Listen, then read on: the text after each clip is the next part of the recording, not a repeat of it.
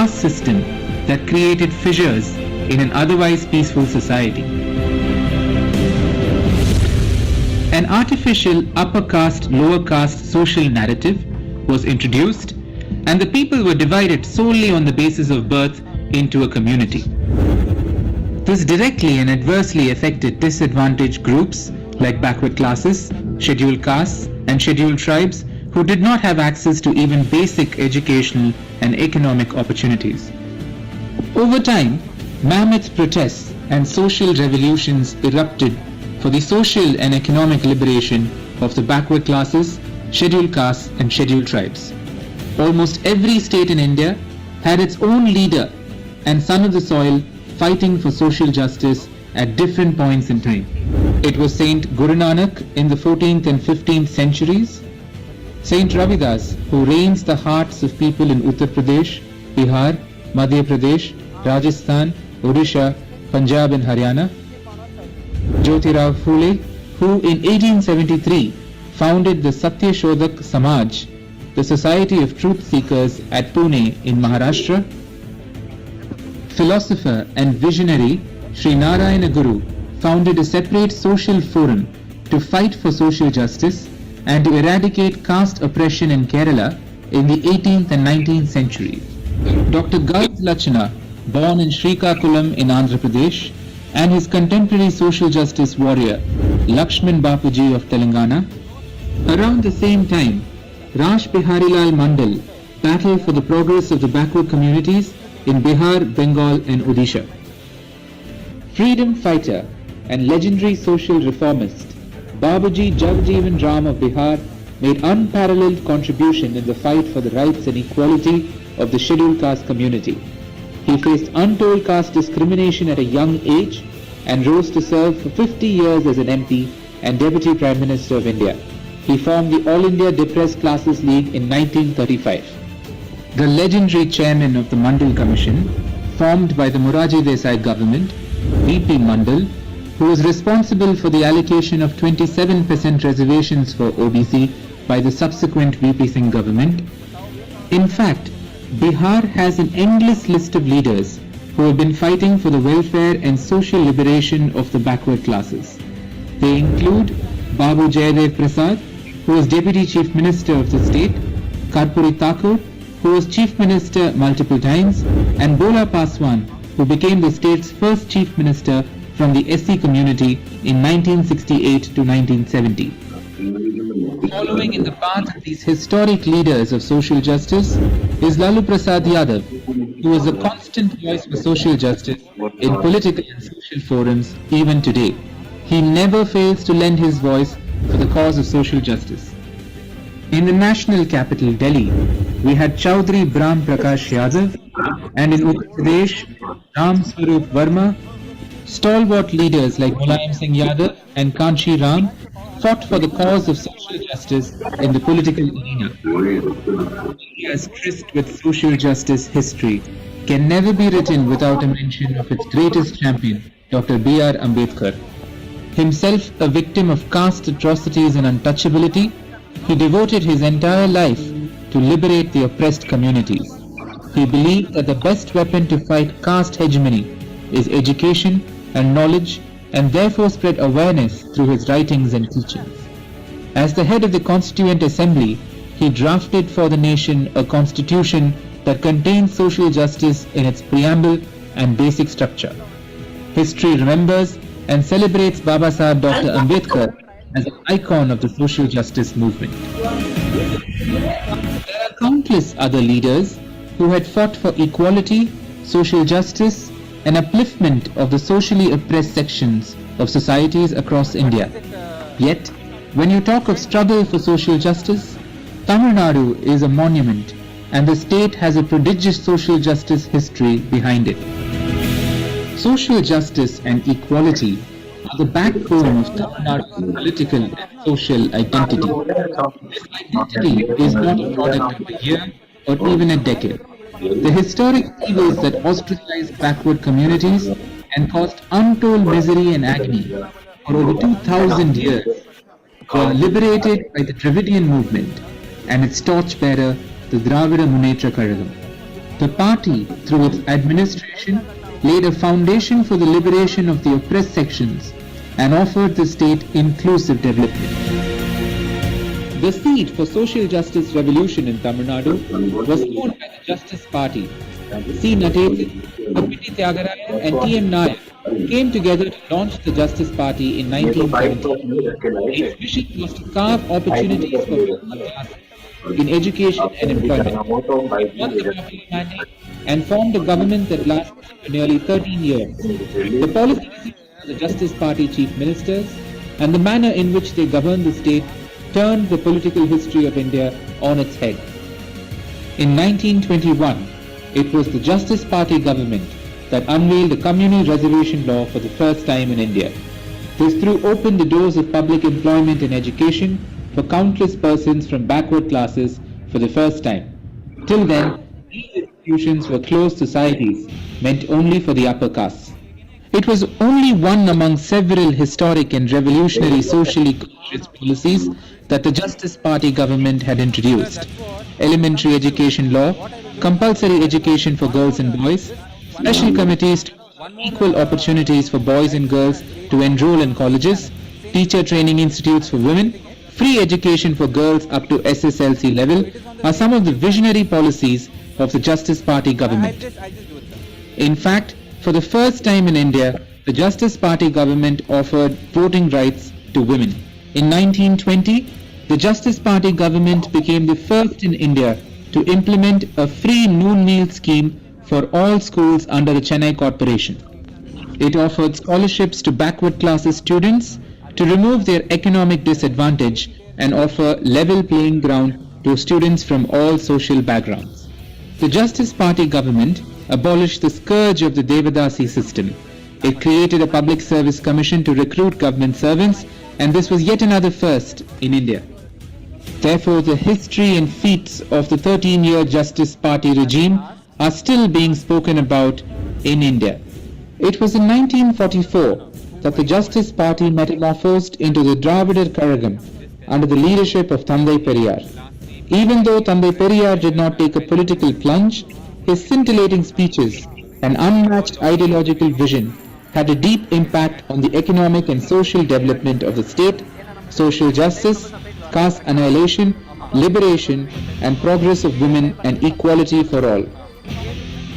Thandai Periyar's disciples like Perarinyar Anna and others founded the Dravida Munnetra Kazhagam. The voice of Perarinyar Anna roared in Parliament for states' rights and autonomy. After forming the government in the state in 1967, the DMK government led by Anna renamed Madras state as Tamil Nadu. He introduced the two-language formula. The DMK government brought in a legislation permitting self-respect marriages. A couple in love can get married as per their volition without rituals, thereby making it easy to have intercaste marriages. After Anna, our beloved Muttamil Arinyar Kalaignar M. Karunanidhi took the reins of the movement and became Chief Minister of Tamil Nadu in 1969. By enacting countless laws to promote social justice and equality in Tamil Nadu, Kalaignar proved his mettle and showed the world that he was a worthy student of Periyar and brother of Arinyar Anna. Kalaignar Karunanidhi formed the Sattanathan Committee and based on its recommendation granted 31% reservation for OBCs and 18% for scheduled castes. In 1989, Kalaignar created 20% reservations for most backward classes comprising of at least 108 intermediary castes. This accelerated the progress of the most backward classes, who started getting employment and jobs more easily than ever. In 1979, the Mandal Commission was constituted by the Union government to identify and inquire into the social status of other backward classes and recommend measures to improve their living conditions. In its report in the 1980s, the Mandal Commission recommended grant of 27% reservation for OBCs in education and employment. The report, however, was consigned to cold storage as there was opposition to the recommendations in North India. It took another 10 years for the report to be revived and implemented by the VP Singh government in 1990. Because of the government order, the VP Singh government at the centre was toppled.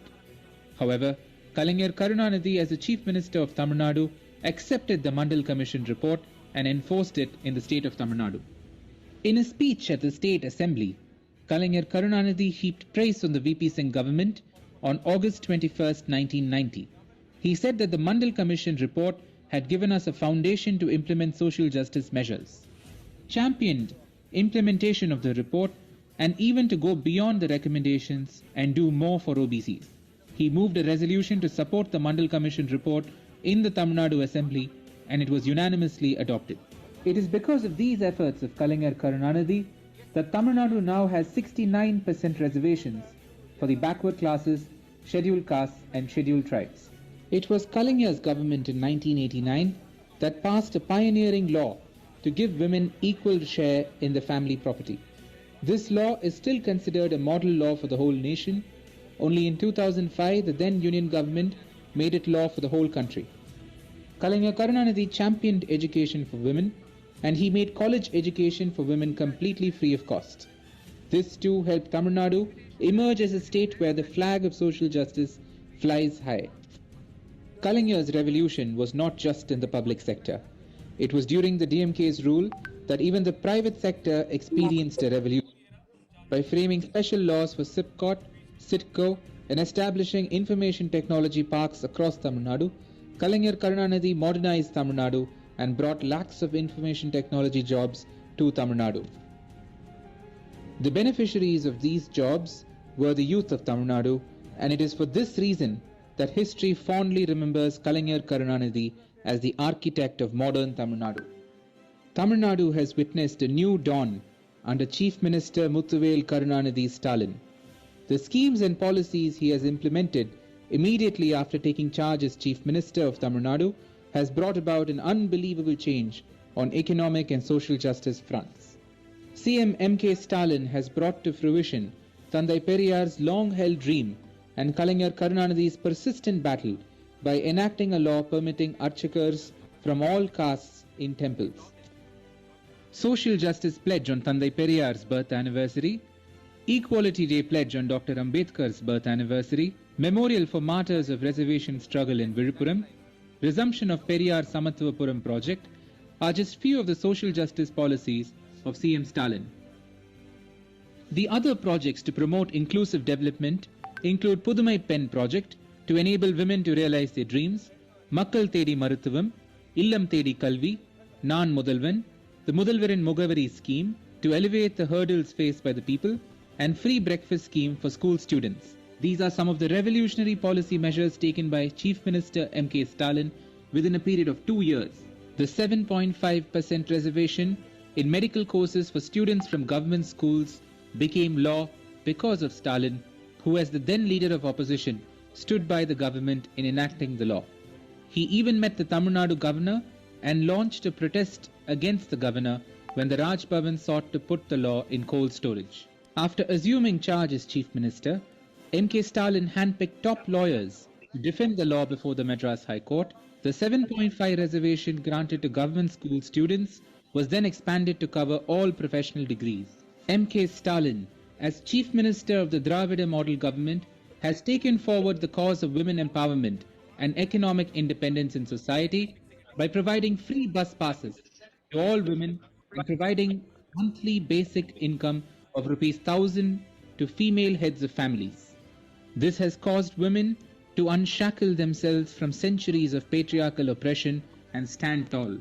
The DMK's members of parliament, T.R. Balu and P. Wilson, spoke in the parliament demanding 27% reservation for OBCs in the All India quota of MBBS. DMK's Rajya Sabha MP P. Wilson then wrote to the Union Health Minister multiple times and also met the minister in person regularly to press for the demand. CM M.K. Stalin then wrote to the Prime Minister Narendra Modi, reiterating the demand. He also wrote to all national level political leaders, requesting them to lend their voice and collectively to support the DMK's demand for 27% reservations for OBCs in All India quota in medical admissions. Not confining to political measures, Chief Minister Stalin then directed the party's senior lawyer, P. Wilson, to take forward the legal battle up to the Supreme Court of India. These efforts bore fruits. The party was able to win the case and get 27% reservations in All India quota of medical and dental courses. This win has benefited 4,022 OBC students in medical courses and 1,000 OBC students in dental courses every year. This achievement was made possible by Chief Minister M.K. Stalin. A medical college can admit only 150 students. For accommodating 4,022 students, as many as 27 new medical colleges have to be built. Therefore, this boon for OBC students became possible only as a result of the political and legal struggle spearheaded by Chief Minister M.K. Stalin, who realized that this is a struggle undertaken not only for Tamil Nadu, but for the whole of India. Every OBC leader and organization across India celebrated and hailed these efforts of Chief Minister M.K. Stalin, which was a massive win on the social justice front.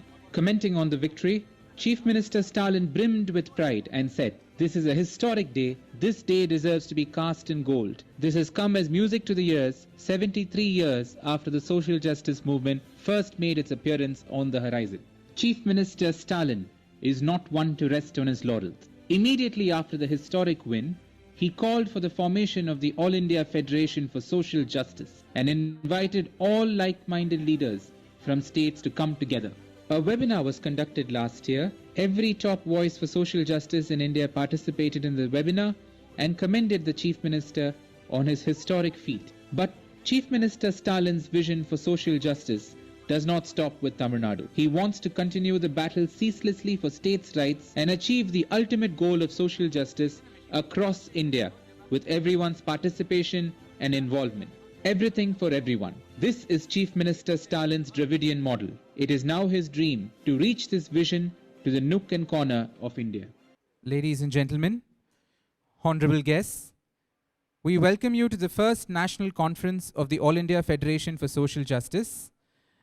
I now invite Honorable Mr. Justice Retired V. Ishwaraya, the convener of the Social Revolution Alliance and the chairman of the All India Backward Classes Federation, to deliver the welcome address. Thank you for inviting me to give welcome address on behalf of the All India Federation for Social Justice, which is established for everything for everyone. And today is a great day because today is the Chhatrapati Shivaji Maharaj death anniversary also, and his successor, Mr. Sahu Maharaj, implemented 50% reservations in favor of backward classes, be the disciple of Mahatma Jyotirao Phule. On behalf of various social organizations, AIBCF, SRA, PAIGAM, PAMSEP, WTP, social justice leaders, professors, doctors, and on behalf of all the SC, ST, OBC organizations of the Bharat, India, I hereby welcome Thiru M.K. Stalin, Honorable Chief Minister Tamil Nadu, President DMK, Ashok Gehlot, Honorable Chief Minister Rajasthan, Honorable Hemant Soren, Honorable Chief Minister Jharkhand, Mr. Tejasvi Yadav, Honorable Deputy Chief Minister of Bihar, Honorable Justice Virendra Singh Yadav, Chairman SRA and founder of Samajik Chetana Foundation, Mr. Akhilesh Yadav, leader of opposition UP and President of Samajwadi Party, Mr. Sitaram Yechury, former MP and General Secretary CPIM, Mr. D. Raja, former MP and General Secretary CPI, Mr. Farooq Abdullah, MP and President of Jammu and Kashmir National Conference, Mr. O'Brien, MP and Parliamentary Party Leader in Rajya Sabha, Mr. Chagan Chandrakant Bhujbal, MLA and former Deputy Chief Minister Maharashtra, Mr. Sanjay Singh, MP, Aam Aadmi Party, Manoj Kumar Jha, MP, RJD, P.T. Muhammad Bashir, Mr. MP and Organizing Secretary, Indian Union Muslim League, Dr. K. Keshav Rao, Member of Parliament, and Nation President Rashtra Samaj Raksha Paksh, Mr. Naba Kumar Saranian, MP, Assam, Rajkumar Saini, former MP Lok Sabha, Mr. Veeramani, President Dravida Kazhagam, Tamil Nadu, Mr. Vaiko, MP, Tamil Nadu, Mr. Tiruvannamalai, MP, Tamil Nadu, Mr. Jawaharullah, MLA, Tamil Nadu, Mr. E.R. Ishwaran, MLA, Tamil Nadu, Dr. V.D. Borkar, President People's Party of India, Democratic, Mr. Dilip Mandal, Senior Journalist, Mr. W.N. Wag, National Convener, PAGA, Dr. Anil Jain, Convener, Samvidhan Bachao Sanghar Shamti, Mr. Bahadur Singh Lodhi, Chief Organizer, Pichda Varg Samyukt Sanghars Morcha, Madhya Pradesh, Mr. Vaman Mesram, National President, VAMSEP, Dr. Lakshmi Yadav, Professor, Delhi University, Dr. Suraj Mandal, Professor, Delhi University, Dr. Ratan Lal, Professor in Delhi University, leaders of WP and various WTP, various other SC/ST OBC organizations who have later going to join after preparing our list. Particularly, I thank Professor Mohan Gopal, who is a renowned jurist, constitutional expert, mentor, philosopher, guide for the social justice movement, who appeared and argued the EW's case along with senior advocate Wilson, and also he recently argued for reservations in the local bodies in the UP, and we are able to get the set aside the judgment of the Allahabad High Court. A warm welcome to all of you in this for this great event, which is the first of its kind on taking forward the struggle for the social justice by this national program. I respectively thank Honorable Sri M.K. Stalin, Honorable Chief Minister of Tamil Nadu, who has found All India Federation for the Social Justice, for uplifting for uniting the various political party leaders to fight collectively on the social justice issues to achieve everything for everyone, that is a due and proportionate reservation. जो north India में कहते हैं जितना जिनकी संख्या भारी उतना उसकी हिस्साधारी. So as much we want that much of share in all wings of the constitution. We want the Constitution of India to be protected, preserved, and implemented in its true letter and spirit for securing the social, economic, political justice, along with the liberty, equality, fraternity, respect, and dignity. Therefore, keeping in the view of my past experience and the social justice struggle is going on by various social organizations, we demand the Union of India to conduct caste census immediately to provide true and adequate representation. Due and adequate representation in proportion to their population for SC/ST OBCs in all wings of state executive, legislature, judiciary, and administration. We demand all the state governments to make a law for preparing and maintaining a list of socially backward classes entries under Article 342A3, which is the latest amendment in 2021, and which exercise is being taken by the Bihar government under the leadership of the Honorable Nitish Kumar ji and Tejasvi Yadav. We demand appeal all the political parties to amend Article 243D6 and 243D6 and provide reservations in the local bodies for OBCs in proportion to their population like SCs, STs, OBCs. Because of certain judgments, Krishnamurthy versus Gawali versus cases, and the Supreme Court ruled that without OBC, the triple test, without OBC, the population, no reservations can be made in the local bodies. That is the reason why we are losing. Therefore, every state has to conduct the social educational backward classes inquiry and maintain the list for the purpose of reservations in the education, employment, and local body. We demand to categorize the central OBC list and the state OBC list based on the socio-economic caste census and provide their due share without exclusion of the creamy layer, which is being implemented in the state of Tamil Nadu. They are not providing any creamy layer, insisting any creamy layer, and they are not implementing the EWS reservations also in the Tamil Nadu. And we demand the quality education, free quality education and free health care to all the citizens. We support the women reservations provided OBC reservations are provided within the women reservations. Last time also, when this bill was introduced, our backward leaders insisted to provide reservations for the OBCs also. That is the reason why the bill could not be passed Even now, some political parties from obvious reasons they are raising this demand without demanding OBC reservations within the women bill. We demanded to publish socio-economic caste census 2011 and conduct caste census along with the decadal census. We demand reservations in the private sector for SCs, STs, OBCs because everything is being nationalized,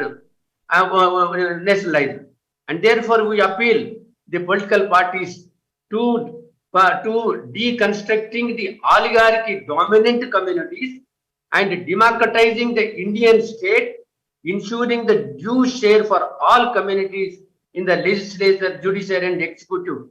So we have seen, our experience shows that even in the backward class or SC, or ST chief minister becomes, but the due and adequate share is not, oligarchy is not dismantled, and all are not being given the a share in all the wings. We demand EW reservations shall also be extended to SC, ST, OBC. EW reservations, why excluding SC, ST, OBC? And without inquiry, without caste census, just 5%, 3.5% population, they provide 10% reservations. So that we are demanding. Let us not take back, but let SC, ST, OBC also get EW's reservations. For that, Parliament has to amend. Therefore, we appeal the political parties. We condemn and demand the propagation for the Hindu Rashtra. No one like for a separate country within the India like Khalistan to divide India. The demand for the Hindu Rashtra dismantles the secularism and the Indian constitution. We also demand Jal, Jungle and Jameen for SCs and Adivasis in the scheduled areas. The political parties shall work together for a common minimum program for uplifting fulfilling the desires and demands of the majority people who are the backward classes. As Baba Sahib Ambedkar said, political power is a master key to achieve all the demands, and that master key is to get from the ideological unity among all social justice organizations. The ideological institutions nourishes the political parties as a water to the plant, giving the good fruits. Otherwise, the political parties without ideological social organizations cannot survive for a long time. I thank for giving you a wonderful opportunity in a unique joint national program organized by All India Federation for the Social Justice, which is a brainchild of Honorable Chief Minister Sri Thiru M.K. Stalin and other political leaders. Jai Bharat, Jai Samvidhan. Namaskar. I now invite Dr. B.N. Wag, the national convener of PAGAM, to deliver his address. अब मैं फुले अंबेडकर गौरवशाली और आदर्शवादी मुहिम के राष्ट्रीय संयोजक doctor BN वाग से सभा को संबोधित करने का अनुरोध करती हूँ. I welcome my brothers and sisters present in the meeting. I am very much thankful to our beloved Honorable P. Wilson, Member of Parliament, for taking efforts as I saw in arranging today's meeting. I am as a national convener of PAGAM, that is Phule Ambedkari Gauravshali or Adarshwadi Muhim. Very glad to see that the Social Revolution Alliance has taken a good step, calling various social organizations together to discuss our further course of action. It is also important to note that the alliance has invited the leaders of the political parties, especially DMK party leader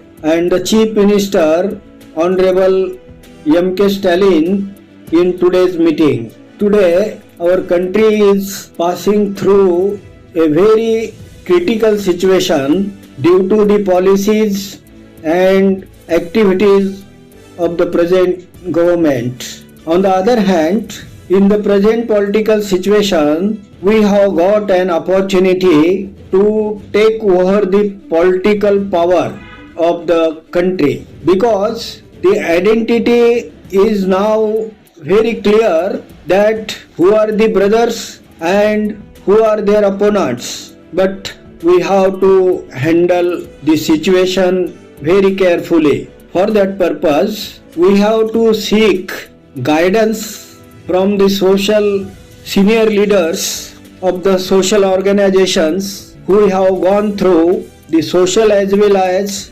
political movement. Because even if we get the political power, there is a question of its sustenance. There is a proverb that power corrupts and absolute power corrupts absolutely. Therefore, it requires directions from the social organization. For that purpose, a strong and powerful social organization is required.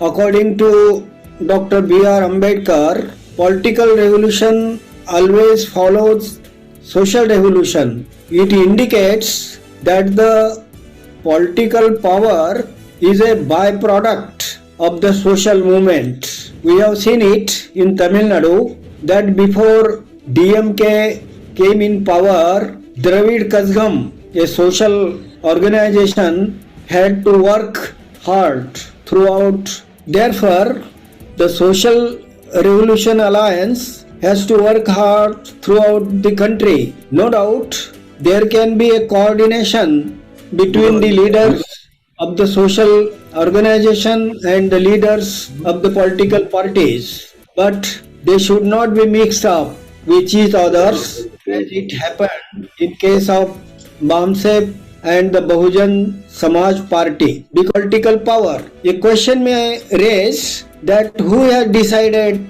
the goal of social organization? The reply to this question is that our heroes like Periyar Ramaswamy, Mahatma Phule, Dr. Ambedkar and other saints and gurus have fixed this goal and therefore is binding upon us, like the rulings of the court and high courts are binding upon the lower courts. For this purpose, the social organization has to put it ahead. It has to work like the roots of a tree so that the tree can bear the fruits. Without social work, nothing can be achieved and can last long. Jai Bharat.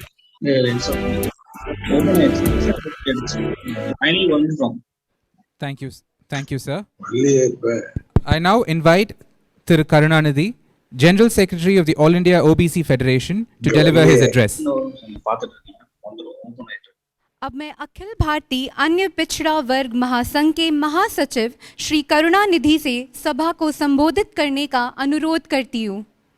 Vanakkam. At a time when there is a greater challenge to the very concept of social justice, our Hon'ble leader and Chief Minister of Tamil Nadu has taken the initiative to forge all like-minded leaders and associations and conducting a national conference under the banner of All India Federation for Social Justice, for which we express our sincere thanks. Tamil Nadu, as everyone will know and acknowledge, is the forerunner in spearheading a movement for social justice. The Dravidian movement had more than 100 years history in upholding the torch of social justice taken forward by selfless leaders and primarily by Tandai Periyar, the greatest social revolutionary, starting the self-respect movement. The baton was taken forward by leaders including Kamaraja, great Aringer Anna and Dr. Kalaignar M. Karunanidhi. Today, the torch is kept atop by our leader and hero of social justice, Thiru M.K. Stalin. Within a short span of time, the government led by this great leader has taken enormous steps towards social justice. Free bus travel for women, free breakfast scheme for children studying in the elementary schools, health care at doorstep, ₹1,000 every month to nearly 1 crore women,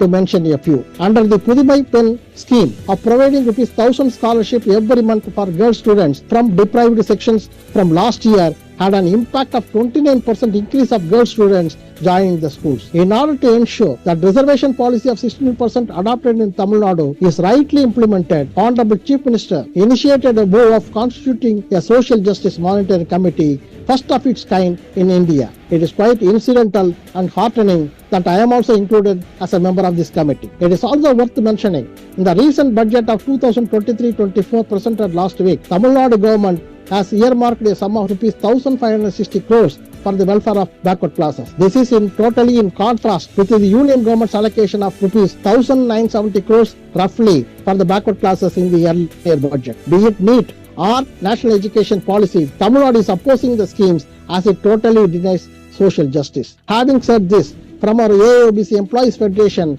we would like to project some of the important issues. Number one, the decision of the present union government to privatize the public sector undertakings will affect not only the economic development but also totally the concept of social justice. Hence, this has to be halted at any cost. Number two, there is an urgent need to have a data of various communities, and hence a caste census has to be undertaken by the union government because the caste census comes under the purview of the union government. Then, three, removal of creamy layer concept, which is totally unconstitutional. And even the government has not revised the rupees 8 lakhs annual income which was fixed in 2017, even in 2023 also. Legal pundits opine that after the passing of 102 and 105 constitutional amendment together, having inserted articles 343A, 366, 26C subclass and 338B, the backward classes can no longer be categorized under the creamy layer concept. Hence, it has to be removed, and I request our distinguished leaders to kindly ponder over this important issue. The ceiling of 50% reservation imposed by Indira Jani judgment has already been breached by 103 constitutional amendment by providing 10% reservation to EWS. Even the Supreme Court of India, by its judgment dated 7th November 2022, has upheld this breach of 50% ceiling, and hence the backward classes has to be given 52% reservation as per Mandal Commission report. Even after 75 years of independence, still the backward classes, SCs, STs could not get their due participation in the decision-making process. Recent data in 12 public sector banks at the top position of chief general managers, OBCs, SCs and STs are just 8%. In general manager post, they are only 12%. In Group A post, OBCs are just 22%. Recently, Union Law Minister replied in Parliament that among the 569 judges in High Courts, BC, SC, ST and minorities are only 18%. All this data shows that there is a need to provide reservation promotion also up to the top level. The year-long celebration of the great Vaikam struggle has been started by our Honorable Chief Minister along with Kerala Chief Minister. His rich message at the inaugural function at Vaikam to retrieve legacy of Periyar and defined the philosophy of Periyarism, where self-respect, rationalism, humanism, non-discrimination based on blood or gender, self-development, women's empowerment, social justice, secular politics and scientific temper needs to be taken forward to the next generation to protect social justice. The struggle for social justice has been going on for thousands of years, but in a democratic society, it need not and cannot continue. We once again thank the organizers and in particular our respected Honorable Chief Minister for the tremendous efforts that is put by him and the government in protecting and promoting justice for all. We thank the organizers for giving our AIOBC Employees Federation, having nearly 50 OBC associations from central government and public sectors, also an opportunity to share our views in this August conference. Thank you. I am G. Karunanidhi, General Secretary, AIOBC Employees Federation. Thank you, sir. I now invite Mr. G. Devarajan, the General Secretary of the All India Forward Bloc Central Committee, to deliver his address. Honorable President, distinguished guests, brothers and sisters. On behalf of All India Forward Bloc, the party founded by Netaji Subhash Chandra Bose and nurtured by Pasumban Muthuramalinga Thevar, I congratulate Dravida Munnetra Kazhagam and its leader Sri M.K. Stalin for organizing this event under the banner of All India Federation for Social Justice to discuss a burning issue confronting our nation today. And indeed it is an opportunity for the political force of our country, the political forces of our country to come together to discuss about how the ruling clique of our country is sabotaging the constitutional values enshrined very clearly in the preamble of our constitution. Our constitution says that our country is a sovereign, socialist, secular, democratic republic. So when democracy is being negated both in the parliament and the outside, and the media persons, about 200 media persons are still in jail for writing against the government deeds or the policies of the government. When the opposition leaders are speaking in the parliament, it is being removed from the records of the parliament, and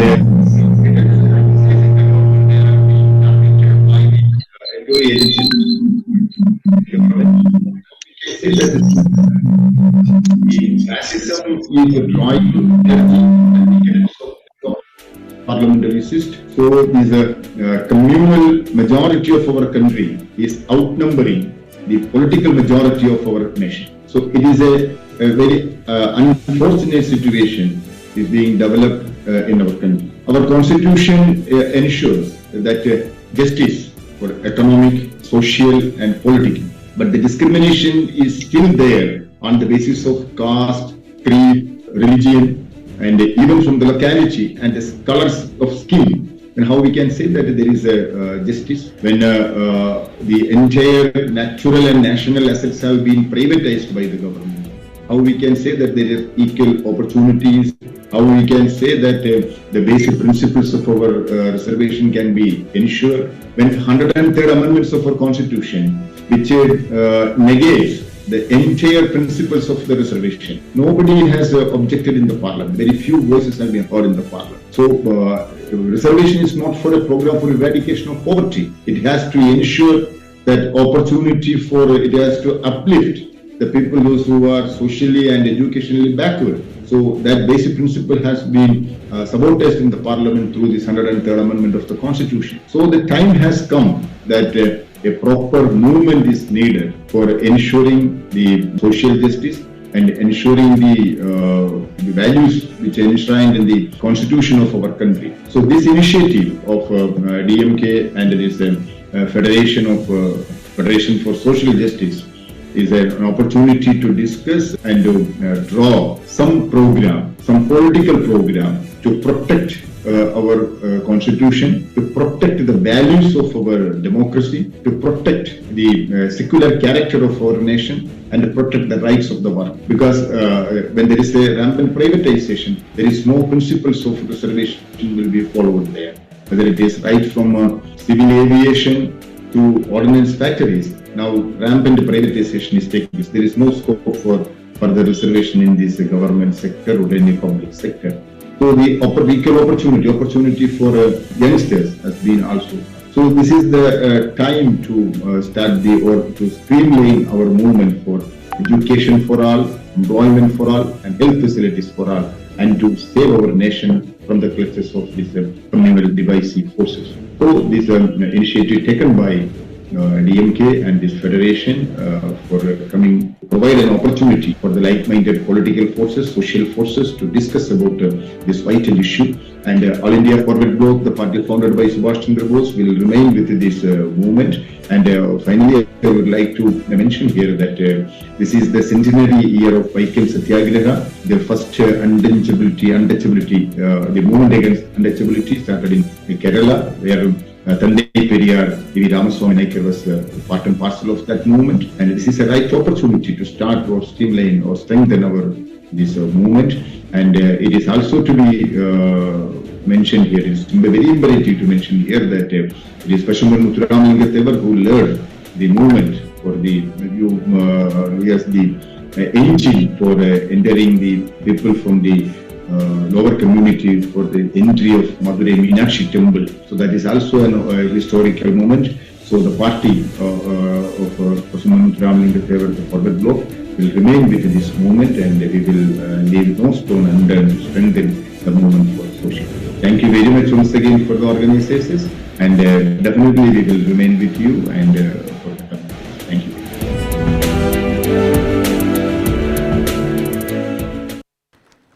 Thank you, sir. I now invite Mr. Vaman Meshram the National President BAMSEF to deliver his address.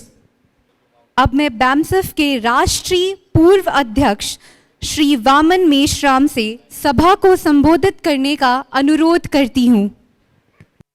साथियों, social justice movement के banner के द्वारा एक all India का programme आज होने जा रहा है। ये करने का काम तमिलनाडु के चीफ मिनिस्टर स्टालिन जी के द्वारा किया जा रहा है। इसके लिए मैं सबसे पहले उनको इस काम के लिए धन्यवाद ज्ञापन करता हूँ। दूसरी महत्वपूर्ण बात यह है कि भारत का जो बनाया गया ढांचा है, जिसमें बहुसंख्यक लोग वर्णा सिस्टम के नीचे शूद्र, अनटचेबल, आदिवासी, नॉमिडिक टाइप ऐसे लोग हैं। इन लोगों को केवल सोशल जस्टिस की ही जरूरत नहीं है, बल्कि डेमोक्रेटिक सेटअप में जो 4 पिलर सिस्टम है, पहला है विधायिका, दूसरा है कार्यपालिका, तीसरा है न्यायपालिका, चौथा है मीडिया। ये जो 4 पिलर डेमोक्रेटिक सिस्टम है, उसमें इन लोगों को रियल रिप्रेजेंटेशन की जरूरत है। आज इन लोगों को नॉमिनेटेड रिप्रेजेंटेशन मिला हुआ है। नॉमिनेटेड रिप्रेजेंटेशन से सोशल जस्टिस होने वाला नहीं है। पहली बात तो ये हमको समझना होगा, क्योंकि सोशल जस्टिस का जो कॉन्सेप्ट है वो बैकवर्ड क्लास का रिजर्वेशन जब लागू किया गया तो ये सामाजिक न्याय की बात है, ऐसा विश्वनाथ प्रताप सिंह के द्वारा कहा गया।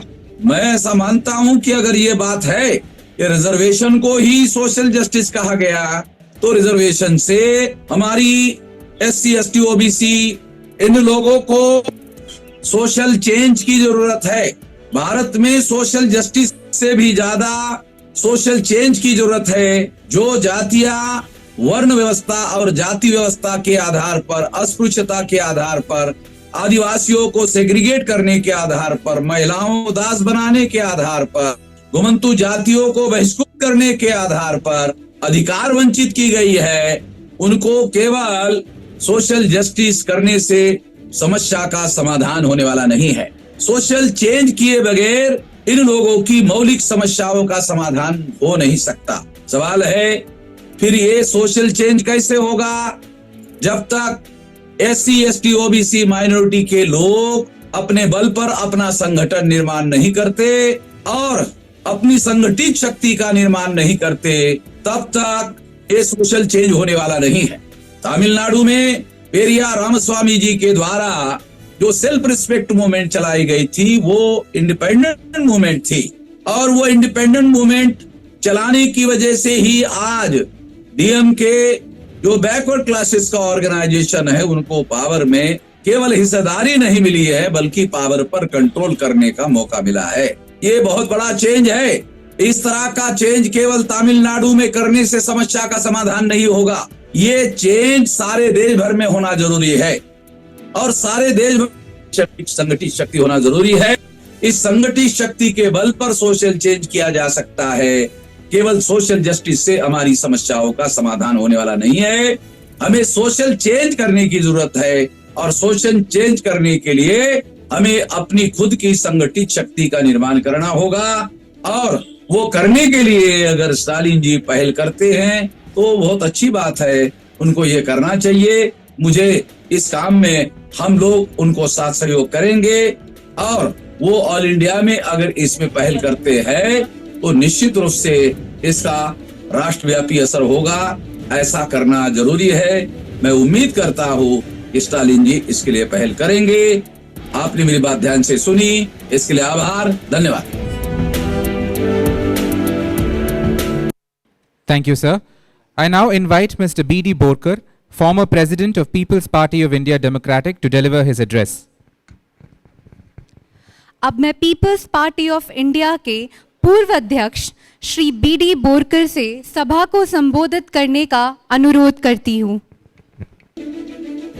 Respected Honorable Stalin, the Chief Minister of Tamil Nadu, Honorable Justice Ishwaraya, Honorable Justice Yadav, Mr. Wilson, Member Parliament Rajya Sabha, other dignitaries on the dais, off the dais, and ladies and gentlemen. At the outset, I am extremely thankful to the organizers and especially Justice Ishwaraya having given me an opportunity to put forth my views in this conference. I am presenting my views on behalf of my party, the People's Party of India Democratic. Our party is a nascent 4 years old, but an all India party having offices in about 12 states and working under the fully Ambedkarite ideology, which is nothing but the constitutional ideology. The nation should be governed by the constitution, which is a collective will and resolve of the people of this country that we shall provide justice, social, economic and political, and of course, equality of opportunity and status and liberty of thoughts and expression.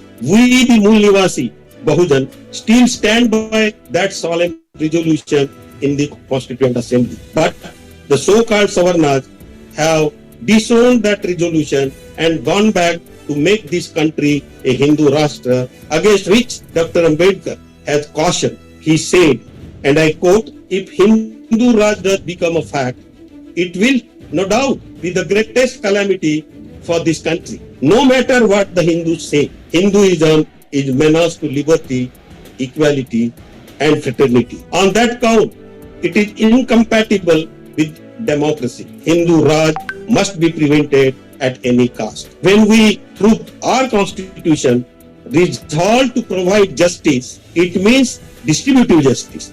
It also means the resources of the nation should be equitably distributed to the peoples of this nation. How can it be done without collection of data of a different caste through census? This is the popular demand of the Mool Nivasi Bahujan Samaj, which constitutes 90% population of this country. Only a handful of Brahminical forces who have disowned the solemn resolution adopted by the constitution are opposing the popular demand of caste census. What more can be expected from these creatures? They are the selfish lot who do not want to share the resources of the state because they will be losers and will not be allowed to amass the wealth of the nation. Whom to blame and from whom to demand the caste census? We are demanding it from those who are determined not to do it. They have filed an affidavit in the Supreme Court to that effect. We also cannot expect from the Supreme Court, because their kith and kin are sitting in the Supreme Court,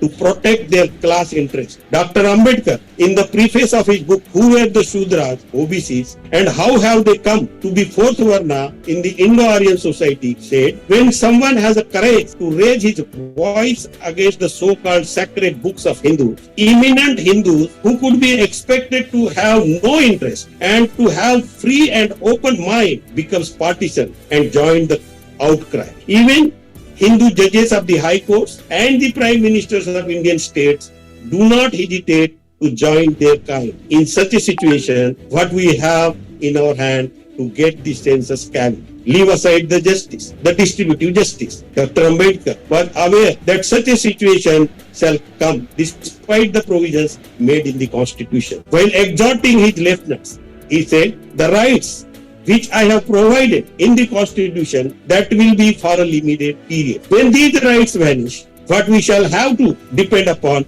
is our organization, our unity and our strength. Do we have any strength? Do we have any power? Having 90% population numerically, how can we say we have no strength? We have no power. We have power, not in our hands, but on the fingertips of our hand, which Dr. Ambedkar laboriously earned for us from British in 1930 and incorporated in our constitution through Article 326 of the Constitution. What have we done with it? We have given this power in the hands of our enemies for the last 72 years and even continue to hope that they will use this power for our rights, for our betterment.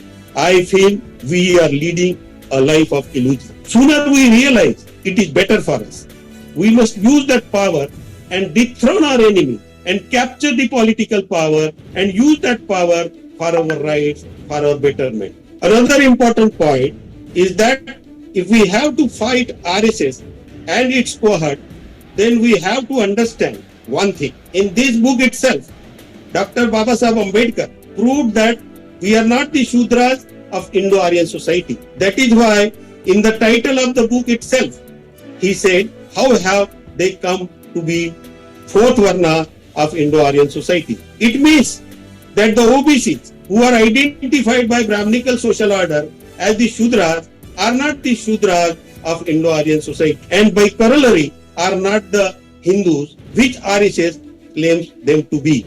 We are different people, the original inhabitants, Mool Nivasi of this land. This awakening is required on large scale among OBC. Unless we distinguish ourselves from the Hindus of RSS, which are only Savarnas, we cannot fight them. There is no point to beat around the bush. To conclude, we have to fight RSS, BJP, not only politically by constitutional means, but socially by sociological means. Jai Bhim, Jai Mool Nivasi, Jai Samvidhan, Jai Bharat. Thank you. Thank you, sir. I now invite Dr. Lakshman Yadav, Professor, Delhi University, to deliver his address. जोहार इंकलाब जिंदाबाद। दोस्तों, आज हम लोग जिस वजह से दिल्ली में इकट्ठा हुए हैं, ये बहुत जरूरी वजह है। बाबा साहब डॉक्टर भीमराव अंबेडकर ने संविधान सभा की आखिरी बैठकों में एक बात कही थी कि राष्ट्र अभी है नहीं, भारत एक राष्ट्र है नहीं, भारत को राष्ट्र बनना है। इस राष्ट्र बनने में कुछ बहुत गंभीर चुनौतियां हैं। अगर हमें इस मुल्क से मोहब्बत है, अगर हम भारत के संविधान को चाहते हैं, हम सबका भारत बनाना चाहते हैं, तो हम उन चुनौतियों को पहचानेंगे, उन चुनौतियों से लड़ेंगे और सबका भारत बनाएंगे। जिन लोगों का जमावड़ा आज दिल्ली में हुआ है, ये सारे वैसे ही लोग हैं जो आइडिया ऑफ इंडिया से मोहब्बत करते हैं, भारत के संविधान को जहन में रखते हैं और ये बात समझते हैं कि इस देश में सबसे ज्यादा गैर बराबरी अन्याय जाति के नाम पर हुई है और जब तक इस देश में जाति का खात्मा नहीं होगा या जाति के नाम पर समानता वाला भारत नहीं बनेगा, आइडिया ऑफ इंडिया अधूरा है। इसलिए हम सामाजिक न्याय के मानने वाले लोग, बिरसा, फूले, अंबेडकर, पेरियार, अब्दुल कयूम अंसारी, भगत सिंह को मानने वाले लोग, मंडल और कांशी राम को मानने वाले लोग, इस देश के मोहब्बत करने वाले लोग आज यहां पर इकट्ठे की लड़ाई जरूरी है। ईवीएम से लेकर के तमाम तरह के संस्थानिक हत्याओं को हमें रोकना होगा, हमें जातिवाद को खत्म करना होगा, हमें सामाजिक न्याय, आर्थिक न्याय, लैंगिक न्याय की लड़ाई को आगे ले चलना होगा। इसलिए मेरा पैगाम इस मुल्क के आम आवाम से है, आइए, हमने भारत के संविधान और मंडल कमीशन का लाभ लिया है, हमने बिरसा, फूले, अंबेडकर, पेरियार, भगत सिंह, अब्दुल कयूम अंसारी, सावित्रीबाई फातिमा शेख का लाभ लिया है, उनके कुर्बानियों और संघर्षों का लाभ लिया है। इसलिए जिम्मेदारी हमारी है कि उनकी कुर्बानी से जो हासिल है उसे बर्बाद होने से बचाएं। खेत बचेगा तो हम आपस के झगड़े से निपट लेंगे कि किसके हिस्से की कितनी फसल। अगर खेत ही लुट गया, बर्बाद हो गया, तो बंटवारे की लड़ाई किस नाम पर होगी। मुल्क के 90% कमेरा लोगों, आइए मिल करके सामाजिक न्याय की लड़ाई को, जाति जनगणना की लड़ाई को, मंडल कमीशन की सिफारिशों के लागू कराने की लड़ाई को, शिक्षा के बचाने की लड़ाई को, भूमि सुधार की लड़ाई को, संसाधनों के बराबर के वितरण की लड़ाई को आगे ले चलें। और राष्ट्रभक्त हम हैं, राष्ट्र को बनाने का काम हमारे मुल्क के पुरखों ने किया है, इसलिए राष्ट्र को बचाने का काम हम करेंगे। बहुत बहुत शुक्रिया। जय भीम, जय मंडल, संविधान जिंदाबाद, उलगुलान जिंदाबाद, इंकलाब जिंदाबाद। Thank you, sir. I now request Dr. Anil Jaihind, the convener of the Samvidhan Bachao Sangharsh Samiti, to deliver his address. Of the rich and upper class people of our country rule our country. Oxfam report reveals that there are 166 billionaires in our country, like Ambanis and Adanis, and top 1% of India's super rich own more than 40% of India's wealth, and top 10% own more than 2/3 of India's wealth, while bottom 50% own just 3% of India's wealth. So it is not a rocket science who are these super rich and who are the bottom poor. Without caste census, we all know that those who belong to the privileged castes of Brahminical hierarchical caste system are the super rich, and the backward classes are the bottom poor. Rich fund the political parties and government, so are the puppets of rich people and dance to their tunes. The policies of the government are dictated by the rich, as backward classes are poor, so they are voiceless. That is why even after 75 years of independence, we backward classes are still crying hoarse for our fundamental constitutional rights, but nobody cares. So the need of the hour is that we pull up backward classes from the black hole of poverty and make them wealthy. So how to pull them up? That is $1 million question. So there are 3 doors to wealth. One is inheritance from the parents, which is not possible in the case of backward classes. Second is social capital. I mean support from the family, from relatives, from caste, from community. That too is not possible for obvious reasons. Third is the bank loans. Even Adanis and Ambanis, they need bank loan to stay rich. But that is the irony, that 90% of bank loans are being dispersed to the privileged classes. The need of the hour is that we pressurize government to disburse at least 50% of the total amount of loan disbursed to these 80-90% of backward classes.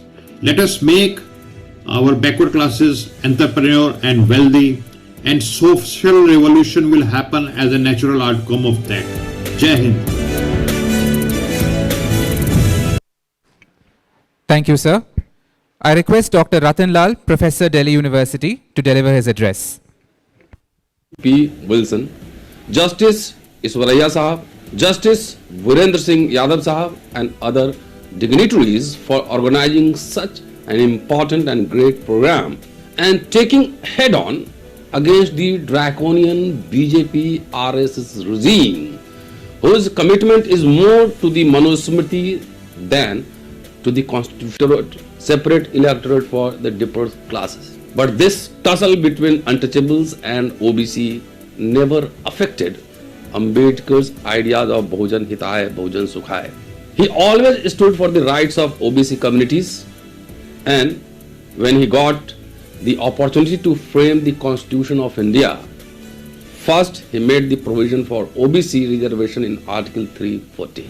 And we should also remember when Ambedkar resigned from the Nehru cabinet, and out of 4 reasons, one reason was non-implementation of OBC reservation or commission.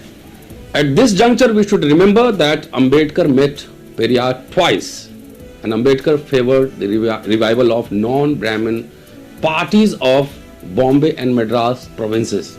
We must now congratulate the Honorable Chief Minister Tamil Nadu for combining the struggle of both Ambedkar and Periyar. I request Honorable CN Thiru M.K. Stalin and other OBC leaders to come forward and appeal their followers to stand up as the vanguard fighters against the atrocities on scheduled caste and scheduled tribes minorities by the caste Hindus, upper caste Hindus, and don't align with them in any way. We should recognize the support made by SC/ST OBC minorities, and they have always supported and fought for reservation of OBC, protection of their rights and caste census. So once again I request all of you, the dignitaries, to stand up as a crusader against the Brahmanical forces and protect the interest and dignity of SC/ST OBCs, minorities, women and all. And the Tamil Nadu model of social justice must be repeated at all India level. Thank you. Jai Bhim, Jai Bhim.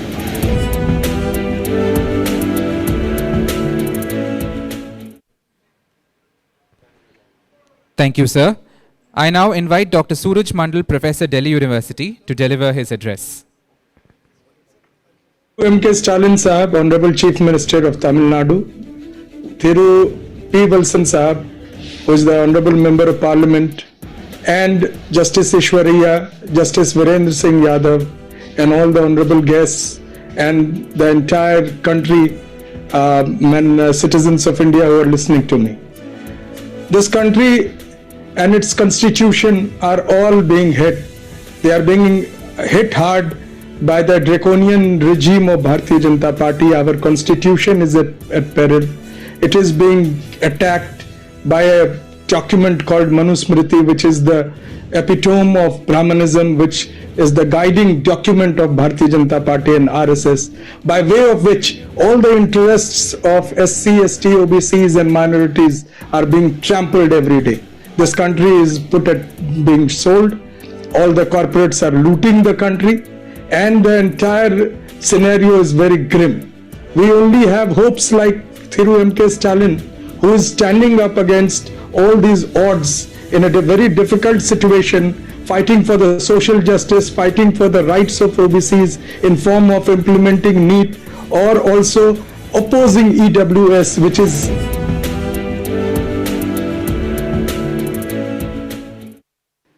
Thank you, sir. I now invite Mr. Bahadur Singh Lodi, the Chief Organizer of Pichha Varg Samyukt Sangharsh Morcha, Madhya Pradesh, to deliver his address. कि भारत देश में संख्या कितनी है, इसलिए प्रति 10 वर्ष बाद भारत देश में जनगणना होती है। दुनिया का 9वां देश है Bharat.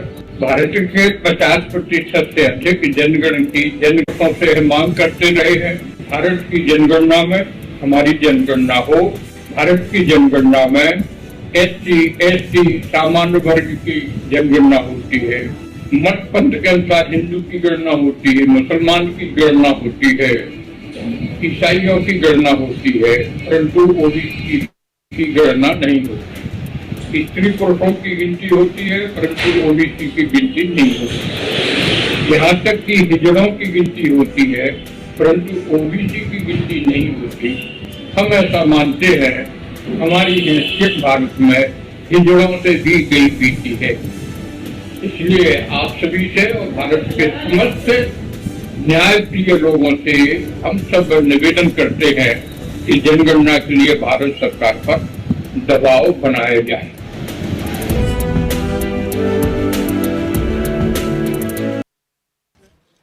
Thank you, sir. I now request Mr. Dilip Mandal, senior journalist, to deliver his address.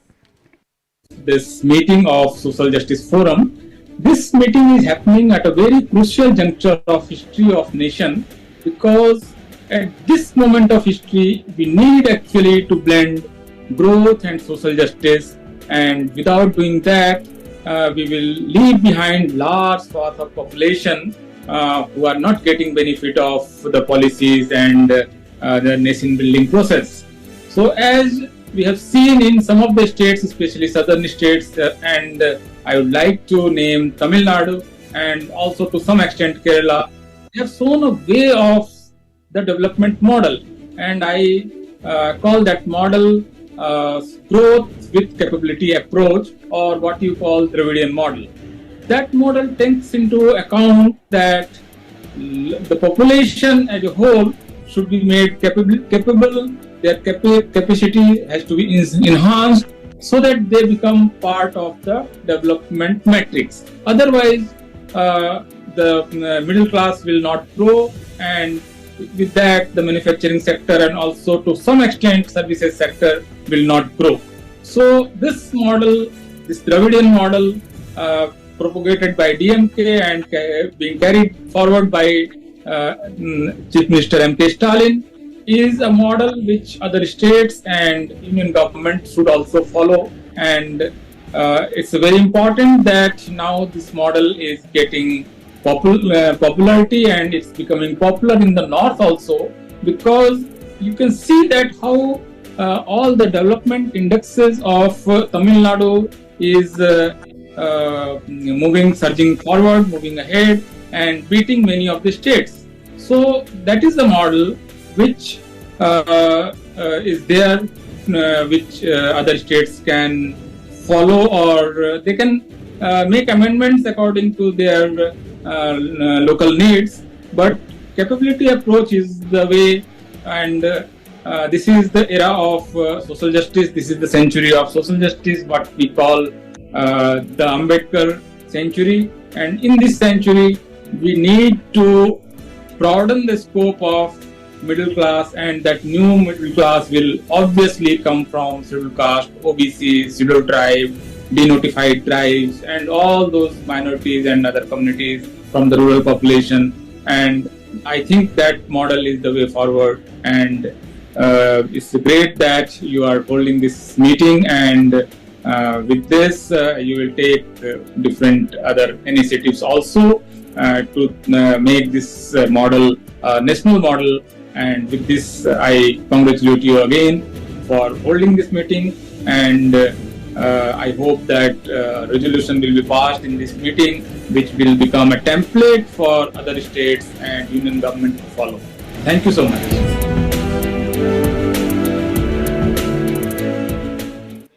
Thank you, sir. I now invite Mr. P. Wilson, Member of Parliament and convener of the All India Federation for Social Justice, to deliver the keynote address.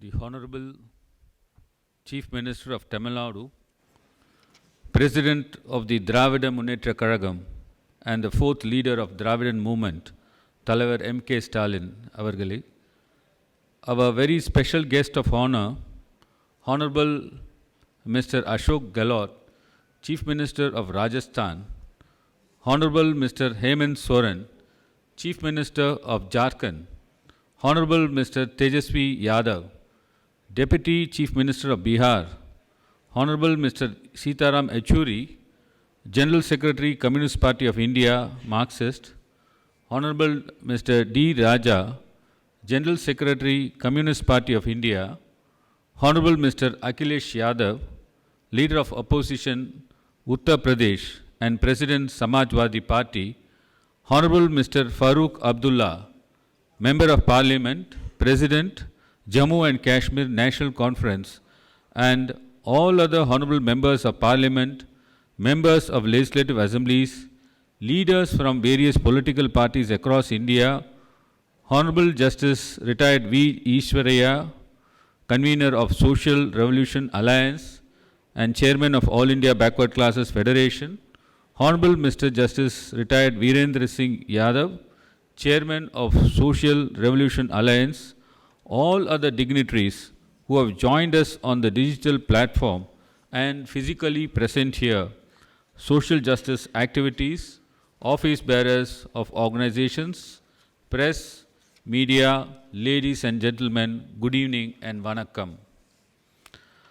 The DMK party was founded on the four pillars of self-respect, equality, social justice, and rational thought.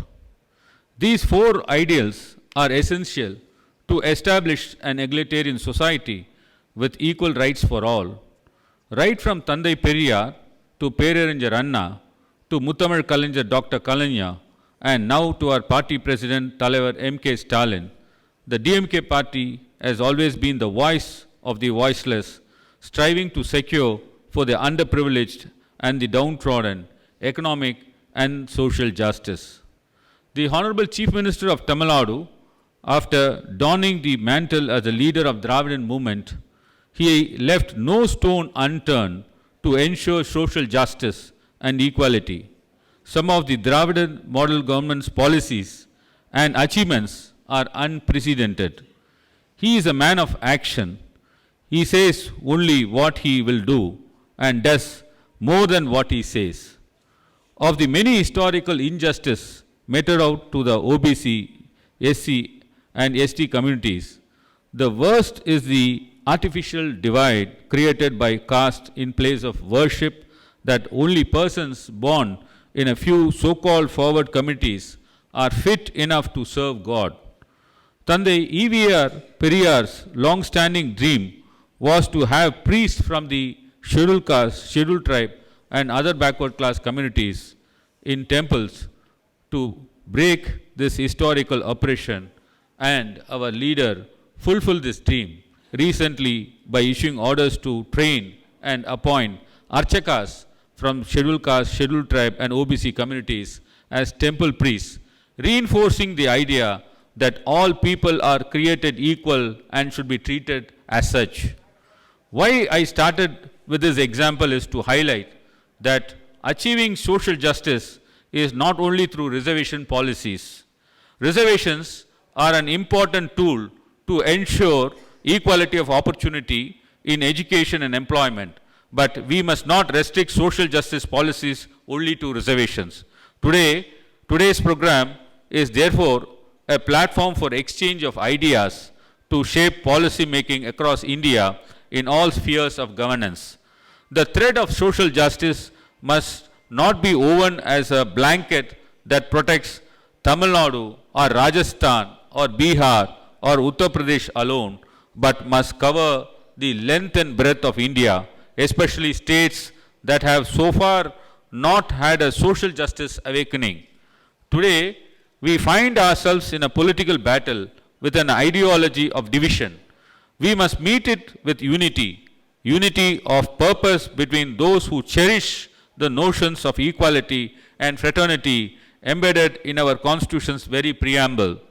There are forces at play that are trying to not only stall the upliftment of socially backward communities, but also reverse the progress so made so far. Our leader, தலைவர் M.K. Stalin, recognizing that the fight for social justice has to be united, all India effort sounded the bugle to establish the All India Federation for Social Justice last year on the 74th Republic Day as a forum to unite like-minded leaders, political parties, activists, and members of civil society from all across the nation to come together to discuss, exchange ideas and thoughts, and engineer policies to promote, protect, and further the cause of the social justice and cooperative federalism.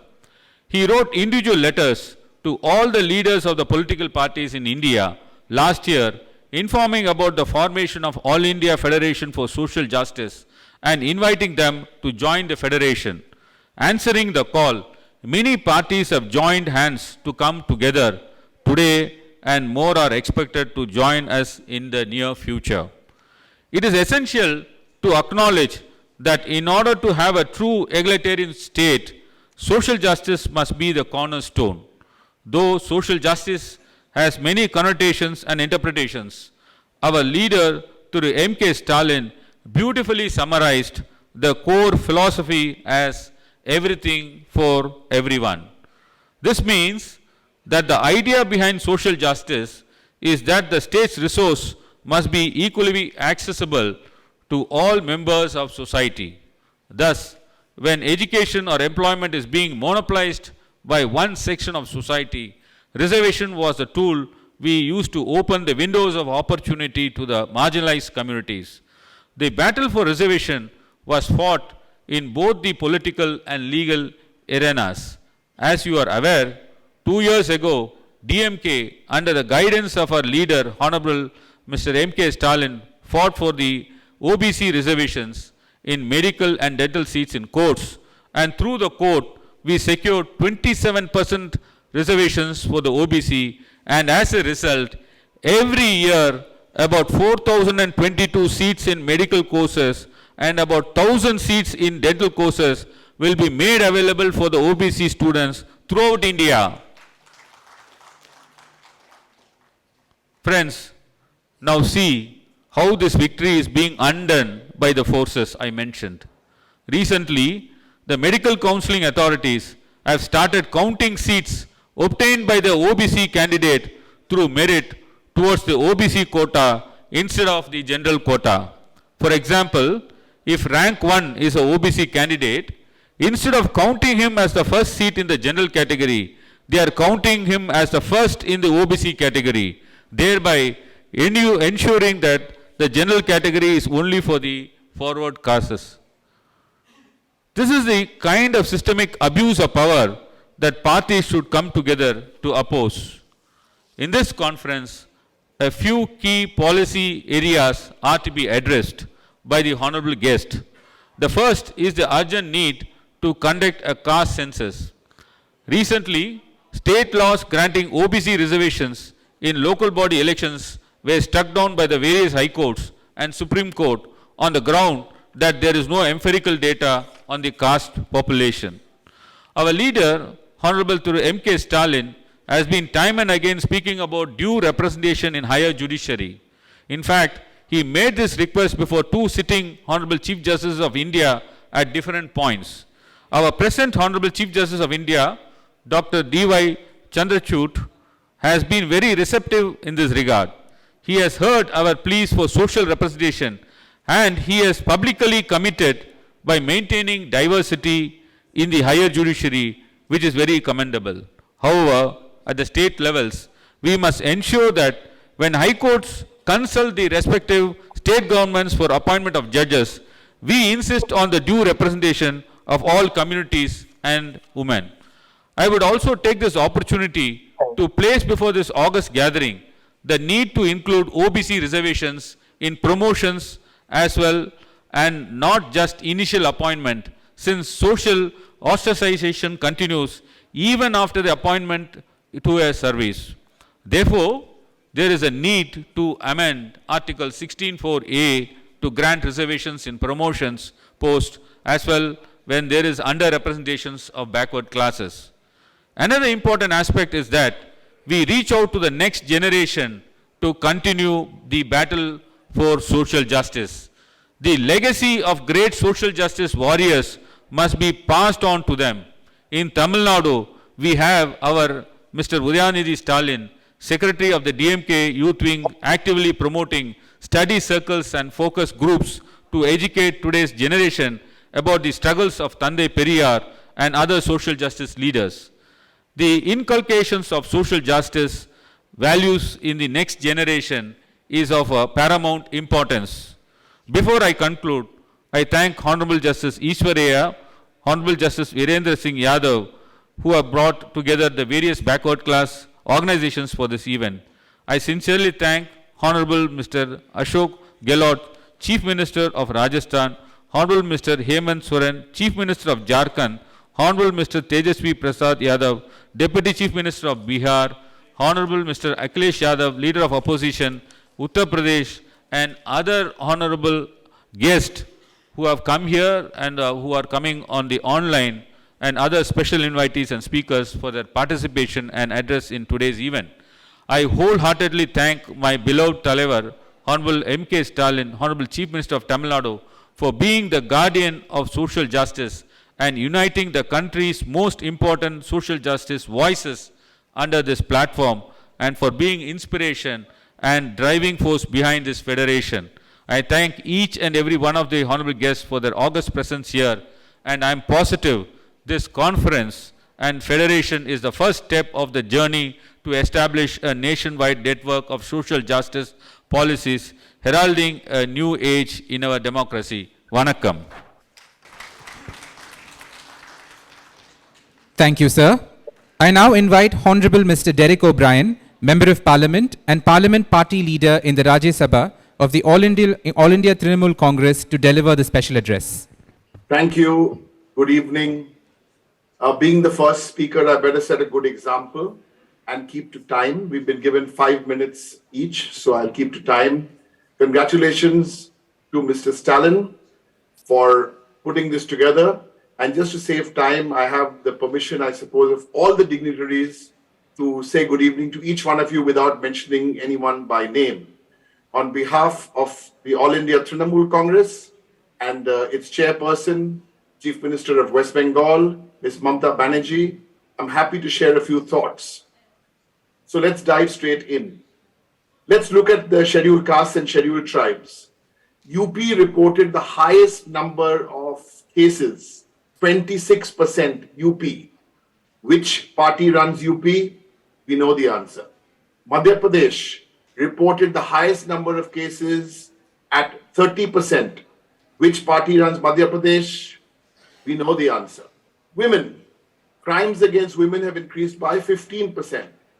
Sadly, there are 86 cases of rape every day. Kolkata, fortunately, where I come from, is the least crime population from the metropolitan cities, and we had 11 rapes, but that's even 11 rapes too many. I want to give you very, very quickly some examples of Bengal to share, which can become a model. My friend Mr. Wilson was telling us about Tamil Nadu, and I think it's a great learning experience where states can learn and share good ideas from each other. The Kanyashri scheme in Bengal touches 81 lakh girls. It's a cash allowance, which has been awarded. It's got a lot of international awards. The Vivekananda Scholarship has benefited 8 lakh students. That's from economically backward sections. The Rupashri is a cash transfer scheme for women before marriage. That's more than 2 lakh women. And there are other schemes like Yuvashri, which has a financial assistance for 2 lakh youth, and a scholarship for minority community students called Aikyashri. So there are lots and lots of schemes. We don't have the time to go into those details, but I want to leave you with 2 thoughts for this conference. The caste-based reservation should extend. I completely agree with what Mr. Wilson said in his opening remarks, and I do believe the caste-based reservation should extend to Dalits and the converts to other religions. And of course, there's been a considerable delay in census. And with so many great minds here today, I want to leave you with a thought of seeing the Ranganath Mishra Commission in 2007. And that commission had recommended that, I can be heard. So that's 3 minutes. So I've got another 2 minutes. So I've made some points about the opening remarks. But in the next 2 minutes, I really again want to congratulate the DMK and the Mr. Stalin for getting political parties on a common platform. Now that's the need. It's wonderful. The Chief Minister, Mr. Gehlot, is here from a Congress state. We have Mr. Akhilesh Yadav, Mr. Hemant Soren from the JMM, and all the political parties are here. There are still 2 or 3 political parties who don't want to fight the BJP. This is not the time to sit on the fence. I would humbly appeal to Mr. Naveen Patnaik and the Biju Janata Dal. You've got to be here, sir. We together, Mr. Jagan Reddy of the YSR. And I know we keep saying this is not a political platform. Of course, all these are political platforms, and let's not shy away, because now is not the time to be gray. Now is the time to be black or white. We have a task to do, and thank you so much for hearing me out. And I want to encourage all the other speakers after this to stick to their time. Thank you very, very much. Jai Hind. Thank you, sir. I now request Honorable Mr. Chhagan Chandrakant Bhujbal, the Member of the Legislative Assembly Maharashtra and former Deputy Chief Minister of Maharashtra from the Nationalist Congress Party, to deliver his special address. At the outset, I thank Honorable Stalin for convening this National Conference for Social Justice. I have 2-3 suggestions. All other things we are discussing since long. From various parties, we people are here. Number 1, so far, this national census is not begun. I would say, let us pass the resolution unanimously that in this census, caste census also should be included. And what for? Iske pehle bhi, there are 2 groups were formed to study the OBC problems. One under the Sumitra Mahajan, 16 MPs were there, and another under the leadership of Manmohan Singh. And both these study groups, they said, yes, OBC people, they do require some help from the central government and the state government. As this scheduled caste and scheduled tribe people, they get it. But we don't have the data. So they wrote to the Census Commissioner that please, you let us know if you have that data with you. If not, collect it. So, आने वाले इस जनगणना में OBC की जनगणना होनी चाहिए, ये रिजोल्यूशन हमको पहला करना चाहिए. दूसरा, हम चाहते हैं कि अभी विल्सन साहब ने भी कहा कि the cases are going on in the Supreme Court, and he knows that the PESA is there, PESA Act is there. Now, in some blocks, we are getting only 2%, 3%, because as per the tribals population, first they should be given this reservation, and the remaining to the other groups. Right now, For economical backward class, nothing is reduced. But OBC reservation is reduced. Somewhere 2%, somewhere 4%. We should say we are not against the PESA Act and tribal people. But our 27% of the OBC reservation should be retained as it is. This is number 2. So these 2 resolutions we should pass. Some leaders from this forum should approach our Prime Minister, go to him, tell him, please do it for us. Because we are 54% people in the country. You see, it's very clear that we are not here to discuss the politics. Now the people are playing politics on the name of this, in the name of this OBC people. Recently, Rahul Gandhi और इनका कुछ चला है मोदी जी का. राहुल गांधी जी ने कुछ बोला वो मोदी है, मोदी वो है, बस बोले कि ओबीसी के खिलाफ राहुल गांधी बोले. अभी कहाँ होता है ओबीसी के खिलाफ? ये नीरव मोदी जैन है, ललित मोदी मरवाड़ी है, पूर्णेश मोदी बनिया है. अब मैं गुजरात की जो ओबीसी की लिस्ट लाया हूँ, वहाँ कहीं भी मोदी नाम की जात नहीं है. Modi is a surname. वो तो पारसियों में भी होता है, अलग अलग लोगों में होता है. तो ओबीसी को खाम जो है बीच में लाने की कोशिश कर रहे हैं. मैं आप सबको चाहूंगा इन सारे बातों के ऊपर ध्यान दे, 2 रिजोल्यूशन पास करे, प्राइम मिनिस्टर साहब को मिले और कहे कि जाति गणना में ओबीसी की जाति गणना हो जाए और हमारा 27% जो है रिजर्वेशन जो कुछ भी हो सब जगह सारे देश में रिटेन होना चाहिए. Thank you very much, Mr. Stalin and all the staff. Thank you. Nice one. Thank you, sir. I now request Honorable Mr. E.T. Mohammed Bashir, Member of Parliament, Organizing Secretary of the Indian Union Muslim League, to deliver the special address. Namaste to everybody. Most respected M.K. Stalin ji, who is giving dynamic leadership for this bold initiative.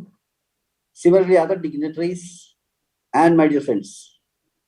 On behalf of IUML, Indian Union Muslim League, I am quite happy to address this gathering and associate with this moment. At the very beginning, I salute Sri Stalin ji for the hard and dedicated service for the preservation of the social justice and that kind of movement in this country. One thing I would like to say that this movement is not a small thing. Its significance and relevance in Indian politics also is very important. If this is strengthened properly, I'm confident and I would like to say that this movement is going to shape the future destiny of Indian politics. We have to be very careful in that kind of things. Now, I endorse with the views expressed by my learned friends with regard to caste census. I don't want to elaborate. That is the need of our in the parliament, inside the parliament, outside the parliament, and wherever we are the meeting, we have to raise this slogan and have a total dedication to get this thing done. We must use our good office by all means to get this thing done. We have to realize one more thing. BJP in the political laboratory is now working on how to curb or how to remove the existing reservation system itself. First effort was EWS, a bill passed in the act passed in the parliament. From that onwards, they are doing that work only. The latest is Karnataka, that 4% for the OBCs Muslims. It is removed. These kind of things are going on in BJP ruled states also. So we have to take very joint kind of attack against this kind of injustice happening in this country. One thing is what exactly is social justice? What exactly is the empowering kind of thing? It is a reservation and reservation role. So in that way, we have to do the maximum possible in this. We all know the latest situation. I don't want to narrate. Time is very less. Backward section in the society, Indian society now, they are facing a kind of identity crisis and security crisis. So we have to realize that also. Similarly, I'm not hesitate to say that the minorities in the country, especially the Muslims, they are facing a kind of genocide kind of treatment in this country. There are many things to say, but considering the time frame of this thing, I don't want to say much about this. This government make wonderful slogans such as Sabka Saath, Sabka Vikas, and Sabka Vishwas. But one thing is clear: even an iota of honesty is not there in the government in shouting this kind of slogans. And in the parliamentary system, MPs are here. We are all working in the parliament. What exactly is happening? There also, government is making legislation on how to curb the existing privileges of the minorities. We all know many things. I don't want to elaborate much on this. Lawmaking is meant for what now? Lawmaking in the parliament, as well as BJP rule states that their plan is what? How to make a law to hurt the depressed section of the society. For that only they are making laws. I don't want to cite all the examples. So BJP ruled states are one after another, they are making this kind of effort. We know CAA kind of thing, NRC kind of things. I don't want to say much about that. And atrocities. Atrocities are now increasing like anything. Is playing havoc. That kind of thing is, actually, those who are criticizing this kind of thing, they are even targeted. Their cases are taken against them. This kind of thing is going on. There are also a kind of strong protest to come. Otherwise, this may flare up to any extent. That also is there. Department of Social Justice. I'm a member of that consultative committee of the parliament. My learned friends also may be there. What exactly is happening there? That department is the most worst department as far as government of India is concerned now in the parliament. In that consultative committee, I have asked a question in the parliament on the expenditure on the social justice, this thing. What is happening? They are purposely trying to curb the very existence of that department. Budget allotment, it is not utilized. Sometimes it is underutilized. Even certain, I will tell you, certain scholarship given to the minorities, that is now completely stopped. There is no reason. There is no justification in their activities. This kind of things are going on. And using draconian law to silence the opponents. Of course, we are having strong kind of approach. Unfortunately, now that also is under threat. You cannot speak, you cannot write, you cannot ask the questions, you cannot raise your voice. Media persons, they are behind the bar. What sin they have committed? They are out against government policies. Who are writing against government policies, they are taken under custody and they are in the jail even without giving a charge sheet. These kind of things are going on. How to make an end to this? Yeah, end can be made only through the joint effort of all the like-minded parties who are committed for social justice. I am confident that this will become a reality. Especially in the light of Tamil Nadu experience, we may be able to make our ideas into action. With this meeting should be to have renew that determination. With these few words, I once again express my thanks and congratulations for Mr. Stalin and his team for taking initiative for such a moment. With this few words, I can go. Thank you very much. Thank you, sir. I now invite Hon'ble Thiru Manoj Kumar Jha, Member of Parliament, Rashtriya Janata Dal, Bihar, to deliver his special address. Thank you, DMK, Comrade Stalin, everyone for this first National Convention, All India Forum for Social Justice. You have a great legacy, DMK, as a political party. I don't consider DMK as merely a political party, it's a social revolution. And parties born out of social revolution, they have a commitment which other parties can't match. In lighter vein, many of our friends say that Rashtriya Janata Dal is the DMK of North. So we feel privileged when such assertions are made. I can only, on behalf of my political party, I can only say we stand in solidarity. We shall work together, even within parliament and outside, in state assemblies. Now, I have never seen that a population so huge and world over you won't get a sense that such huge population is getting the kind of treatment it is getting. We must also remember that the fight for social justice today is much more difficult than it ever was, because we are operating in a polarized society. And in a polarized politics, the greatest victim is values and principles of social justice. Lest all of us forget about it, I think we must put our act together. From this room onwards, we work together on the streets, in the parliament, in state assemblies, as Bihar is conducting its own caste survey. Now, people are asking, your caste survey will result in casteism.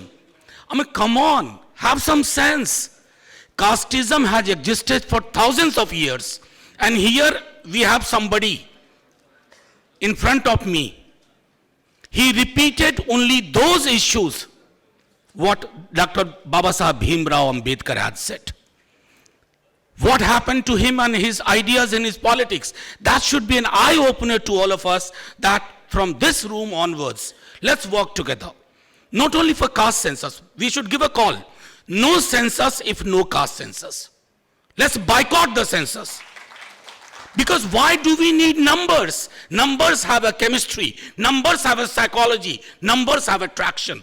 We need all these three. Thank you very much. On behalf of my party, I stand in solidarity. We work together inside the parliament. Balu sir knows it. We shall work outside the parliament and make sure that this government, which I believe that it has actually a doctoral degree in deflection. You ask them, I mean, that entire controversy around Modi's surname. Come on, boss, if you are so concerned about it, why the vacancies? If you are so concerned about it, did you look at the faces of your member of cabinet? If you are so concerned, do you look at the real idea of representation? Not. So we understand your politics. Now we shall make sure you understand our politics. Thank you very much. Jai Hind. Thank you, sir. I now invite Honorable Mr. Rajkumar Saini, former Member of Parliament, Loktantra Suraksha Party, Haryana, to deliver his special address. नमस्कार। सबसे पहले मैं आज बधाई देना चाहता हूं MK Stalin जी और पिछड़ा वर्ग आयोग के चेयरमैन रहे ईश्वरैया जी को कि उन्होंने Ashok Gehlot ji, chief minister Rajasthan, chief minister Hemant Soren ji और तेजस्वी यादव डिप्टी सीएम बिहार और leader of opposition Akhilesh ji और former chief minister Farooq Abdullah ji और बहुत सारे लोगों को इनवाइट करके जो आज का प्रोग्राम रखा है उसके लिए मैं बहुत धन्यवाद देना चाहूंगा स्टालिन जी को और ईश्वरैया जी को। मित्रों, जब तक बराबरी गैर बराबरी रहेगी तब तक कोई इंसाफ नहीं होगा। इस देश के अंदर हमारे तीन हीरो थे, पेरियार ई रामास्वामी, बाबा साहब भीमराव अम्बेडकर और महात्मा ज्योतिबा राव फूले, जिन्होंने इस देश के अंदर अंधविश्वास और गुलामी की जो मानसिकता देश के अंदर हुई है, इसके मानसिकता गुलाम होने की वजह से ये देश मनुस्मृति की वजह से कंगाल हुआ, गरीब रहा। हमारे से बाद जापान, रूस, चीन जैसे देश आजाद होकर के आज 100% जो बुद्धिस्ट कंट्री हैं, जहां कोई देवी देवताओं का अंधविश्वास का कहीं कोई स्थान नहीं है। कम से कम वो देश जो दुनिया को टेक्नोलॉजी के रास्ते आज हमें मार्गदर्शक बने हुए हैं।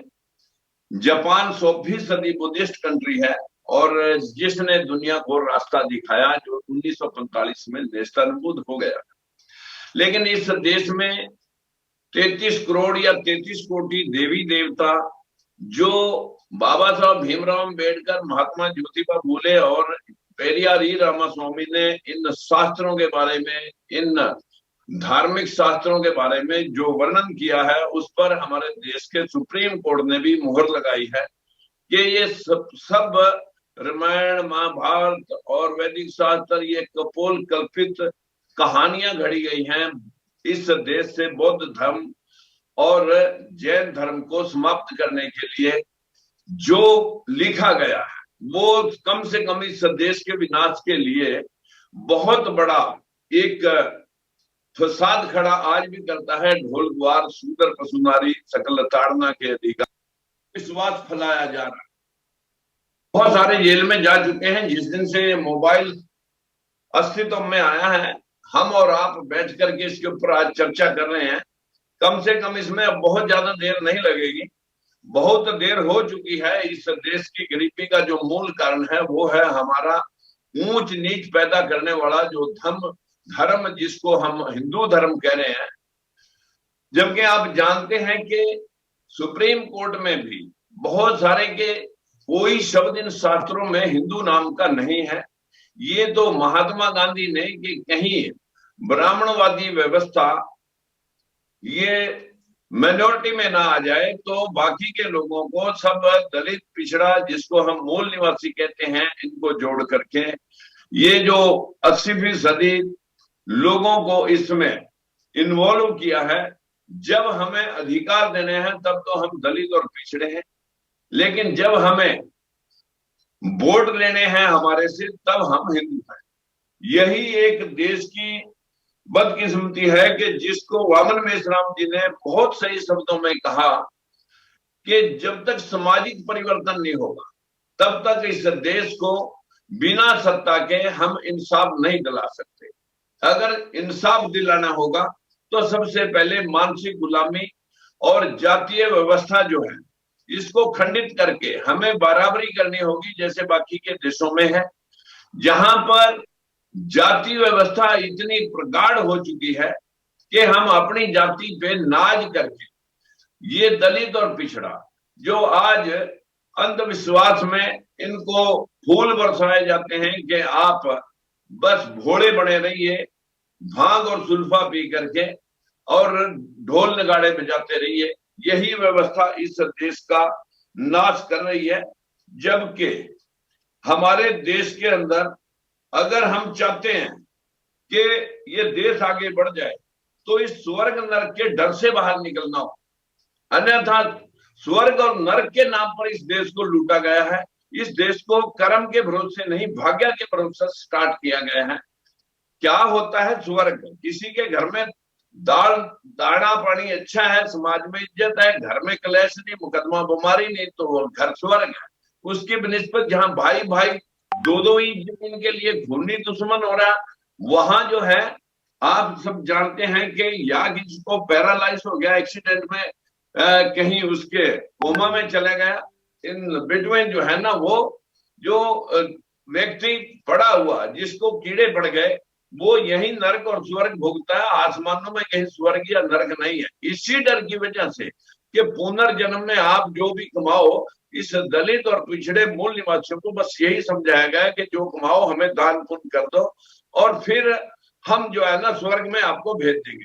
स्वर्ग से आकर के किसी ने आज तक बताया नहीं कि मैं स्वर्ग पहुंच गया और जाके किसी ने देखा नहीं। इसी व्यवस्था के कारण ये पूरा देश लूट रहा है। मित्रों, मैं तो इतना ही कहना चाहूंगा कि अगर आप चाहते हैं राजनीति में तभी जा पाएंगे जब हम अंधविश्वास से बाहर निकलेंगे।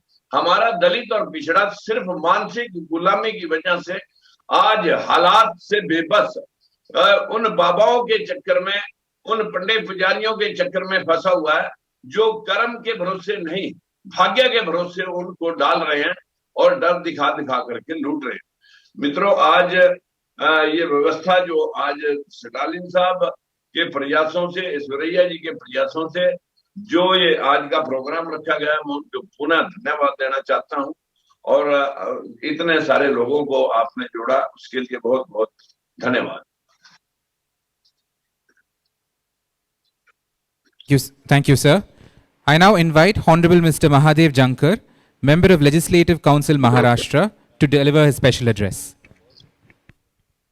First of all, I am thankful to the convener of the All India Federation for Social, Hon'ble Mr. M.K. Stalin, and Hon'ble Justice E.V. Ishwaraya, and Hon'ble Mr. P. Wilson.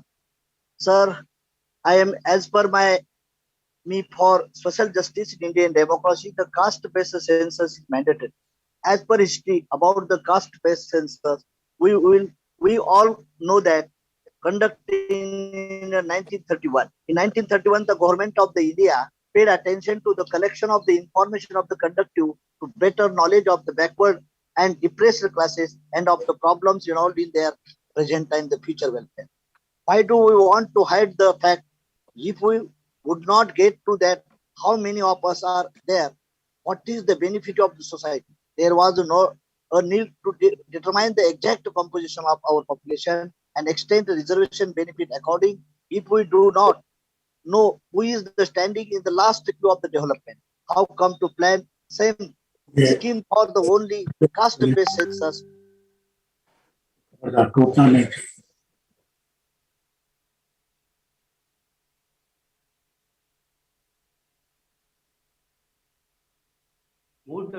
Mute हो गया जानकर सबके mute हो गए Hello, there is nothing but India UPA behaving in the same manner. That's why I am requested to you in wealth distribution. According to a report of the Exxon on the wealth distribution in India released in that year 2022, the top 10 of the Indian population own 74.3% of the total wealth, while the middle 40 and the bottom 50 owns 22.9 and mere 2.8 respectively. This data give us a clear picture of the increasing class-based inequality in India society. But considering the fact the Indian society is also satisfied on the basis of the caste, we need to look into their caste system based composition of the top 10, middle 40 and bottom of the 50 of the Indian population in order to arrive at the fair conclusion about that the data actually represents the various caste groups in India, which caste groups were benefited from the development story of the India and which groups have been left out. This in terms of the wealth distribution, we can clearly see that upper caste groups are very overrepresented in the top of the segment of the Indian population as compared to their population share, while OBC, ST, SC and minority communities are represented in the middle and bottom of the wealth of the distribution. Thus, the structure of the wealth distribution of India is mirrors the hierarchy of the caste system.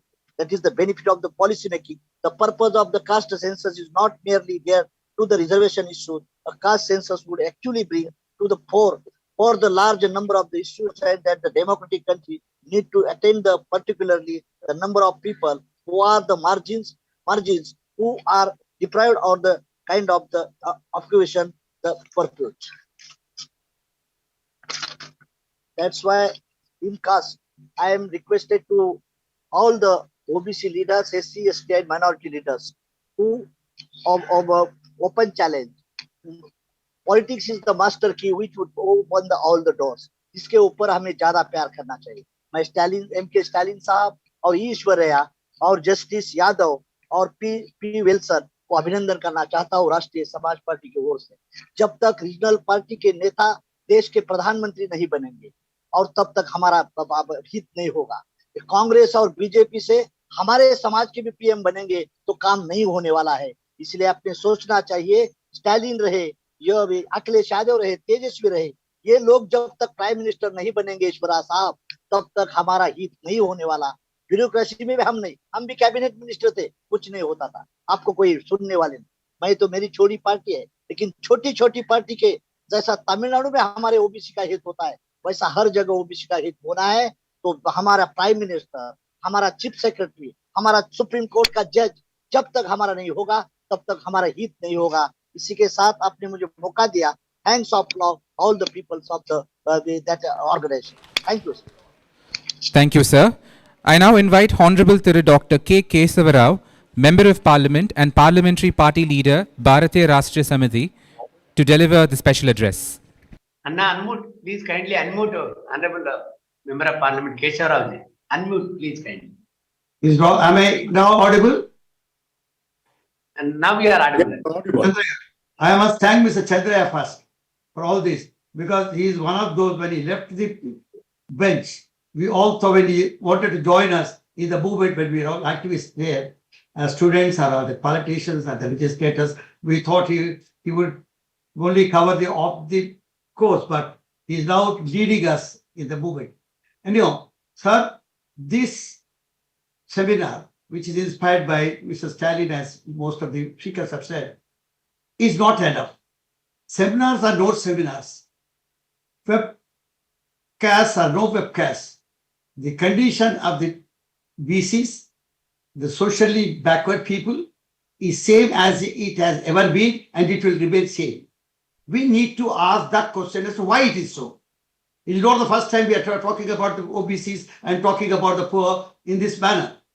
In a country like ours, in a nation, a multinational nation, which you call polarized society, it is not polarized society. It is some kind of, if people pardon me, it is a Brahminical order. Because Varna order, of which you have reduced the entire society into, is one thing which has been divided into purity and also the pollution. And in the pollution, we have come into. Now we need to fight that pollution. We have been talking about this forever. Mr. Mole, who is here, whose presence I recognize, has written in his reform report all about it in the 4th volume. Now, why I'm saying this is, we need to find out. We have reservations, affirmative action. We have education, whether it is progressive one or revivalist one, is for you to decide. Because if I say I'm a critic of the education system, so it is the education policy. So apart from that, we have the so-called schemes which my friend Derek has rolled out. All these are, in spite of all that, why is our condition is so bad as it has ever been? This has to be found out. And I represent a constituency, let us say all of us represent a constituency where the majority, according to you, is OBCs. Is of the OBCs, SCs, STs, minorities, and other. Why is that you are not getting elected? Why is that only the Reddy Sahab or the Brahmin Sahab or the Kamba Sahab or the Velma Sahab is getting elected? So this has to be found. That is why when we talk about education, I say don't say use education for awareness sake. Use education for motivation sake. Let the boys be motivated into social realities and social justice. Now, social justice here is means distributive justice. Social justice here means a long chapter. So I would not include, because we are born in a very peculiar society where I can't just talk what exactly is social injustice. Everything is justice to us. Whoever is the poor is injustice. And unfortunately, all the poor are backward classes, mostly. Now, I said when we are talking about democratic society, in a democratic society, it is only nothing but majoritism, is it not? Majority should make the rule. But we are majority, but we are nowhere to reckon with. So these are few questions which are coming. Can I come in? Pardon? Farooq sir, kuch bolna tha. I thought after you I could come in and address. So I will end this. I have nothing more to say, but say all that you are saying is correct, but at the same time, let the public worker take up the task of changing bringing the social change. This legalities and other things, we have everything in the constitution and amendments in the constitution have also come in. They're all there. We need to take it up as a challenge, as a social challenge, as a social revolution, because political revolution is only an offshoot of social revolution. Thank you very much. Thank you, sir. I now invite Honorable Mr. Farooq Abdullah, Member of Parliament and President of the Jammu and Kashmir National Conference, to address the gathering. Sir, we request you to kindly unmute the... Sir, Honorable Mr. Farooq Abdullah sahab, kindly unmute. कृपया आप unmute करिए. Unmute करिए भाई साहब. आपका mic mute में है. Mute में है भाई साहब. No kindly unmute. उसका स्पीकर के ऊपर दबाए तो फिर अनम्यूट हो जाएगा. दो आइकन्स रहेंगे इधर, एक वीडियो का एक म्यूट का स्पीकर, उसमें दबाए तो अनम्यूट हो जाएगा. नहीं हुआ अभी. नीचे रहता भाई साहब, म्यूट में है भाई साहब. Farooq sahab, please touch the screen. You will find an icon of mute at the left. You can touch that and then you can talk. Since we have some technical issues, I request the Hon'ble Thiru Sanjay Singh, Member of Parliament, Aam Aadmi Party, to deliver the special address. सबसे पहले मैं धन्यवाद देना चाहूँगा तमिलनाडु के मुख्यमंत्री आदरणीय M.K. Stalin साहब को, P. विल्सन साहब को, कि उन्होंने एक अच्छी चर्चा की शुरुआत की है सोशल जस्टिस के मुद्दे को लेकर। आज जिस विषय पे हम लोग चर्चा कर रहे हैं, इसकी वर्षों से लड़ाई चली आ रही है। एक व्यक्ति किसके घर में पैदा होगा ये उसके हाथ में नहीं होता। एक व्यक्ति किस जाति में पैदा होगा ये उसके हाथ में नहीं होता। जब वो बड़ा हो जाता है, समझदार हो जाता है, तो उसको बताया जाता है कि आप अछूत हो। जन्म के आधार पर भेदभाव की व्यवस्था का हम लोग विरोध करते हैं और सामाजिक न्याय का मूल सिद्धांत यही होना चाहिए। भारत का संविधान, बाबा साहब डॉक्टर भीमराव अंबेडकर ने जो संविधान इस देश को दिया, उस संविधान की मूल आत्मा क्या है, उसकी प्रस्तावना क्या है? प्रस्तावना सामाजिक बराबरी की बात करती है, प्रस्तावना आर्थिक बराबरी की बात करती है। लेकिन आजादी के 75 साल के बाद भी अगर बुलंदशहर में सीआरपीएफ के जवान को थाने में एप्लीकेशन देनी पड़ती है कि मैं दलित समाज से हूं, मुझे पुलिस प्रोटेक्शन दीजिए, तब मैं घोड़ी पर बैठ के जाऊंगा, इसका मतलब आज भी छुआछूत और भेदभाव की व्यवस्था है।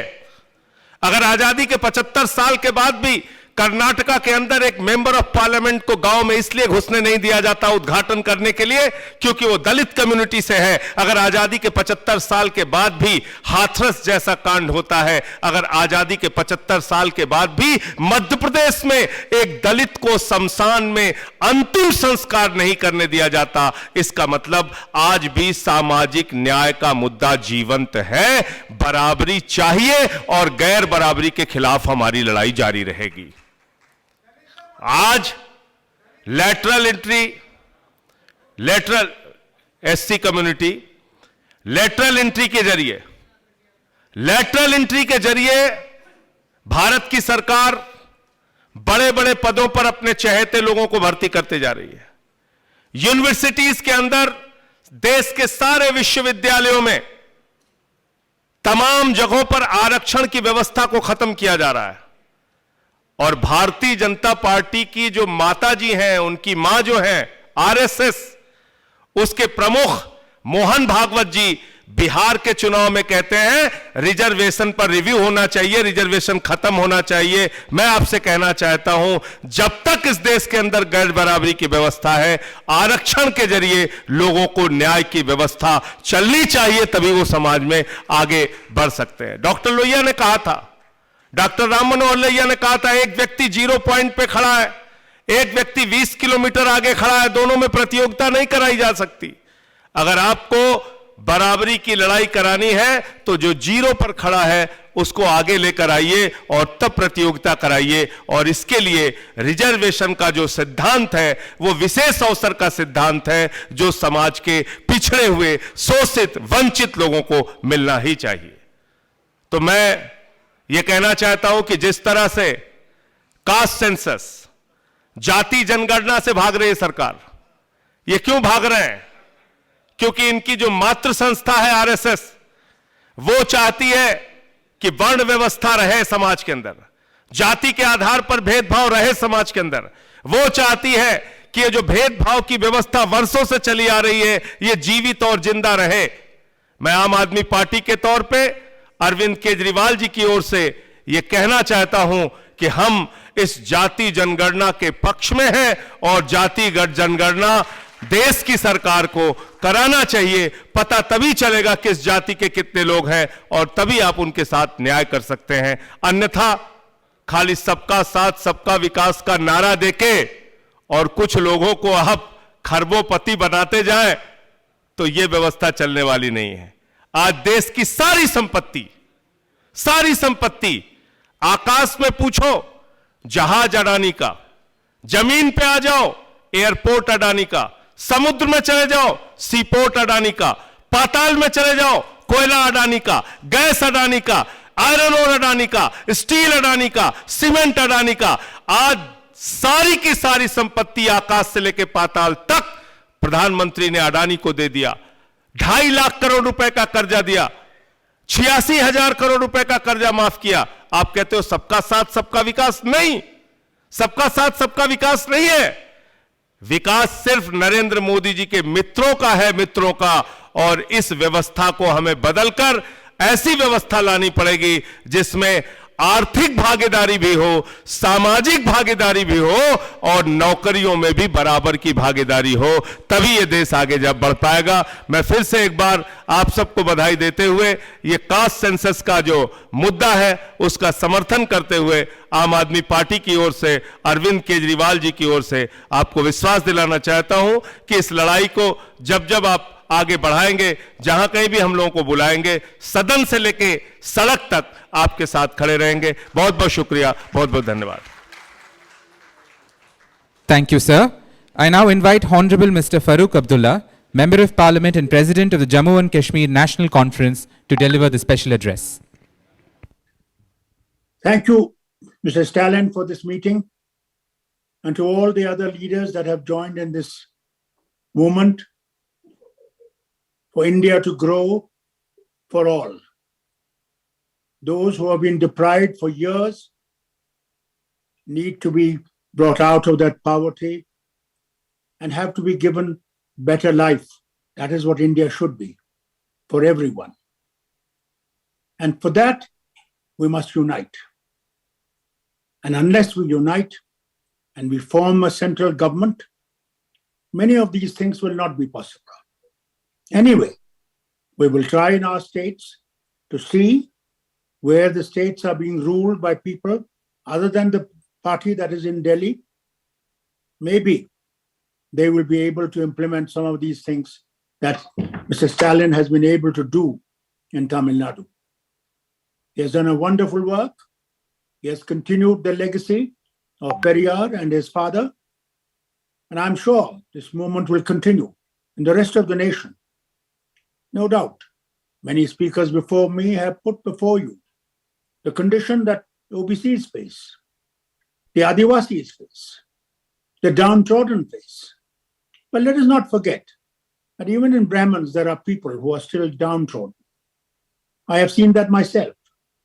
So if we want to build a future of India, a India which will really shine, now let's think of all, irrespective what their religion is, what their caste is, what their creed is, to where they belong, what their language is. Unless we do that, this will remain a dream for this nation. I hope this movement will continue and we will strengthen it. I can assure Mr. Stalin that we are behind him and we will be united to see that this nation shines for everyone and is prosperous for everyone. That is what dream of those who fought for India's independence, gave their lives to see Nehru put the flag on 15th of August on the Lal Killa. Never forget those who died for it. Never knew one day will come when India will be free. But India needs to be free still. It is still not free. People are still poor. People are still without education, without health, the primary things that nation needs. And therefore, I hope to God and I pray on this holy month of Ramadan that may He help us all to get out of this tragedy that we are facing today in our nation. My best wishes to all the leaders that are going to come and speak after me. And I hope that we see a shining India before I sleep. I hope that day comes and we can all together look at India as a nation that can be a beacon of light for the rest of the world. God bless you all, and God bless Tamil Nadu and its Chief Minister and its people for the movement forward. Thank you. Thank you, sir. I now invite Honorable Mr. Sitaram Yechuri, former Member of Parliament and General Secretary of the Communist Party of India Marxist, to deliver his special address. Everybody present here. At the outset, I must profusely thank Thiru Stalin for inviting me and all the others for this important consultation on how to carry forward the struggle to ensure social justice in our country. Thiru Stalin has been admirably carrying forward the struggles launched initially by the Periyar, whose legacy was continued by Thiru Annadurai, subsequently by Kalangar Thiru Karunanidhi, and now Thiru Stalin is taking forward this whole struggle to ensure that social justice can be achieved on the four foundational pillars of equality, social justice, rationalism, and self-respect. Now, these are very important elements in the struggle for social justice. Unfortunately, social justice has often been understood merely as being limited to reservations. Reservations are important, are extremely important, because they open the windows of opportunity which otherwise remained closed in the caste-driven society of ours, based on caste oppression. These windows were never allowed to be open. Reservations open these windows. So they are a necessary conditions for achieving social justice, but they are not sufficient. To make that sufficient, reservations must be accompanied by economic empowerment. And it is this economic empowerment, along with these reservations, that can give a modicum of self-respect to people who have been oppressed traditionally for centuries. The social oppression has to end. If that has to end, we all will have to act together.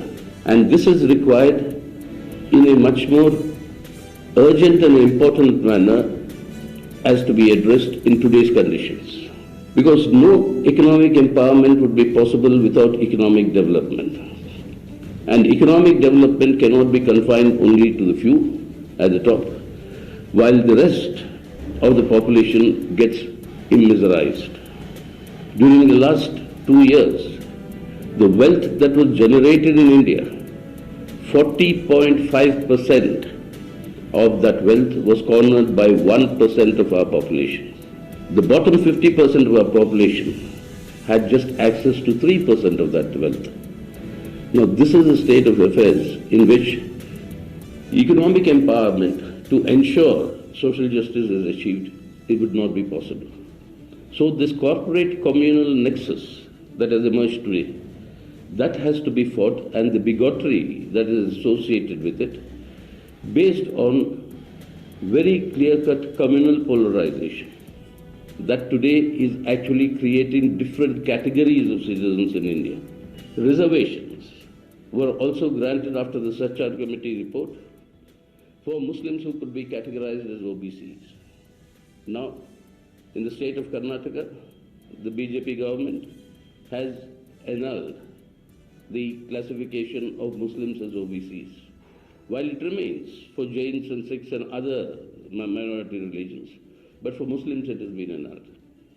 So this sort of an atmosphere of bigotry, where hatred and poisonous treatment of a particular minority, whether it's Muslims or Christians, if this sort of a situation is not controlled and this hatred is not eliminated, social justice will be a very, very distant goal. And we seem to be moving further away unless we combat this communal corporate nexus that has come to rule the country today. And in that connection, it is important that all of us who are assembled here must come together to ensure that the foundational pillars of India's constitution, these foundational pillars, that is secular democracy, economic sovereignty, social justice, and federalism, are protected, safeguarded, and strengthened in the days to come. Therefore, this is a very important initiative undertaken by Thiru Stalin and the DMK.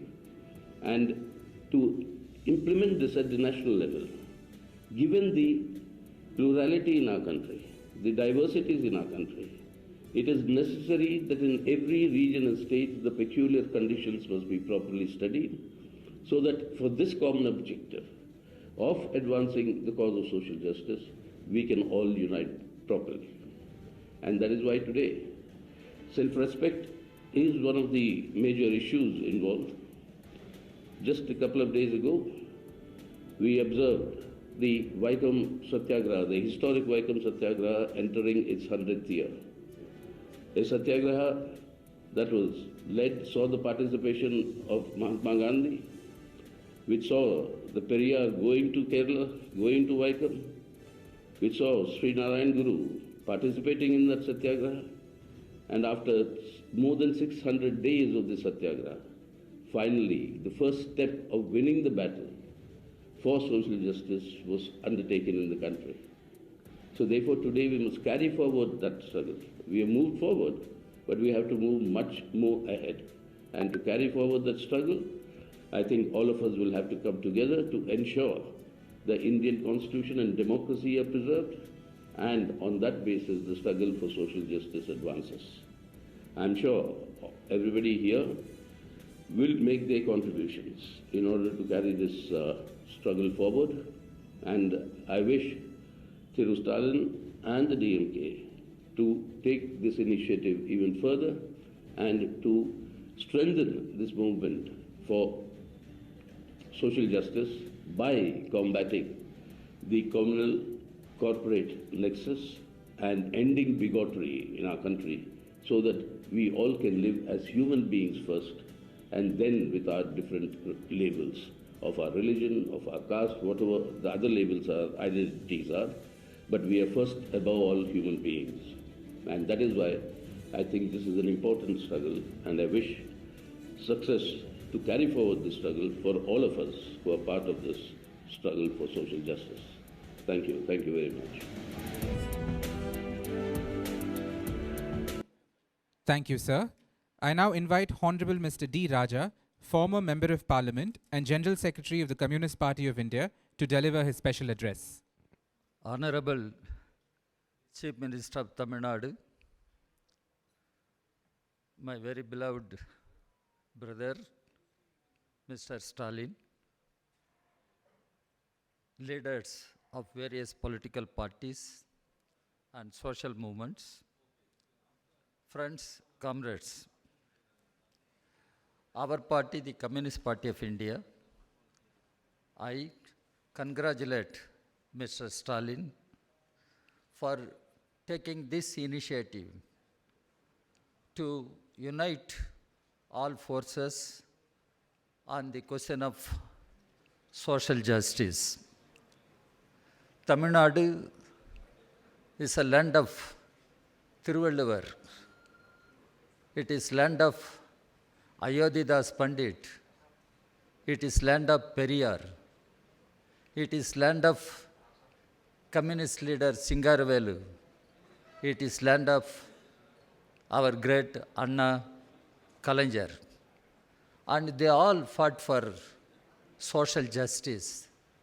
They all fought for self-respect of our people in Tamil Nadu. And now Mr. Stalin has been carrying forward that legacy. I wish him all success. It so happened Periyar and Ambedkar had a great relationship.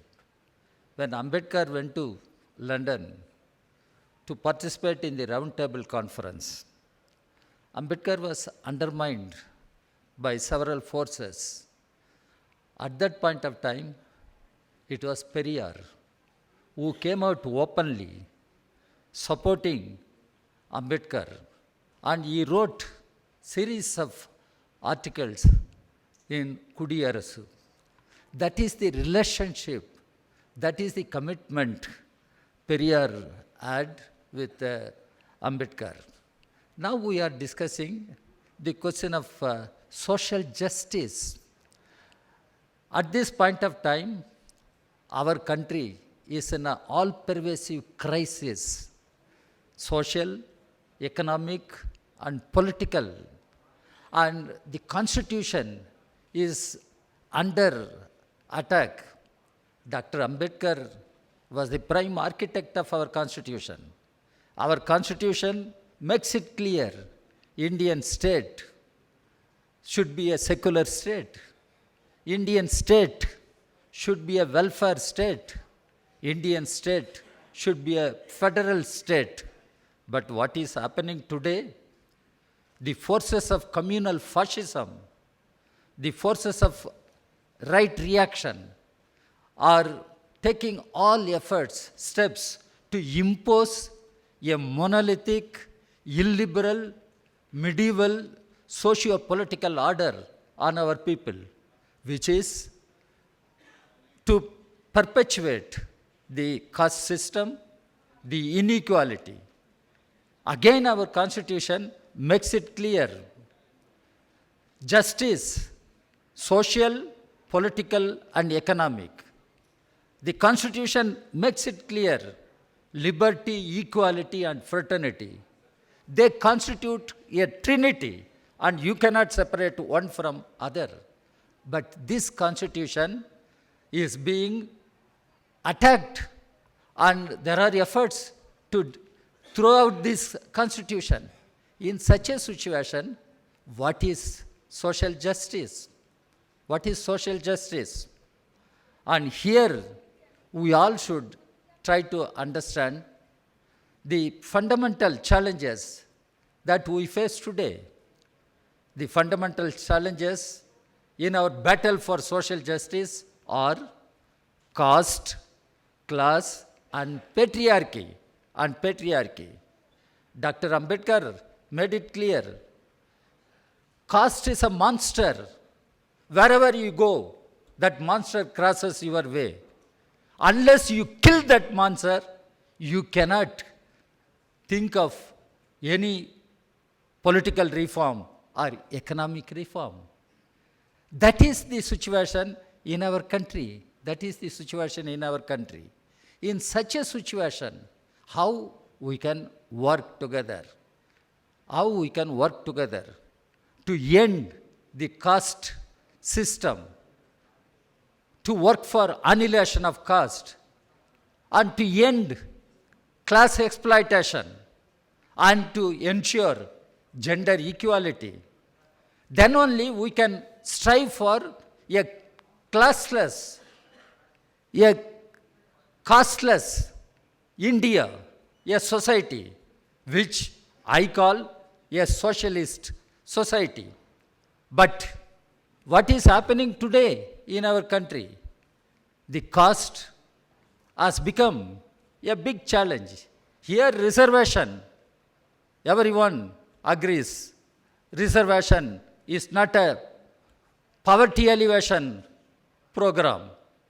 Reservation is not a poverty alleviation program. Reservation has been fought and introduced in order to uplift the socially, economically, educationally deprived sections of our people. They are Dalits, Adivasis, and OBCs. Now, reservation ensures access to education, employment in public sector. Where is the public sector? All public undertakings are being privatized and sold out to big corporate houses, big business houses. Where is the scope for reservation? This time has come. We will have to fight for reservation in private sector. Why not? Why government is not thinking on that issue? Reservation in private sector? Because on one side, public sector is being dismantled and no reservation in private sector. How to overcome this problem? How to overcome this problem? Here, caste matters, but how to do it? I do not want to go to the history, what happened in 1931, the first census. But now, what is happening? In 1997, when the United Front government was there, when Comrade Indrajit Gupta, our communist leader, was Home Minister, a notification was issued by Welfare Ministry. That is to say, caste to be included as a category. After that, Mr. Vajpayee came to power. That notification has been cancelled. Now again, we are raising this issue. There should be caste census. Yes, there should be caste census as part of data. Earlier, socio-economic survey was done, but even that report was not made public. When we say caste census must be made, our party has supported. In Bihar, the state government has initiated. Our party is with the state government supporting this demand. And at national level, what we should do? Yes, we should opt for collection of caste data. At the same time, I must draw your attention. In India, we must strive for the unity of OBCs and SC/STs. And the conflict, if it arises between OBCs and SC/STs, that is not good for the progressive movement in the country. So we must strive for uniting OBCs and the SC/ST people. And we must fight unitedly for all demands for the socially deprived people for ages. Here, we must strive for a new India free from caste, exploitations, enslavements. And that is the issue which comes before us. Here, we can go on discussing, but how to reach out to the people, how to unite the political forces, how to unite the social movements which stand for social justice, It is a long-drawn battle. But we will have to wage this battle, and we will have to fight and win this battle, because there are the right-wing forces, communal fascist forces. They think they can take the whole country for granted, political parties for granted. Now, we need to save the nation. We need to save the constitution. We need to save the interests, the rights of socially deprived sections of our society, the OBCs, SC, ST. How to do it? That is the challenge before us. Here, I understand Mr. Stalin has taken a very great initiative on a critical issue like social justice. He has taken the initiative to mobilize all forces, political, social, at national level. And we will have to carry forward this legacy. Our party, the Communist Party of India, shares the concerns of Mr. Stalin and DMK, and we commit ourselves to work together for a better society, for a better nation. So, friends, comrades, this is before us. Our future generation should think. We keep on remembering Ambedkar, Periyar, Phule, Guru Nanak, everybody. But the future generation should remember us that we fought for a better society, a better nation. And this initiative will go as an historic initiative taken by Mr. Stalin, and we all need to support this initiative. Our party gives its full support, and our party gives all best wishes for Mr. Stalin and this organization. Thank you very much.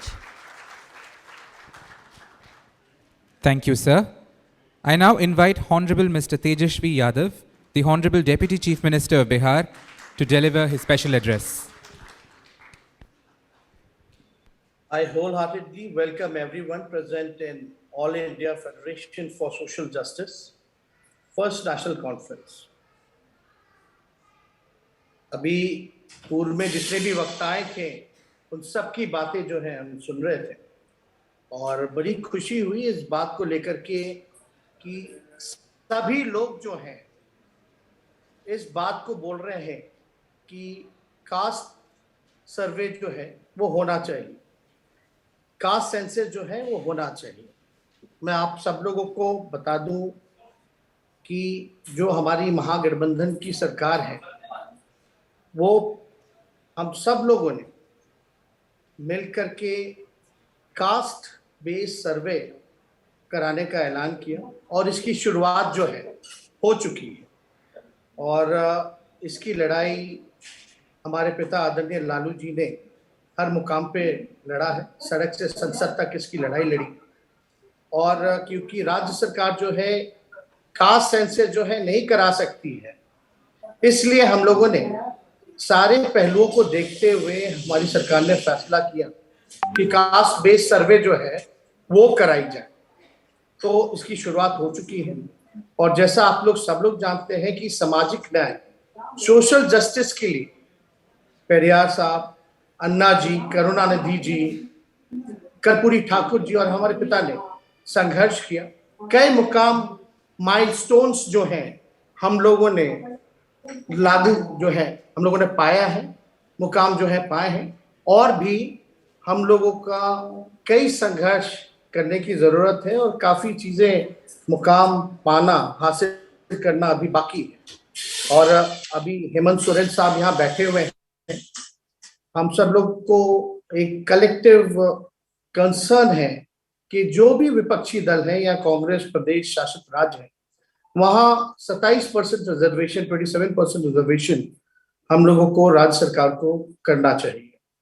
लेकिन चिंता इस बात की होती है कि जब छत्तीसगढ़ की सरकार 27% ओबीसी के लिए रिजर्वेशन लाती है और झारखंड सरकार जब 27% की रिजर्वेशन लाती है तो वहां के गवर्नर साहब जो हैं दोनों प्रदेशों के वो रोक लेते हैं।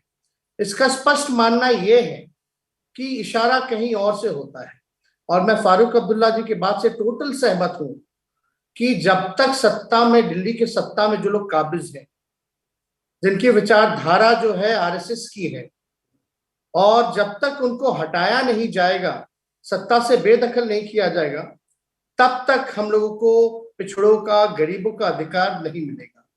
और इसके लिए हम सब लोगों को लड़ाई लड़ने की जरूरत है। अपने अपने ईगोज को दूर रख करके एक हो करके लड़ाई जो है वो लड़ना चाहिए। और पहले भी, पूर्व में भी हम लोगों ने देखा है कि जब भी भाजपा धार्मिक उन्माद या धार्मिक ध्रुवीकरण जब भी करती है, जब भी सोसाइटी को कॉमनलाइज करती है, तो इनको हराने के लिए हम लोगों ने पहले भी देखा है कि सामाजिक न्याय की जो राजनीति है उसी से हम जो है इनको हरा सकते हैं। और सबसे बड़ी आबादी जो है सब लोग जानते हैं कि किसकी है। तो एक बार जब कास्ट बेस्ड सर्वे बिहार में हमको लगता है कि मई के 1-2 महीनों में जो है ये पूरा आ जाएगा, तो उसी हिसाब से हम अपनी सरकार की योजनाएं जो है वो बनाने का काम करेंगे। और जो अंतिम पैदान पे खड़ा जो समाज है, जो back bencher of the society है, उनको मुख्य धारा में हम सब लोग जो है लाने का हमारी सरकार जो है प्रयास करने का काम करेगी। लेकिन आज की स्थिति में देखिए, देश में जो माहौल है, there is no OBC representation as per OBC population in universities या इन सेंट्रल गवर्नमेंट इंस्टीट्यूशंस। तो ये काफी जो है चिंता का सवाल है। जहां यूनिवर्सिटी में देख लीजिए तो ओबी पॉपुलेशन के हिसाब से हम लोगों का रिजर्वेशन नहीं है। जितने सेंट्रल इंस्टीट्यूशंस हैं वहां रिप्रेजेंटेशन हमारा जो होना चाहिए वो नहीं है। और आप देखिएगा जुडिशरी में हम लोगों की भी मांग लगातार रही है कि जुडिशरी में रिजर्वेशन जो है वो होना चाहिए।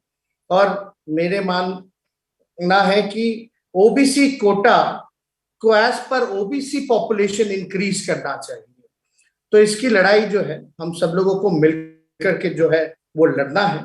और साथ ही साथ आप देखिएगा कि सारी सत्ता में बैठे हुए, दिल्ली में बैठे हुए जो लोग हैं, वो एंटी ओबीसी तो है ही, एंटी सोशल जस्टिस तो है ही, एंटी रिजर्वेशन भी है।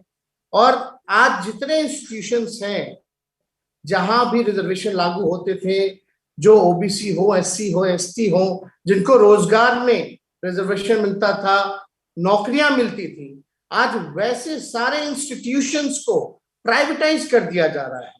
जब सरकारी संस्थाएं जब प्राइवेटाइज हो जाएंगी तो आरक्षण का क्या महत्व रह जाएगा? कोई मतलब नहीं रह जाएगा।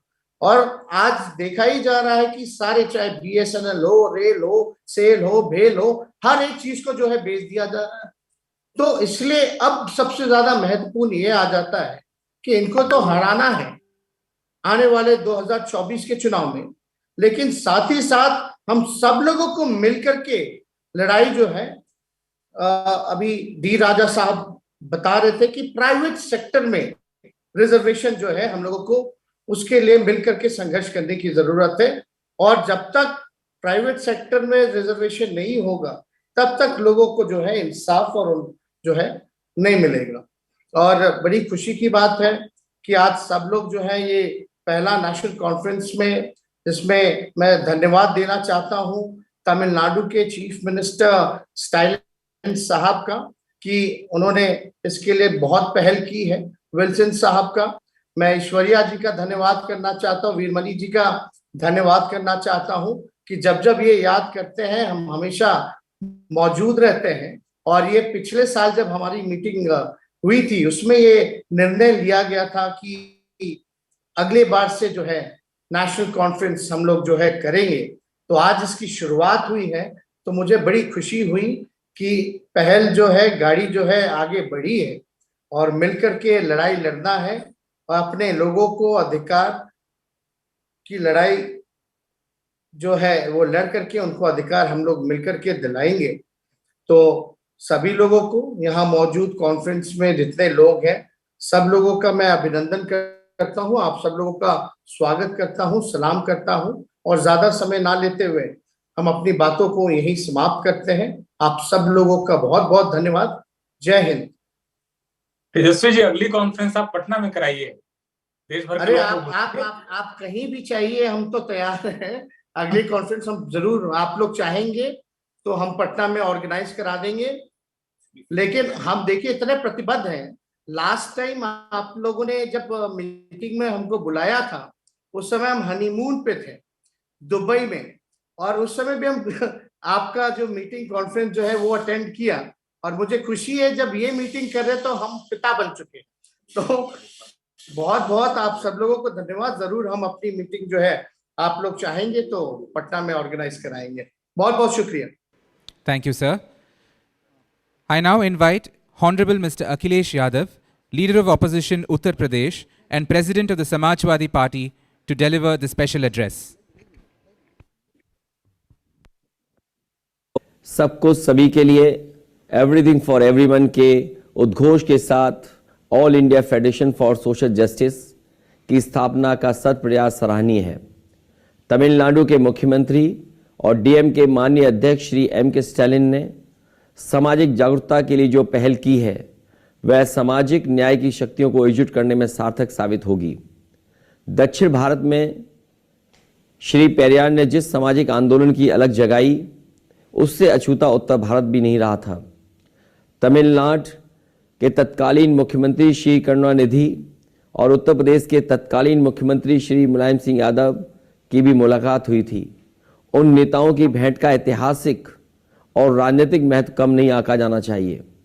डॉक्टर राम मनोहर लोहिया ने जिस सामाजिक न्याय की अनिवार्यता पर बल दिया था, समाजवादी पार्टी की उसके प्रति अटूट प्रतिबद्धता रही है। डॉक्टर लोहिया ने पिछड़ों के लिए संसोपा ने बांधी गांठ, पिछड़े पावे 100 में 60 की सामाजिक व्यवस्था के साथ ही विशेष अवसर के सिद्धांत का भी प्रतिपादन किया था, जो संविधान में आरक्षण का आधार बना। समाजवादी पार्टी समानता, सामाजिक न्याय तथा आत्मसम्मान के लिए लड़ाई में हर कदम पर सहभाग के लिए प्रतिबद्ध है। स्मरणीय है कि समाजवादी पार्टी ने पूर्व रक्षा मंत्री तथा पूर्व मुख्यमंत्री उत्तर प्रदेश नेताजी श्री मुलायम सिंह यादव के नेतृत्व में मंडल कमीशन की रिपोर्ट को लागू कराने के लिए लंबा आंदोलन चलाया था। हजारों समाजवादी कार्यकर्ताओं ने जेल यातनाएं सही, तब जाकर के मंडल कमीशन की रिपोर्ट लागू हो सकी। समाजवादी पार्टी सबके लिए हक और सम्मान चाहती है, इसलिए समाजवादी पार्टी का मानना है कि जब तक सामाजिक न्याय नहीं होगा तब तक न आर्थिक समानता आएगी और न ही सामाजिक गैरबराबरी का अंत होगा। समान अवसर और सम्मान के साथ सभी को जीने का अधिकार मिलना चाहिए। शोषण मुक्त समाज की स्थापना ही समाजवाद का ध्येय है। आज आवश्यकता है कि शोषणकारी व्यवस्था की समाप्ति और संपन्नता के प्रति के लिए सामाजिक न्याय की शक्तियां संगठित और सशक्त हों। इसके लिए परस्पर विमर्श, कार्यक्रम तथा संघर्ष का रास्ता ही बचता है।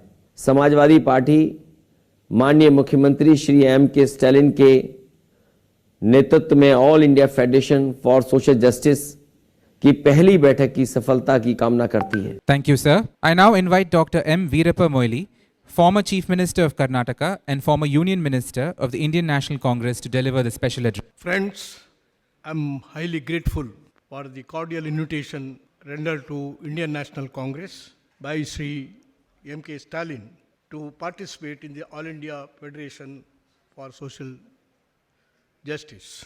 When I landed in the airport, our AICC President, Mr. Mallikarjuna Kharge, told me, rather directed me, you proceed to the venue of this meet and participate it and communicate to this federation and all of you that Indian National Congress is with you to fight for all the social justice.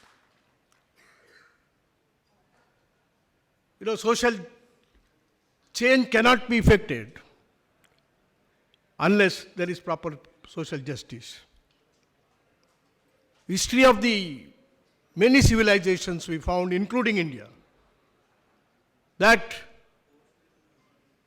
people suffer, particularly OBC, SC, ST, they suffer from the long-drawn feeling like Stockholm syndrome, where they suffer, they are exploited, and after some time, they just enjoy it. That is why that we need to liberate the OBCs and the SC, ST to enjoy the fruits of democracy. Our friend who spoke earlier, he said that,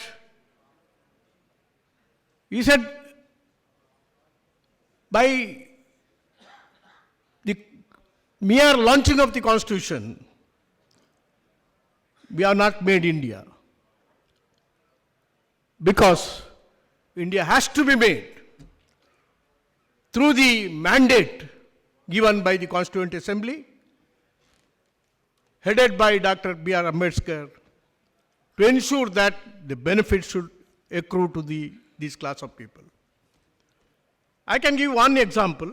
Dr. Manmohan Singh appointed me as a chairman of the Oversight Committee to ensure, there was an amendment to the Constitution that was challenged,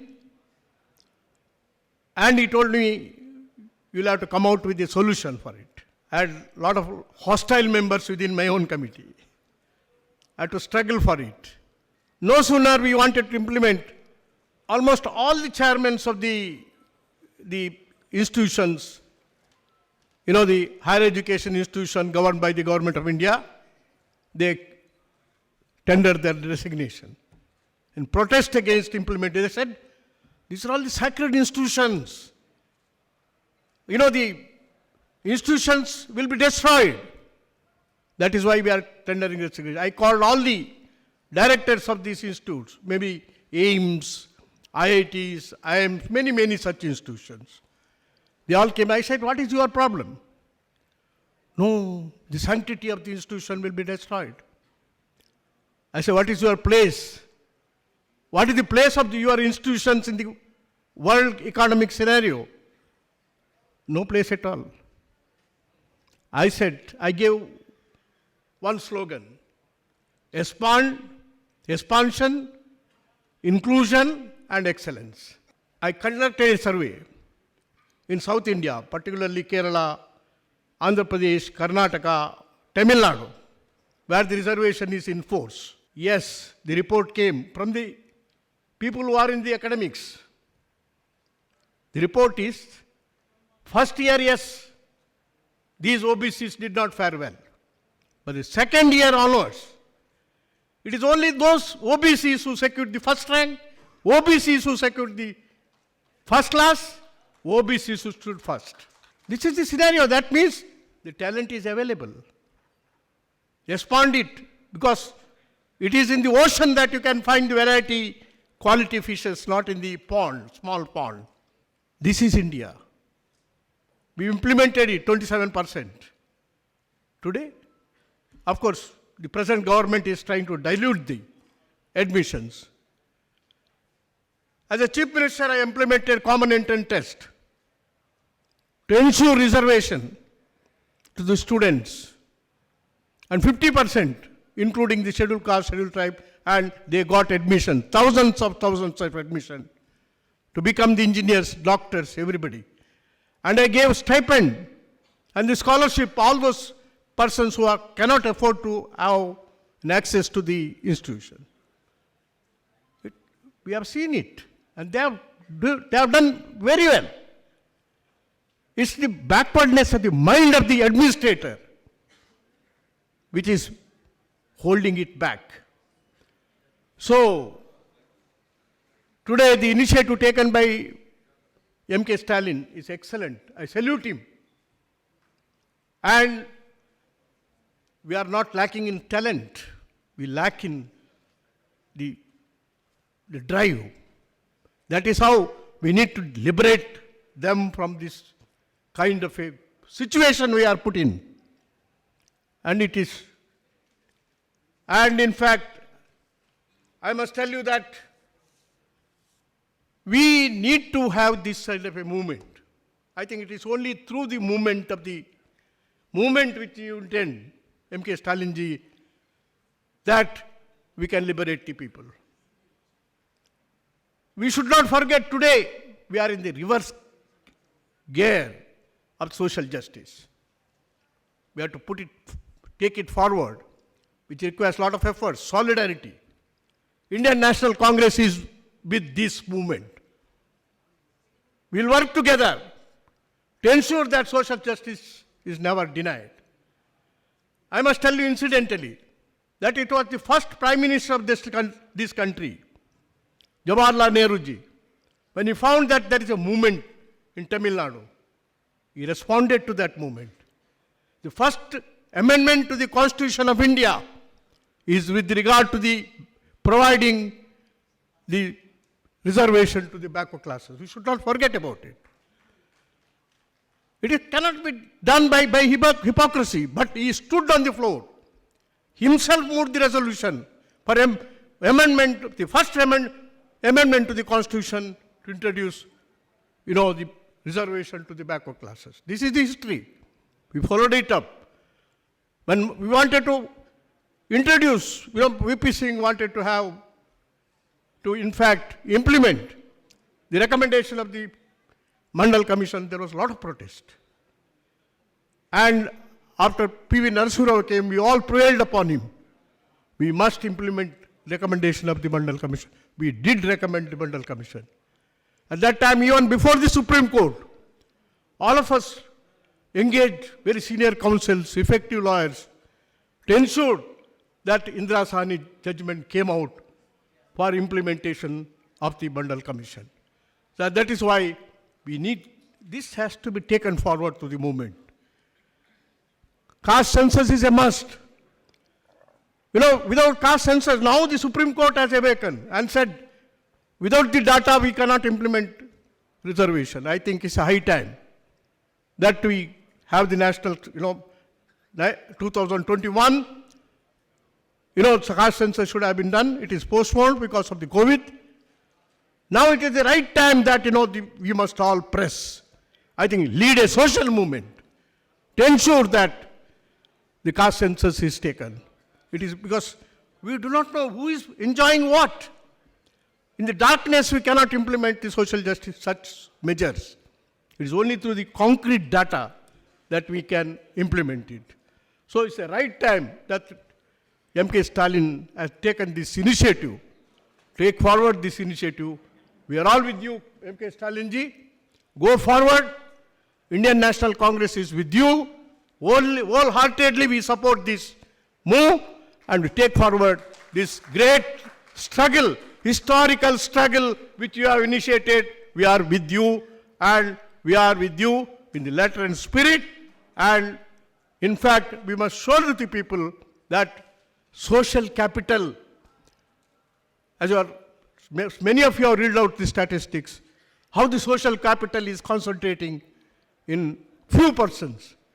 Social capital should belong to the people of this country, and it is making the social capital, the expansion of the base of the social capital, then only this country's liberty can be protected, then only that awakening can help.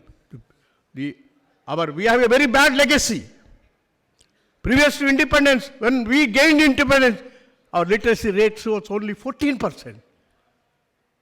That means to say, all these OBCs and SC/ST, they could not enter the Gurukulas, the temple premises where the schools are run.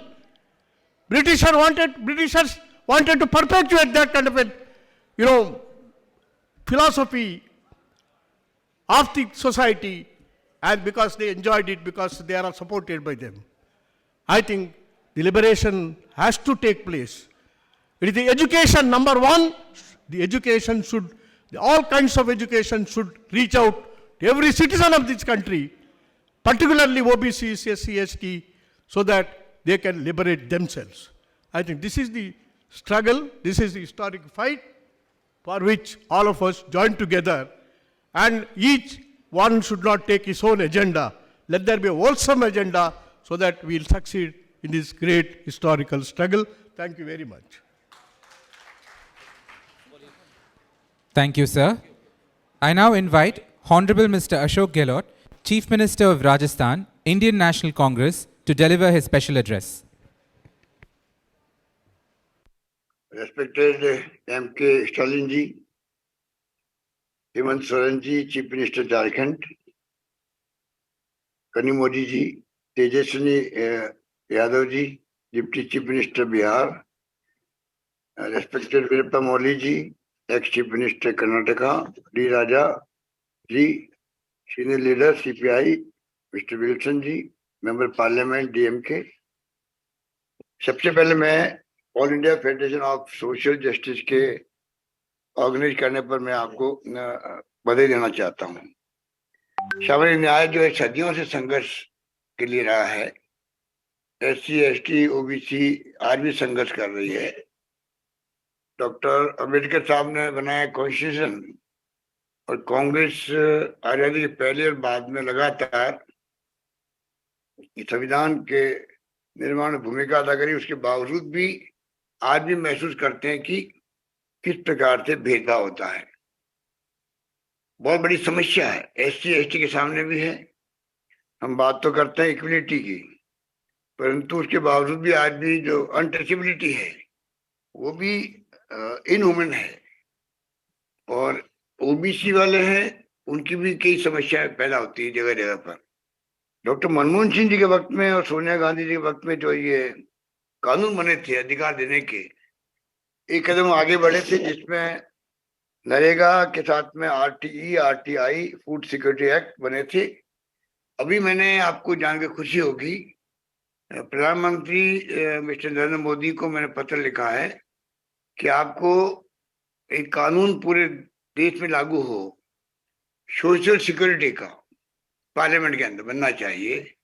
मैं उम्मीद करता हूँ कि आप सब इस पर दबाव डालेंगे केंद्र सरकार पर, जिससे कि सोशल सिक्योरिटी के लिए भी हमेशा के लिए, जैसे दुनिया के मुल्कों के अंदर है, कई राष्ट्र जो है वो सोशल सिक्योरिटी के अंतर्गत परिवारों को जितनी जरूरत होती है उसके अकॉर्डिंग टू उनको वीकली पैसा मिलता है। हमारे यहाँ पर डिफरेंट स्टेट डिफरेंट धनराशि जो देते हैं हम लोग, ओल्ड लोगों को भी, विडोज को भी और डिसेबल्ड को भी। तो कानून बन जाएगा तो सबको अधिकार मिल जाएगा सोशल सिक्योरिटी का। तो मैं समझता हूँ कि इसकी सबसे बड़ी आवश्यकता है। और जहां तक सवाल है कास्ट बेस्ड सर्वे का, 1931 में जो सर्वे हुआ था लास्ट सेंसस के रूप में, उसके बाद में कभी हुआ नहीं है। बिहार ने जो शुरू किया वो सर्वे है, सेंसस नहीं है। सेंसस जब हम जानते हैं कि सेंट्रल गवर्नमेंट ही कर सकती है, तो तमाम चीफ मिनिस्टर साहबान को मैं रिक्वेस्ट करूंगा कि हमें जवाब देना चाहिए केंद्र सरकार पर। अभी कांग्रेस के अधिवेशन हुआ था रायपुर में, उसमें जो रिजोल्यूशन किया गया उसके अंदर भी ये मांग की गई है कि हमें कास्ट बेस्ड सेंसस कराना चाहिए केंद्र सरकार को। तो मैं उम्मीद करता हूं कि वक्त आ गया कि इसमें हम लोग कामयाब होंगे। और सोशल सिक्योरिटी के लिए हमने कुछ कदम उठाए हैं, कंपल्सरी एफआईआर का भी। आप जानते हैं कि गरीबों की सुनवाई नहीं होती है पुलिस स्टेशन पे भी, SC ST OBC लोगों की विशेष रूप से। हमने यहाँ पर FIR को कंपल्सरी किया है पुलिस स्टेशन के अंदर, उसका बड़ा इम्पैक्ट पड़ा। 156(3) में जो केसेस आते थे कोर्ट से, उसकी संख्या बहुत कम हो गई और तफ्तीश इन्वेस्टिगेशन का टाइम बहुत कम हो गया। SC ST OBC को काफी हद तक न्याय मिलने लगा है। मैंने जो मिनिस्ट्री फॉर्म की है राजस्थान के अंदर, उसमें भी 18 लोग जो हैं वो out of 30, 18 SC ST OBC के हैं और 2 माइनॉरिटी के हैं। इस प्रकार से हमारा प्रयास है किस प्रकार से हम लोग माइनॉरिटी के साथ साथ में SC ST OBC को भी हम लोग किस प्रकार स्ट्रेंथन कर सकते हैं। सबका ध्येय एक ही है कि किस प्रकार से हम सोशल जस्टिस का जो आपने ये जो स्लोगन दिया है, all India federation of social science के गठन करके एक शुरुआत की है, उसके लिए आप बधाई के पात्र हैं। और मैं उम्मीद करता हूं कि आने वाले वक्त में ये जो नई शुरुआत हुई है, ये पूरे देश के अंदर हर प्रदेश में भी, हर जिले में भी एक मैसेज आएगा।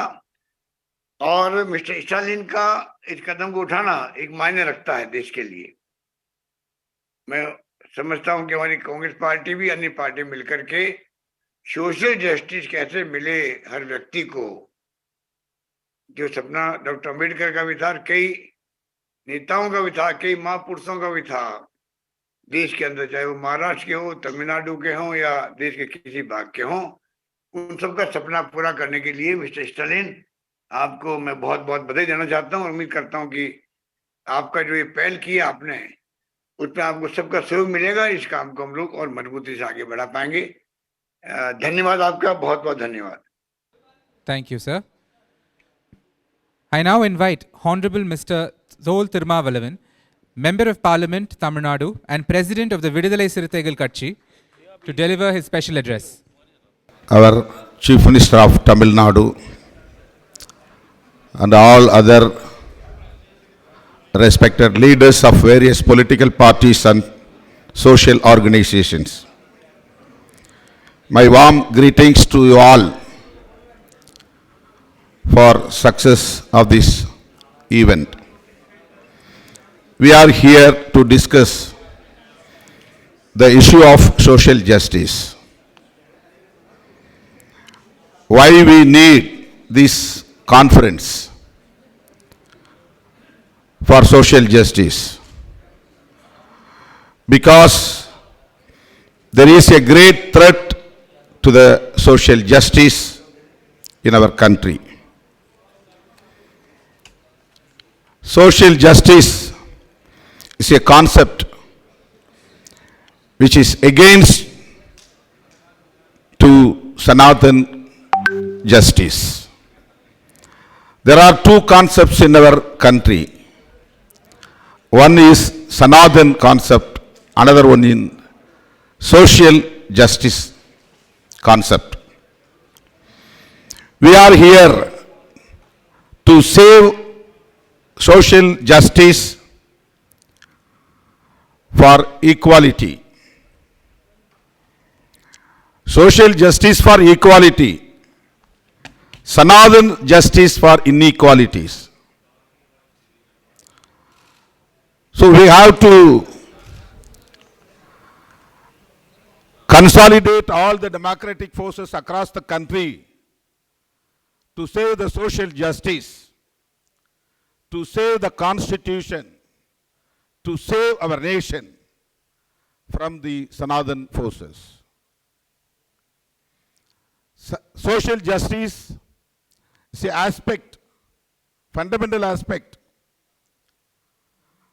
of a democratic society that ensure equal opportunity, equal representation, equal rights for all citizens, irrespective of caste, creed, religion, or gender.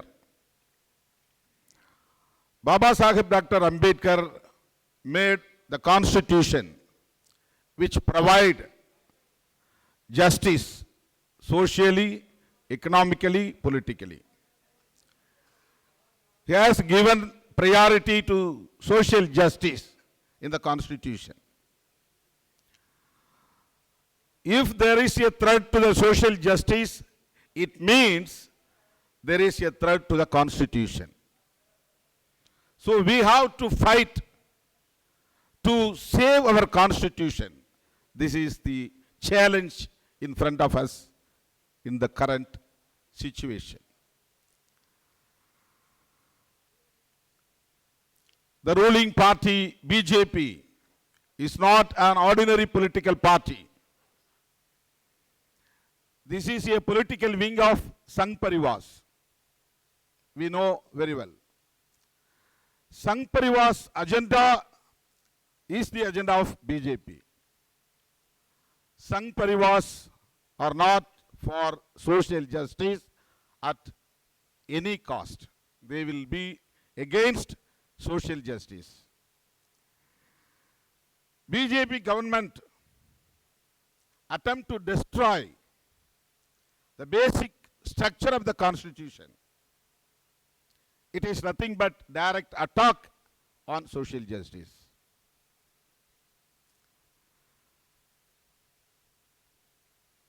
So we have to fight against these Sanathan forces to save our constitution.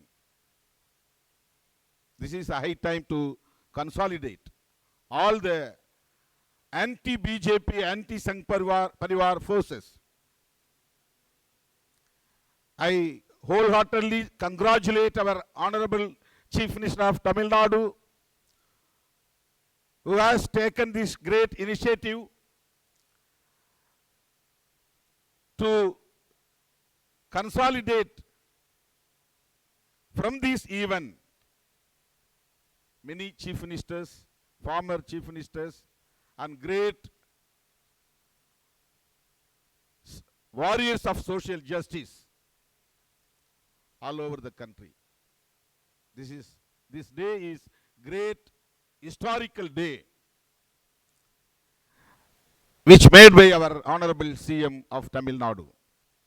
Therefore, on behalf of our party VCK, Vidudalai Chiruthaikal Katchi, we propose the following measures to ensure social justice in our country.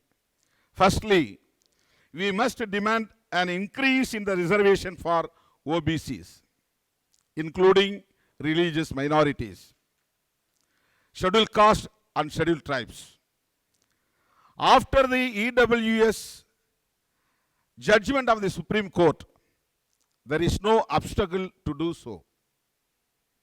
Secondly, due to the false economic policy and privatization of BJP government, now most of the public sectors were dismantled. It is the private sector which provided employments to OBCs, minorities, and scheduled castes and scheduled tribes. Since there is no scope for employment in the public sector, reservation should be expanded to the private sectors.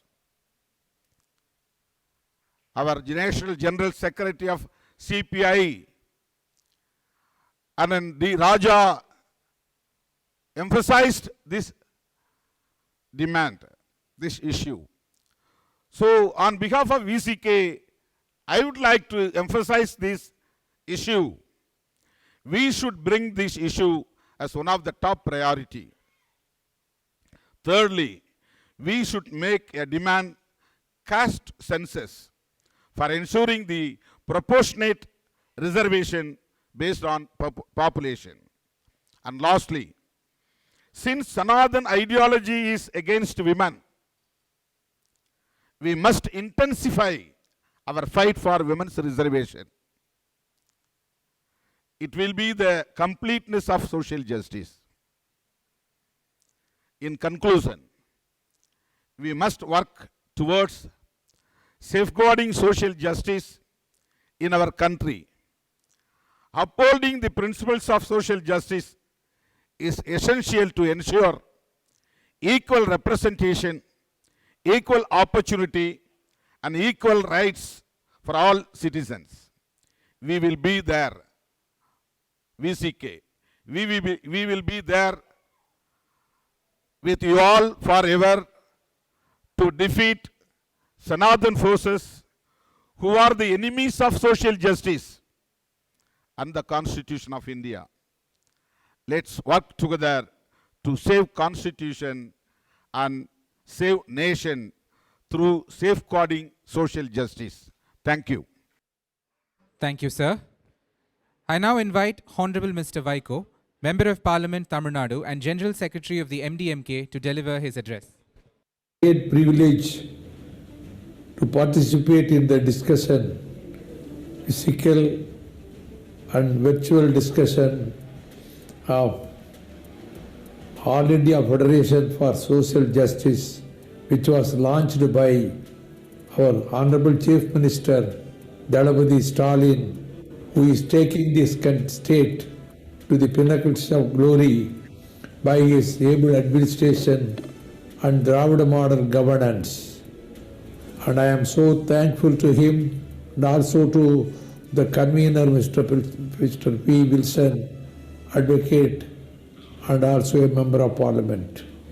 The great leaders of the Dravidian movement, Dr. Nadesanar, P.T. Tyagarayan, and Thoravat Madhavan Nair, and then the great champion of social justice, Thandai Periyar, his ardent disciple and the legendary leader of Arinyar Anna, his follower and heir, Muttamil Arinyar, Dr. Kalaignар.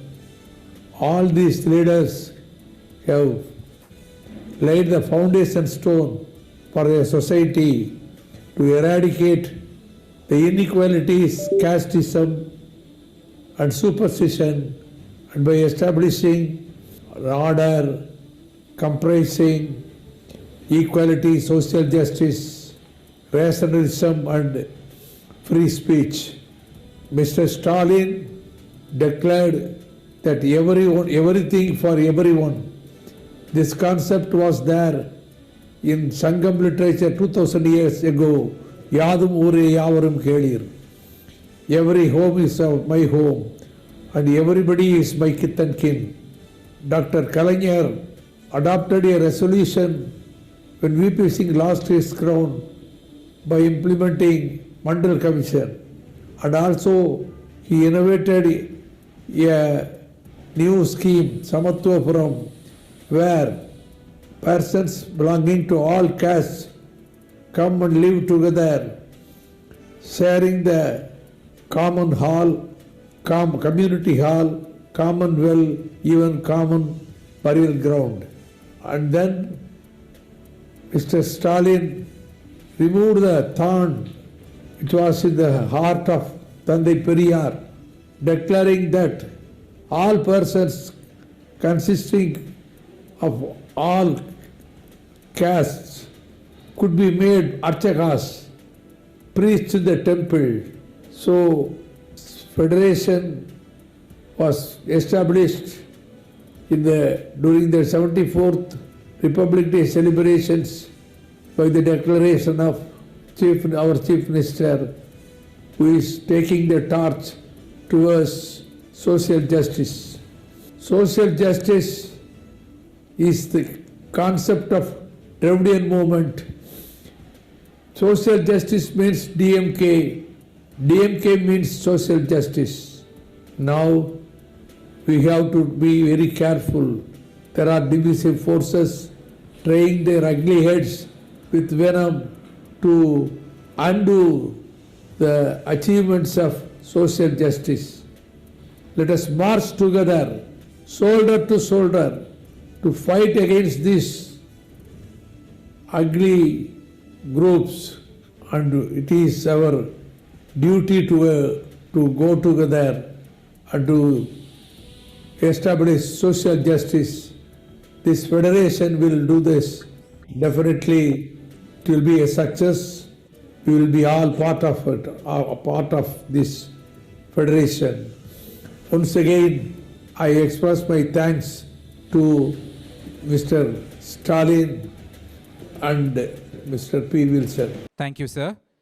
I now invite Asiriyar Dr. K. Veeramani, President of the Dravidar Kazhagam, Tamil Nadu, to deliver the special address. Our most respectful, Honorable Chief Minister of Tamil Nadu, Thiru M.K. Stalin, who is a great lieutenant who has taken the fight for social justice for the whole of India and builds a movement.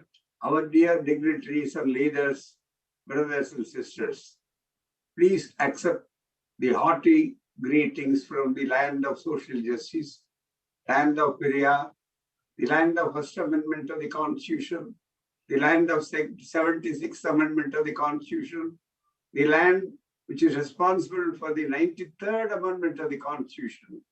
So the Tamil Nadu has created a history, and it is the right time that we have turned our attention fully to the All India so that the leaders could form an army of fighters.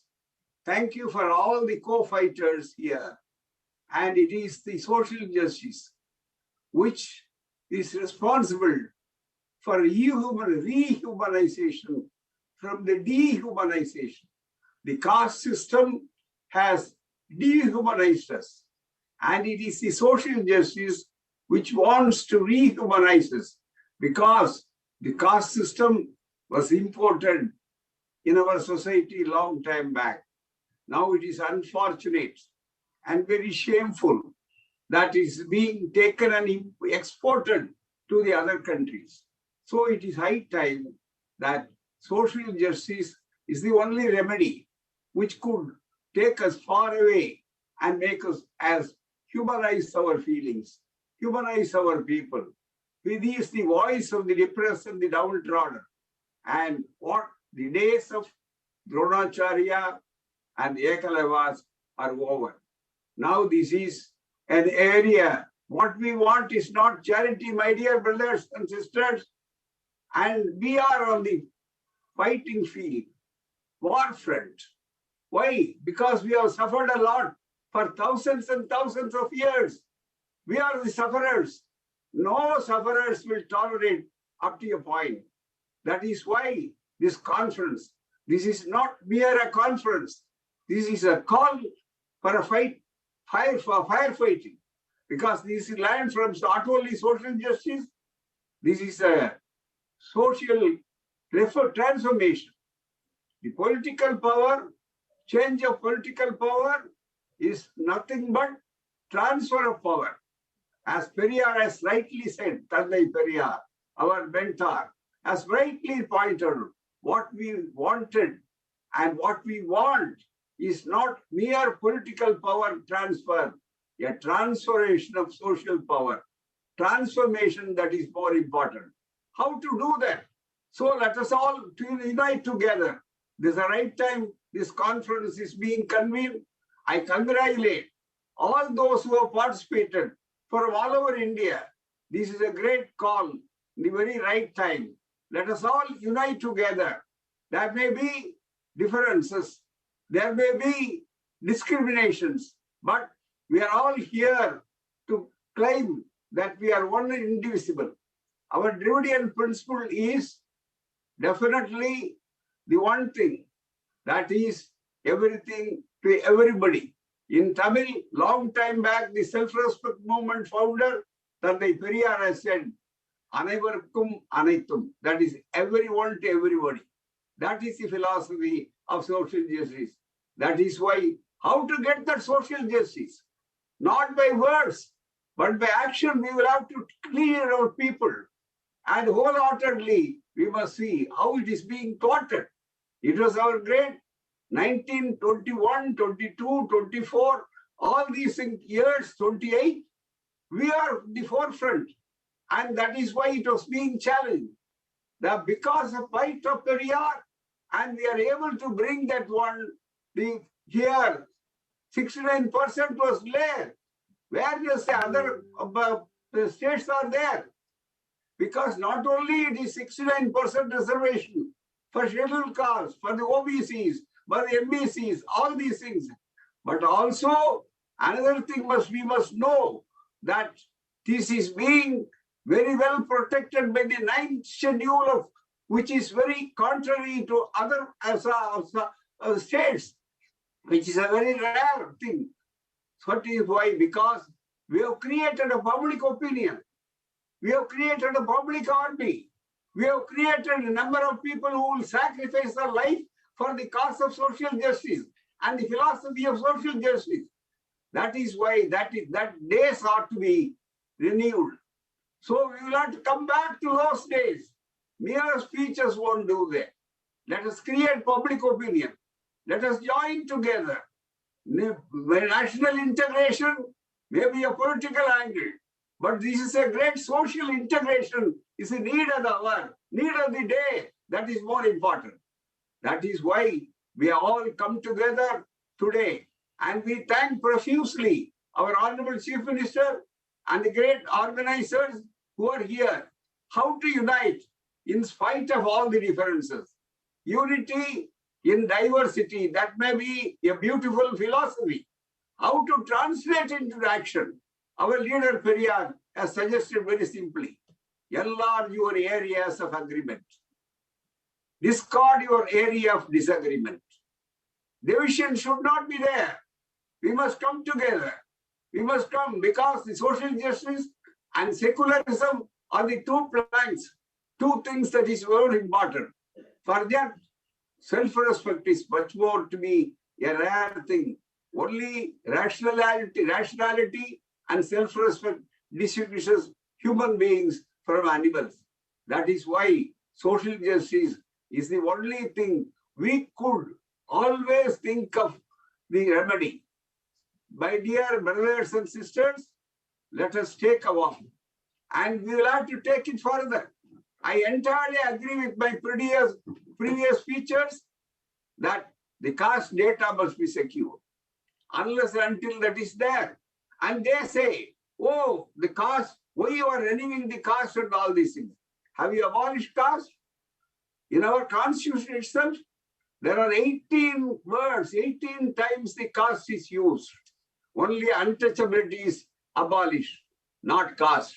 We request there must be a special amendment.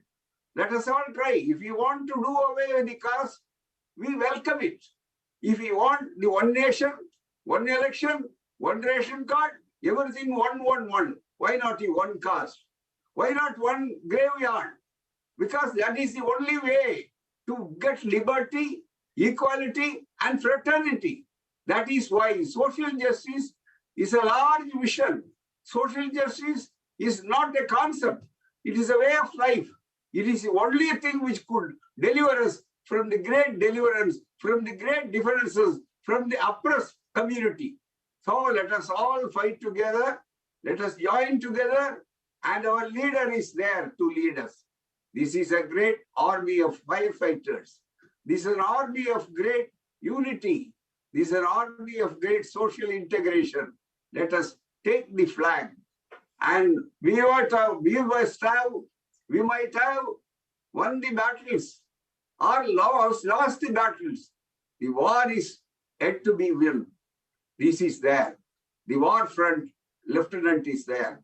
I am always congratulating him because he is the exemplary chief minister of the whole Dravidian model. Let us all follow together because This is nothing but humanization. Thank you very much. Hello.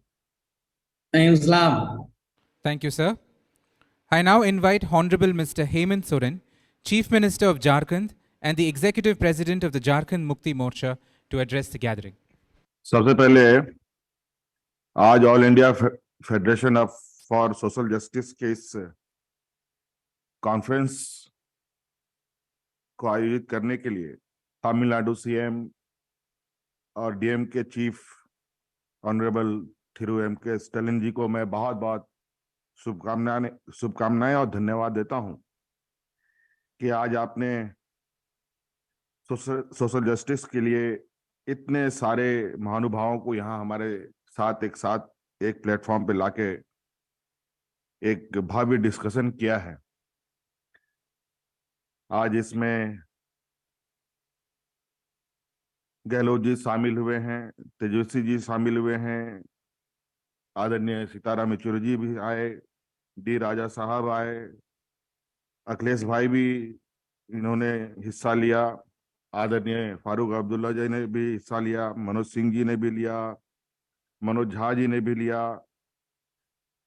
कई गणमान्य अतिथियों ने हिस्सा लिया है। कुछ बातें उनकी भी हमने सुनी। आज सोशल जस्टिस को लेकर इन सभी को आज इस कॉन्फ्रेंस में शामिल होने के लिए मैं अपनी ओर से पहले तो सबको बड़ा कम बोलता हूं, जोहार करता हूं, नमस्ते करता हूं, आदाब करता हूं। जब हम सोशल जस्टिस की बात करते हैं तो डेफिनेटली सीधे तौर पर एसटी, एससी, ओबीसी महिलाओं के संदर्भ में उनके हक अधिकारों की रक्षा को लेकर बातें उठती हैं।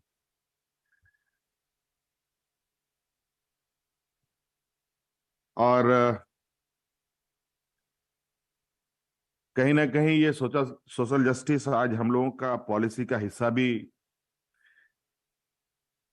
के रूप में भी है। संविधान में भी आज इस विषय को लेकर जहां एसटी, एससी, ओबीसी को सोशली, पॉलिटिकली, इकोनॉमिकली कवच बाबा भीमराव अंबेडकर साहब ने दिया है। और आज फिर से एक हम लोग प्लेटफॉर्म पर हैं सोशल जस्टिस को लेकर, और कहीं ना कहीं आज इस कॉन्फ्रेंस से कई बातें सामने आ रही हैं कि आज देश का आजाद हुए 75वें साल होने के बावजूद भी जहां एक और देश को अमृतकाल की ओर ले जाने की बात कही जा रही है, जहां एक और भारत को विश्व गुरु की संज्ञान दी जा रही है, और आज भी हम सोशल जस्टिस को लेकर चिंतित हैं। तो कहीं ना कहीं आज सोशल जस्टिस की अगर हम बात को देखेंगे तो ये एसटी, एससी, ओबीसी से बढ़कर इसके दायरे और बड़े हो गए हैं। जहां तक हमारे छोटे बुद्धि में जो समझ में आ रही है, जिस तरीके से वर्तमान समय और वर्तमान राजनीतिक हालात और जो देश की परिस्थिति है, इस पर जो हम इस चर्चा में छूते हुए निकल रहे हैं, एक तरफ अमृतकाल, एक तरफ देश का विश्व गुरु बनना, और एक तरफ देश की सारी व्यवस्थाएं ध्वस्त होना, और जिसमें सबसे अधिक और सबसे पहले जो इफेक्टेड लोग होंगे कहीं ना कहीं वो ST, SC, OBC, minorities, women, यही समूह होंगे, यही लोग होंगे। हालांकि भारत को हम लोग दुनिया का सबसे बड़ा डेमोक्रेटिक कंट्री मानते हैं, और यहाँ अलग अलग रंग भेद, अलग अलग बोलचाल, अलग अलग पद्धति को मानने वाले लोग हैं। और जहां तक मैं अपने राजनीतिक अनुभव को देखता हूं और अपने अग्रणी पंक्ति में खड़े हमारे आदरणीय दिसोमगुरु शिबू सोरेन जी को देखता हूं, इन्होंने भी सामाजिक लड़ाइयां काफी लड़ी हैं। और झारखंड का इतिहास तो खैर अपने आप में एक देश की आजादी की लड़ाई से कम का ये रण क्षेत्र नहीं है। जहां देश की आजादी के लोग सपने नहीं देखते थे, उस समय यहाँ के आदिवासी अंग्रेजों से लड़ाई लड़ते थे। और आज फिर लगता है कहीं ना कहीं हम उसी जगह आके खड़े हैं जहां से हमने चलना शुरू किया है। ये कहीं ना कहीं बड़ी चिंता की बात है। कई महानुभावों ने कई विषयों को अंकित किया है और मुझे लगता है कि विगत देश आजाद होने के बाद से लेकर आज तक और विशेषकर वर्तमान कुछ वर्षों में जो परिस्थिति बदली है, वो परिस्थिति कुछ ज्यादा चिंताजनक पूरे देश के लिए भी है, देश के सभी समूह सभी वर्गों के लिए भी है।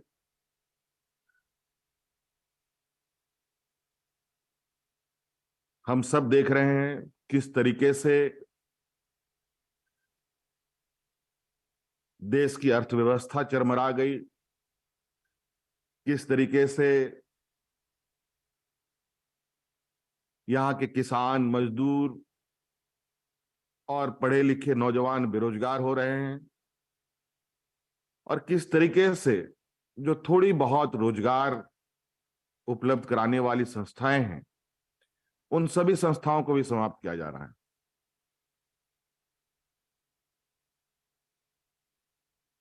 भारत को कृषि प्रधान देश भी कहा जाता है। हमारे अग्रणी नेताओं ने कई स्लोगन किसानों को लेके बुलंद किया। किसानों का आंदोलन आज भी अनवरत जारी है। अभी विगत दिनों में, विगत वर्षों में आपने देखा कि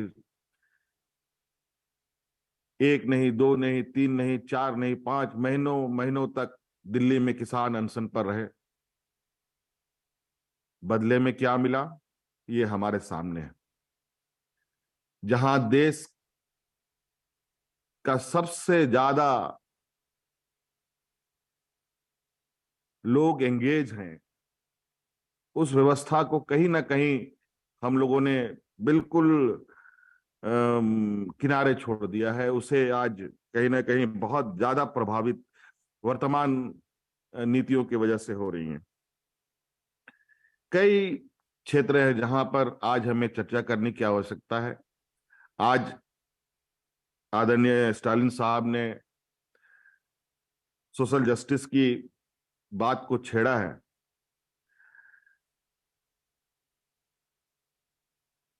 मुझे लगता है ये चर्चा हमारे चंद घंटों में के लिए नहीं, बल्कि एक लंबे समय के लिए होने की आवश्यकता है। क्योंकि कई बार सोशल जस्टिस को लोग एकत्रित हुए, कई बार कुछ अच्छे परिणाम भी आए, कई बार कुछ चिंता करने वाला परिणाम भी आया, लेकिन वर्तमान परिस्थिति कुछ ज्यादा ही गंभीर और चिंता का सवालों को लेकर खड़ा है। हमारी आने वाली पीढ़ी, हमारी नई जनरेशन के लिए अगर आज कोई ठोस कदम ना उठ पाया तो वो आने वाले पीढ़ी के लिए बहुत पेनफुल रहेगा। चाहे वो एग्रीकल्चर क्षेत्र में हो कोई, चाहे वो एजुकेटेड हमारे बच्चे ही क्यों ना हो। आज जहां ग्रामीण क्षेत्र के बच्चे सबसे अधिक नौकरियों में जाते थे, फौजियों में जाते थे, आर्मी रिक्रूटमेंट में जाते थे, लेकिन आर्मी रिक्रूटमेंट की क्या स्थिति हो गई आप सब लोगों ने देखा। थोड़ी बहुत हमारे ग्रामीण क्षेत्र के बच्चे जो कुछ पढ़ लेते थे, तो रेलवे में नौकरी करते थे। रेलवे की क्या स्थिति रही वो आप सब लोगों के सामने। ऐसे कई चीजें आज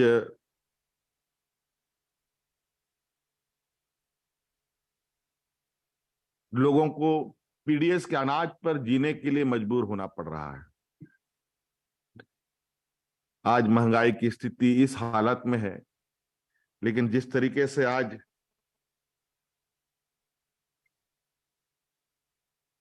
फूट डालो और राजनीति करो की एक परिपाटी स्थापित हो रही है, ये हम सब लोगों के लिए चिंता की बात है। और कहीं ना कहीं ये आग एक ऐसा संवेदनशीलता के साथ आगे बढ़ रहा है जो हमारे इस लोकतंत्र को एक ऐसे चौराहे पे लाके जाके खड़ा करेगा जहां हमें इस लोकतंत्र को बचाना बहुत मुश्किल होगा। हमारे पूर्वजों ने, हमारे अग्रणी नेताओं ने कई ऐसे महत्वपूर्ण कदम उठाए जिसकी वजह से हमारे इस लोकतंत्र को सबसे मजबूत लोकतंत्र भी कहा गया, क्योंकि यहाँ जिस तरीके से हम लोग का फेडरल सिस्टम एक दूसरे से कनेक्ट होकर चला, वो अब कहीं ना कहीं उसमें एक बहुत बड़ा हमला देखने को मिल रहा है। आपने एक कहावत तो सुनी है, वर्तमान परिस्थिति में शुरू जब वर्तमान सरकार देश में अपनी जड़ें जमा रहा था कि ना खाऊंगा ना खाने दूंगा, बट अभी क्या चल रहा है, ना मैं कोई काम करूंगा ना किसी को कोई काम करने दूंगा, सबको परेशान करूंगा। आज ये बड़ा विचित्र स्थिति है। आज ओबीसी की बातें आई, हमारे स्टेट में तो जो स्थिति है, हमारे स्टेट का जो जन्म हुआ है एक आंदोलन का, ये उपज का ये राज है। और दुर्भाग्य से जो हमारे विपक्ष है, इन्हीं को ये 20 सालों तक स्टेट को रन करने का मौका मिला और इन लोगों ने बड़े तरीके से जो ओबीसी आरक्षण जिसकी बात करते हैं, रिजर्वेशन की बात कर रहे हैं, बढ़ाने की बात कर रहे हैं। यहां ऑलरेडी ओबीसी रिजर्वेशन बढ़ी हुई थी, इन लोगों ने बड़ी होशियारी से उन ओबीसी रिजर्वेशन को खत्म कर दिया। अभी हमने तमिलनाडु की ही सोच के आधार पर हमने कुछ यहाँ के, चूंकि हमारा state ST SC OBC dominated state है, सो हमने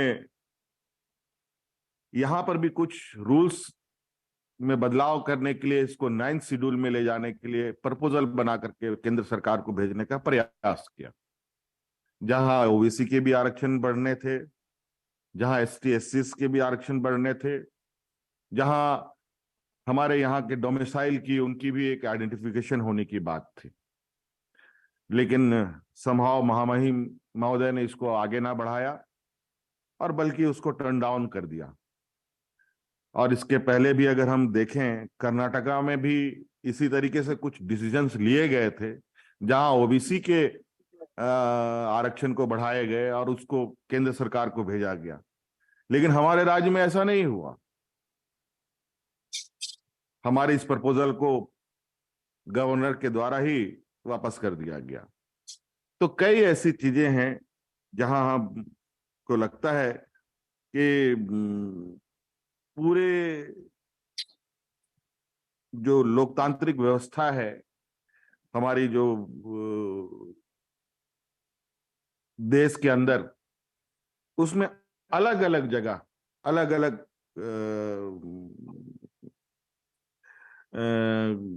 संस्थाओं में कहीं ना कहीं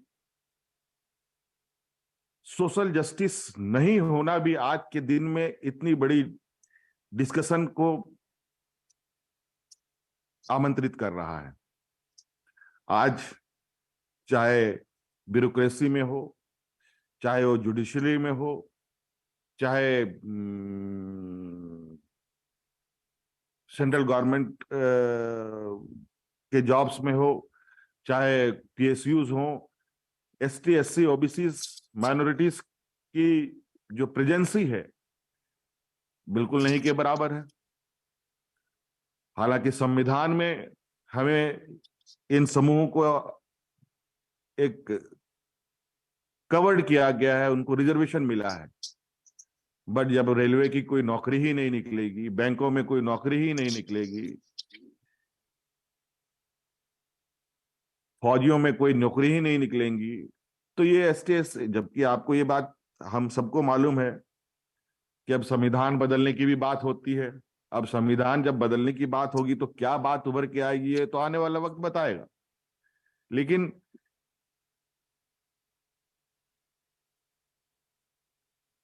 आज 75वें साल पर यह चर्चा हमारे आदरणीय पिता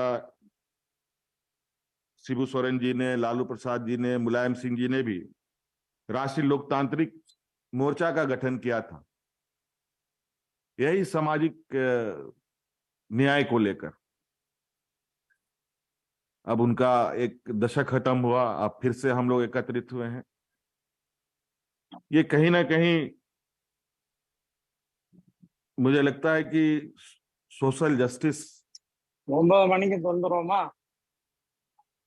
को लेकर हमें राजनीतिक लड़ाई भी लड़नी पड़ेगी, कानूनी लड़ाई लड़नी पड़ेगी, और लोगों तक इस विषय को पहुंचाने की भी आवश्यकता है। नहीं तो जिस तरीके से दूसरी ओर एक सामाजिक द्वेष और सामाजिक समरसता निरंतर टूटता दिख रहा है, और इसमें जिस तरीके से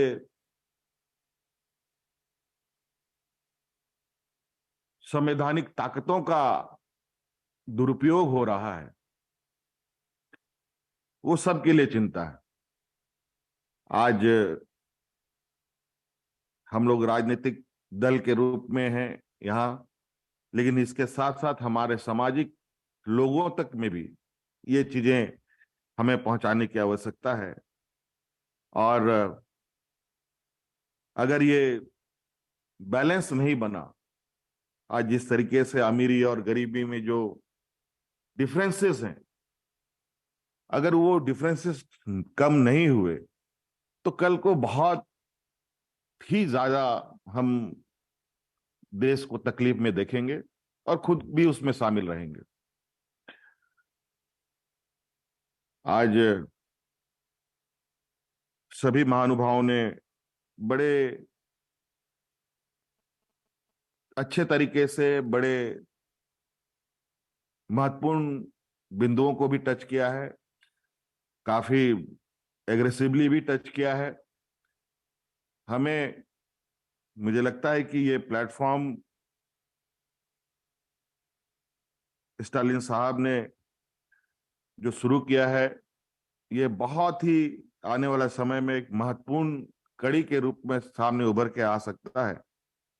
इसके लिए हम सब लोगों को प्रयास करने की आवश्यकता है, और लड़ना और संघर्ष करना तो खैर हम लोगों ने, हमारे खून में है, और इससे कोई हम लोग पीछे कभी नहीं हटते, बशर्ते इसकी लड़ाई अब जिस तरीके से है, समय बीतता है, लड़ाई के तरीके भी बदलते हैं, उनके जो अलग अलग आइडियाज हैं उनको कैसे काउंटर किया जा सकता है।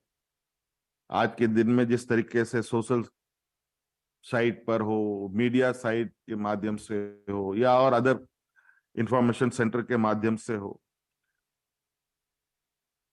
अगर सोशल जस्टिस की बातें आवाज करते हो तो आज तो ये भी सुनने के लिए मिलता है कि अगर कोई सोशल जस्टिस की बात करता है, वो तो या तो जेल में बंद हो जाता है, या उसको कोई अनेकों तरीके से प्रताड़ना भी मिलती है। और इस संदर्भ में हमने देखा कई लेखक, कई समाज सेवी लोगों को आज अलग अलग तरीके से परेशान भी किया गया है। जो वर्तमान परिस्थिति की आवाज बुलंद करने का प्रयास कर रहे हैं उनको भी दबाने का प्रयास हो रहा है। और आज शायद फिजिकल हम इतने लोग एकत्रित ना हो पाते, लेकिन आज तकनीक की व्यवस्थाओं का सहारा लेते हुए आज स्टालिन साहब ने इतने बड़े समूह को एक प्लेटफॉर्म में रखा। इसके लिए मैं बहुत बहुत धन्यवाद इनको देना चाहूंगा कि इसी समूह को और कितना हम लोग बड़ा कर सकें और कितनी मजबूती से अपने इस लोकतंत्र और संविधान को बचाने का एक मजबूत प्रयास हम लोगों का हो। इसके लिए जो सुझाव और जो आइडिया उभर के आएंगे, निश्चित रूप से हम सभी लोग, मैं उसके साथ रहूंगा और इस देश के जो मूल भावना है, जो मूल आत्मा है, उसको कैसे बचाना हो, उसके लिए जो भी संघर्ष करना होगा, उसके लिए हम बतौर झारखंड मुक्ति मोर्चा के रिप्रेजेंटेटिव होने के नाते बिल्कुल मैं आज इस प्लेटफॉर्म के साथ खड़ा हूं। और मेरे से काफी बड़े अनुभवी लोग आज इस प्लेटफॉर्म पे हैं। कई दशक, कई वक्त इन लोगों ने देखा है इस देश को बनते बिगड़ते, उतार चढ़ाव। हम लोग न्यू कमर हैं, हम लोग पॉलिटिकल फील्ड के एक न्यू जनरेशन के रूप में खड़े हैं और कहीं ना कहीं इस बात को हम समझ रहे हैं कि वर्तमान राजनीति हमारे आने वाली पीढ़ी के लिए बेहतर भविष्य लेकर नहीं, बल्कि उसको अंधकार में ले जाने का पूरा प्रयास है। आज एक ऐसा एक हमारे आने वाली पीढ़ी के सामने पर्दा डाला जा रहा है जहां उसको ये समझ में नहीं आ रहा है कि आज उसको नौकरी चाहिए, उसको रोजगार चाहिए, बल्कि आज ऐसा लग रहा है कि लोग एक दूसरे का खून का प्यासा हुए पड़े। हम लोग अभी हाल फिलहाल में त्योहारों का दौर चल रहा है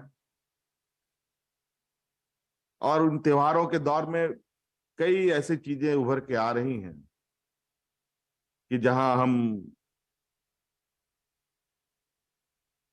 अलग अलग राज्यों की घटनाओं को लेकर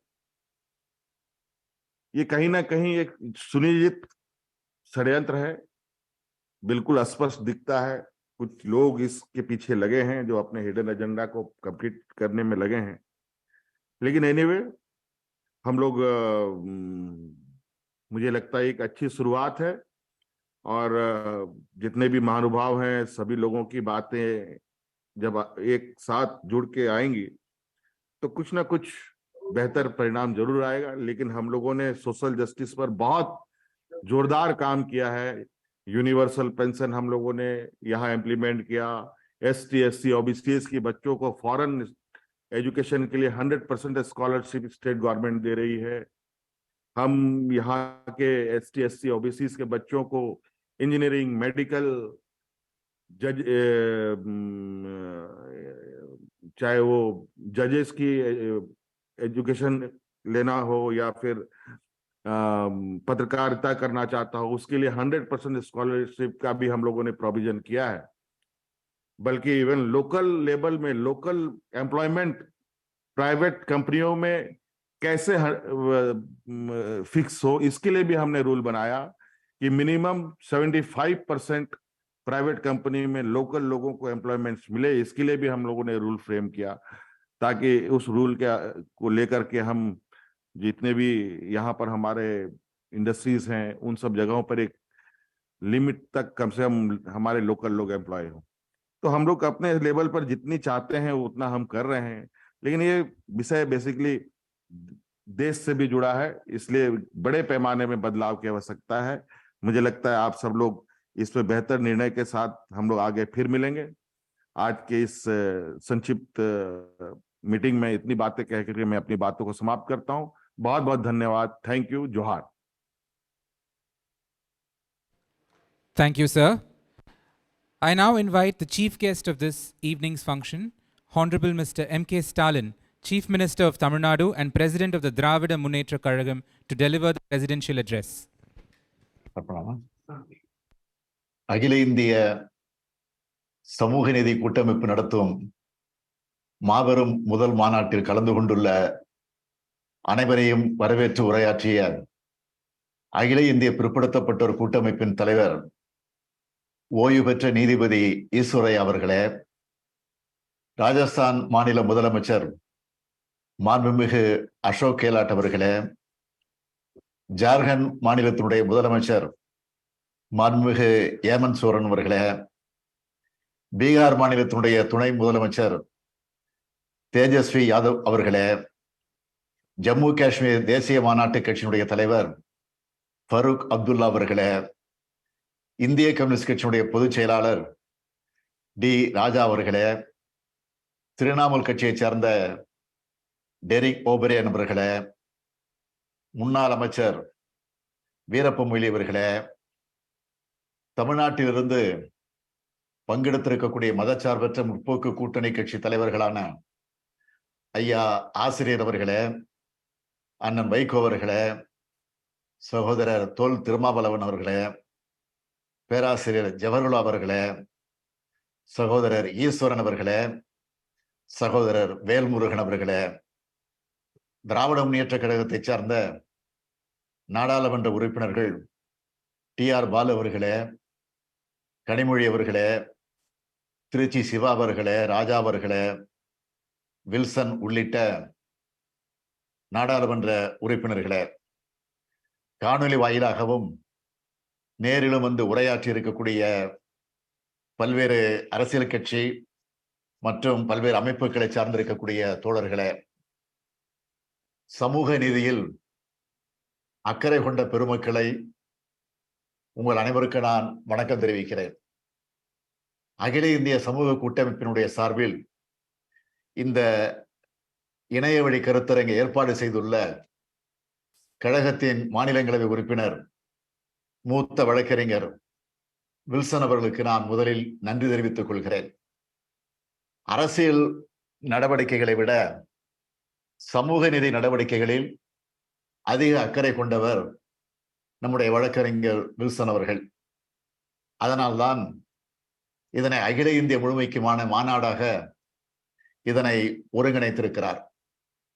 ஒட்டுமொத்த இந்தியாவையும் இணையத்தால் இணைத்துள்ளோம்.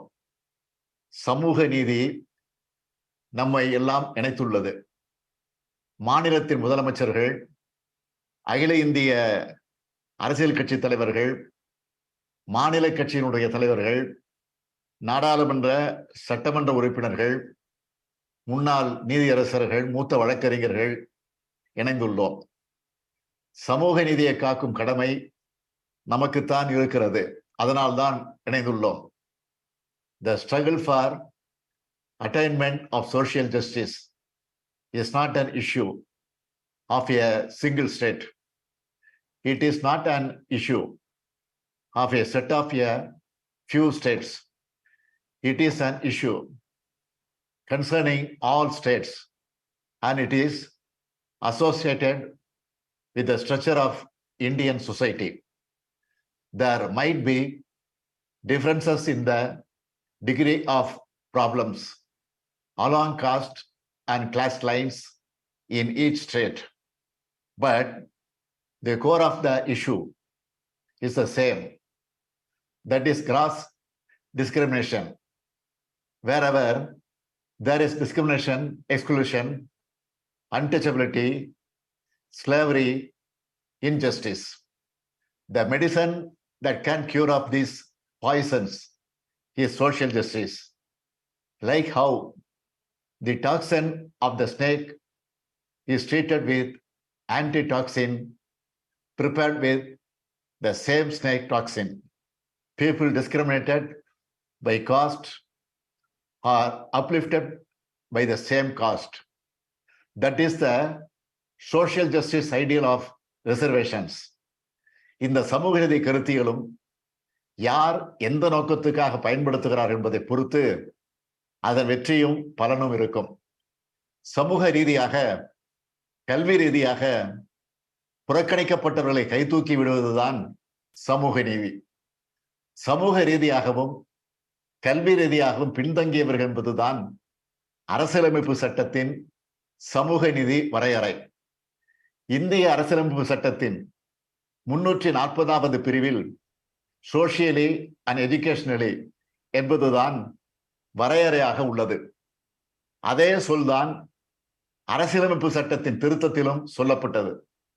அதாவது சமூக நீதி எனப்படும் இடஒதுக்கீடு என்பதே சமூக ரீதியாகவும் கல்வி ரீதியாகவும் பின்தங்கியவர்களுக்கு தரப்பட வேண்டும் என்பதுதான் இந்திய அரசியலமைப்பு சட்ட வரையறை. இந்த திருத்தத்துக்கு காரணமான மாநிலம் அன்றைய சென்னை மாகாணம். இந்த திருத்தத்துக்கு காரணமான தலைவர்கள் தான் தந்தை பெரியாரும் பேரறிஞர் அண்ணா அவர்களும். சமுதாயத்திலும் கல்வியிலும் பிற்படுத்தப்பட்டவராக இருக்கும் எந்த சமூகத்தோருக்கும் செய்யும் சலுகைகளை அரசியல் சட்டத்தின் எந்த பிரிவும் தடுக்காது என்பதுதான் அரசியலமைப்பு சட்டத்தில் செய்யப்பட்ட 15(4) என்ற முதலாவது திருத்தம். இந்த திருத்தத்துக்கு காரணம் ஹாப்பினஸ் இன் மெட்ராஸ் அதுதான் என்று நாடாளுமன்றத்திலே சொன்னார் அன்றைய பிரதமர் நேரு அவர்கள். அதனால்தான் சமூக நீதியை நிலைநாட்டுவதில் நாங்கள் கவனமாக இருக்கிறோம். சோசியலி அண்ட் எஜுகேஷனலி என்பதில் எக்கனாமிக்லி என்பதை வஞ்சகமாக சேர்த்து விட்டது ஒன்றிய பாஜக அரசு. எக்கனாமிக்லி அதாவது பொருளாதார அடிப்படையில் இடஒதுக்கீடு தந்துவிட்டார்கள் பாஜகவினர். பொருளாதாரம் என்பது நிலையான அளவுகோல் அல்ல. இன்று ஏழையாக இருப்பவர் நாளை பணக்காரர் ஆகலாம். இன்று பணக்காரராக இருப்பவர் நாளையே ஏழை ஆகலாம். பணம் இருப்பதையே ஒருவர் மறைக்கலாம். எனவே இது சரியான அளவுகோல் அல்ல. உயர் சாதி ஏழைகள் என்று சொல்லி இடஒதுக்கீடு தருகிறது பாஜக அரசு. இது சமூக நீதி அல்ல. ஏழைகளுக்கு எந்த பொருளாதார உதவியும் செய்வதை நாங்கள் தடுக்கவில்லை. அது பொருளாதார நீதியே ஆகுமே தவிர சமூக நீதி ஆகாது. ஏழைகள் என்றால் அனைத்து ஏழைகளும் தானே இருக்க முடியும். அதில் என்ன உயர் சாதி ஏழைகள்? ஒடுக்கப்பட்ட சாதி ஏழைகளை புறக்கணிப்பதே சமூக அநீதி அல்லவா? அதனால்தான் பொருளாதார அளவுகோலை இடஒதுக்கீட்டில் நாங்கள் எதிர்க்கிறோம். உயர் சாதியில் இருக்கும் ஏழைகளுக்கு 10 விழுக்காடு இடஒதுக்கீடு வழங்குவது ஒன்றிய பாஜக அரசின் திட்டம். இடஒதுக்கீடு வழங்குவதால் தகுதி போய்விட்டது, திறமை போய்விட்டது என்று இதுவரை சொல்லி வந்த சிலர் இந்த இடஒதுக்கீட்டை மட்டும் ஆதரிக்கிறார்கள். இதன் வன்மமான எண்ணத்துக்கு அதிகம் விளக்கம் சொல்ல தேவையில்லை. இடஒதுக்கீடு மூலமாக அனைத்து சமூக மக்களும் படித்து விடுகிறார்கள், வேலைக்கு போய்விடுகிறார்கள் என்ற வன்மம் தான் தகுதி போய்விட்டது, திறமை போய்விட்டது என்று சொல்ல வைக்கிறது. 10 விழுக்காடு இடஒதுக்கீடு தருவதால் தகுதி போகாதா, திறமை போகாதா? 100 ஆண்டுகளுக்கு முன்னால், 200 ஆண்டுகளுக்கு முன்னால் உயர் சாதியினர் மட்டுமே படிக்கலாம் என்ற காலம் இருந்ததல்லவா? அதனை உருவாக்க நினைக்கிறார்கள். இதனை தடுக்க வேண்டும். சமூக நீதி என்ற பெயரால் சமீபத்தில் கர்நாடக மாநிலத்தில் செய்யப்பட்ட செயல்களை நீங்கள் அனைவரும் அறிந்திருப்பீர்கள். இஸ்லாமியர்களுக்கான தனி இடஒதுக்கீடு முழுமையாக ரத்து செய்யப்பட்டுள்ளது. அவர்களை உயர் சாதி ஏழைகள் என்ற பிரிவில் சேர்த்துள்ளார்கள்.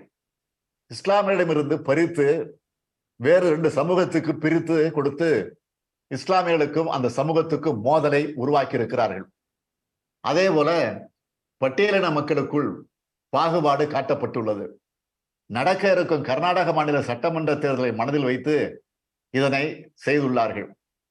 பாஜகவுக்கு வாக்களிப்பவர்கள் வாக்களிக்காதவர்கள் என்று நினைத்து இந்த பாகுபாடு செய்யப்பட்டுள்ளது.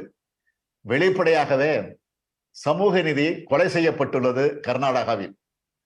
பட்டியலின மக்களின் இடஒதுக்கீடு முறையாக வழங்கப்பட வேண்டும். பிற்படுத்தப்பட்டோர், மிகவும் பிற்படுத்தப்பட்டோர், இடஒதுக்கீடு முறையாக வழங்கப்பட வேண்டும். சிறுபான்மையினர் இடஒதுக்கீடு முறையாக வழங்கப்பட வேண்டும். நீதித்துறையில் இடஒதுக்கீடு செயல்பாட்டிற்கு வர வேண்டும். இதர பிற்படுத்தப்பட்ட சமுதாயத்தினருக்கு பதவி உயர்வில் இடஒதுக்கீடு உறுதி செய்யப்பட வேண்டும். சாதிவாரி கணக்கெடுப்பினை ஒன்றிய அரசு நடத்தி அதன் தரவுகளை வெளியிட வேண்டும். இவற்றை அகில இந்திய ரீதியில் கண்காணிக்க வேண்டும். மாநில அளவிலும் கண்காணிக்க வேண்டும். சமூக ரீதியாகவும் கண்காணிக்க வேண்டும். திராவிட முன்னேற்ற கழகம் ஆட்சிக்கு வந்ததும் ஆதிதிராவிட பழங்குடியினர் ஆணையத்தை அமைத்தது. சமூக நீதி ஆணையத்தை அமைத்தது. சமூக நீதி கண்காணிப்பு குழுவை அமைத்தது. இந்த கண்காணிப்பு குழு கல்வி, வேலைவாய்ப்பு, பதவிகள், பதவி உயர்வுகள், நியமனங்கள் ஆகியவற்றில் சமூக நீதி அளவுகோல் முறையாக முழுமையாக பின்பற்றப்படுகிறதா என்பதை கண்காணிக்கும், வழிகாட்டும், செயல்படுத்தும். இவை சரியாக நடைமுறைப்படுத்தப்படாவிட்டால் உரிய நடவடிக்கை எடுக்க அரசுக்கு பரிந்துரை செய்யும். அந்த வகையில் அரசு அலுவலர்கள், கல்வியாளர்கள், சட்ட வல்லுநர்கள் கொண்டு குழு அமைக்கப்பட்டுள்ளது. Such committees should be established in all the states. I appeal to political leaders in all states to take up this initiative. We should collectively spearhead the resolutions to be passed in this meeting. திமுக சார்பில் இன்றைய இளைய தலைமுறையினருக்கு சமூக நீதி வரலாற்றை எடுத்துச் சொல்லும் வகையில் ஸ்டடி சர்க்கிள்ஸ் ஆரம்பித்து கூட்டங்களை நடத்தி வருகிறோம். இந்த இணைய மாநாட்டில் பங்கேற்றுள்ள அனைவரும் அவரவர் மாநிலங்களில் தந்தை பெரியார், புரட்சியாளர் அம்பேத்கர், மகாத்மா ஜோதிராவ் பூலே போன்ற சமூக சீர்திருத்தவாதிகளின் பெயர்களில் ஸ்டடி சர்க்கிள்ஸ் துவங்கி நாடு முழுவதும் உள்ள இளைஞர்களுக்கு சமூக நீதி பற்றிய புரிதலையும் விழிப்புணர்வையும் ஏற்படுத்திட வேண்டும். இந்தியா முழுமைக்கும் கூட்டாட்சியை, மாநில சுயாட்சியை, மதச்சார்பின்மையை, சமத்துவத்தை, சகோதரத்துவத்தை, சமதர்மத்தை, சமூக நீதியை நிலைநாட்ட நாம் குரல் கொடுத்தாக வேண்டும். அது வெறும் குரலாக மட்டும் இருக்க முடியாது. தனித்தனி குரலாக மட்டும் இருந்தால் பயனில்லை. கூட்டு குரலாக, கூட்டணி குரலாக அமைய வேண்டும். However, idealistic and ideology may be, for it to succeed, the unity among the parties which has accepted the ideology is of great importance. Such a unity is not enough. If it is in only few states, it has to happen in every state. It has to be for the whole of India. It is for that unity. Federation like this will serve as the foundation. Let's fight together to create an India of social justice, an India of equal justice, an India of brotherhood. Nandri, vanakkam. Thank you, sir. Now invite Honorable Mr. Justice Virendra Singh Yadav, Chairman of the SRA and founder of the Samajik Chetna Foundation, to deliver the vote of thanks. Online and off the line, I feel pleasure having an opportunity for vote of thanks to all the esteemed participants in this first national conference of All India Federation for Social Justice on taking forward the struggle for social justice and joint national program for social justice movement. I would like to thank Hon'ble Thiru M.K. Stalin, the Chief Minister of Tamil Nadu, for the ideology of formation of All India Federation for Social Justice. I will further like to thank to Honorable Justice V. Aishwarya, who delivered the welcome address and the valuable views, and who is the convener of Social Revolution Alliance also. I will like to thank all the participants and delivering their valuable views. Honorable Mr. B.N. Wagh, Honorable Mr. G.K. Karunanidhi, Honorable Mr.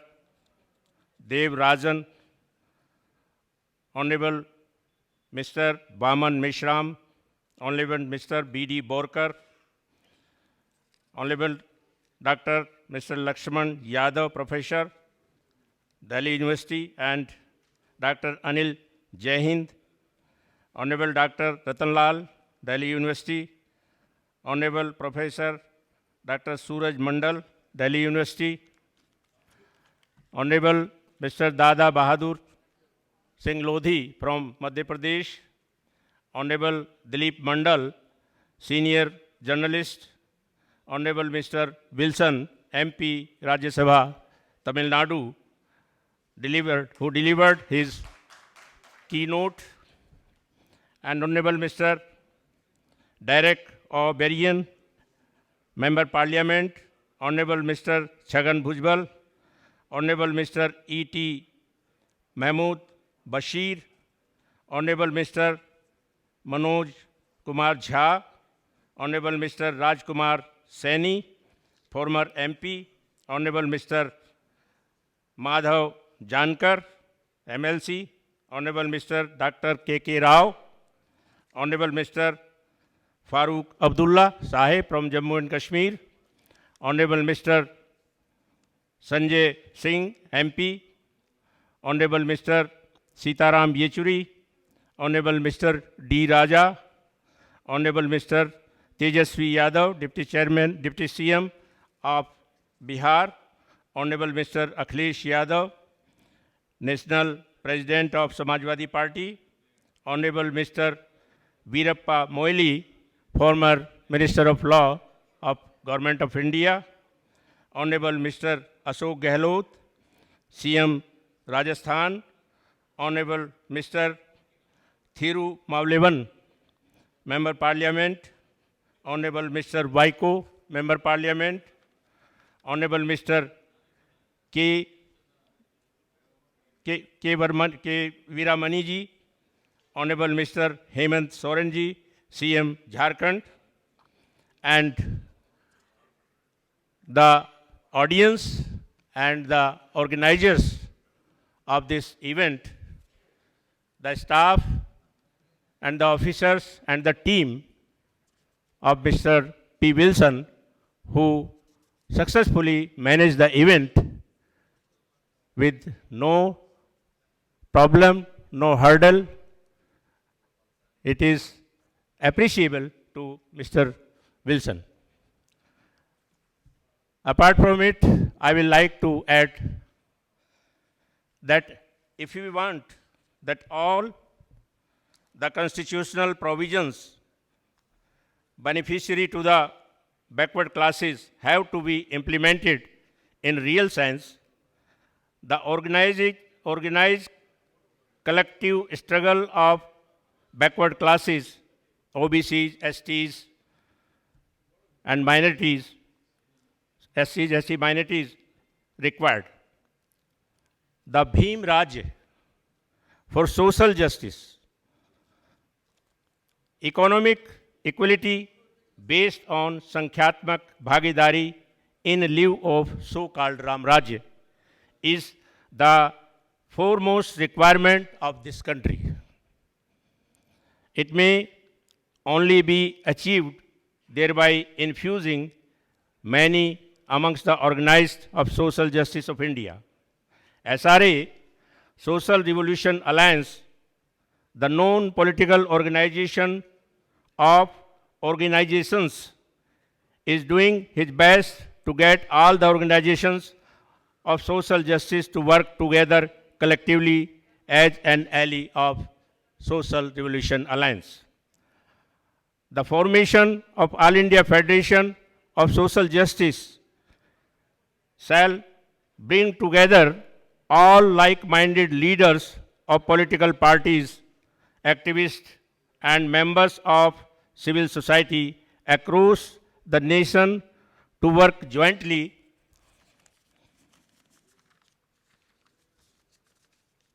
strengthening the political power of fight for the goal of everything for everyone.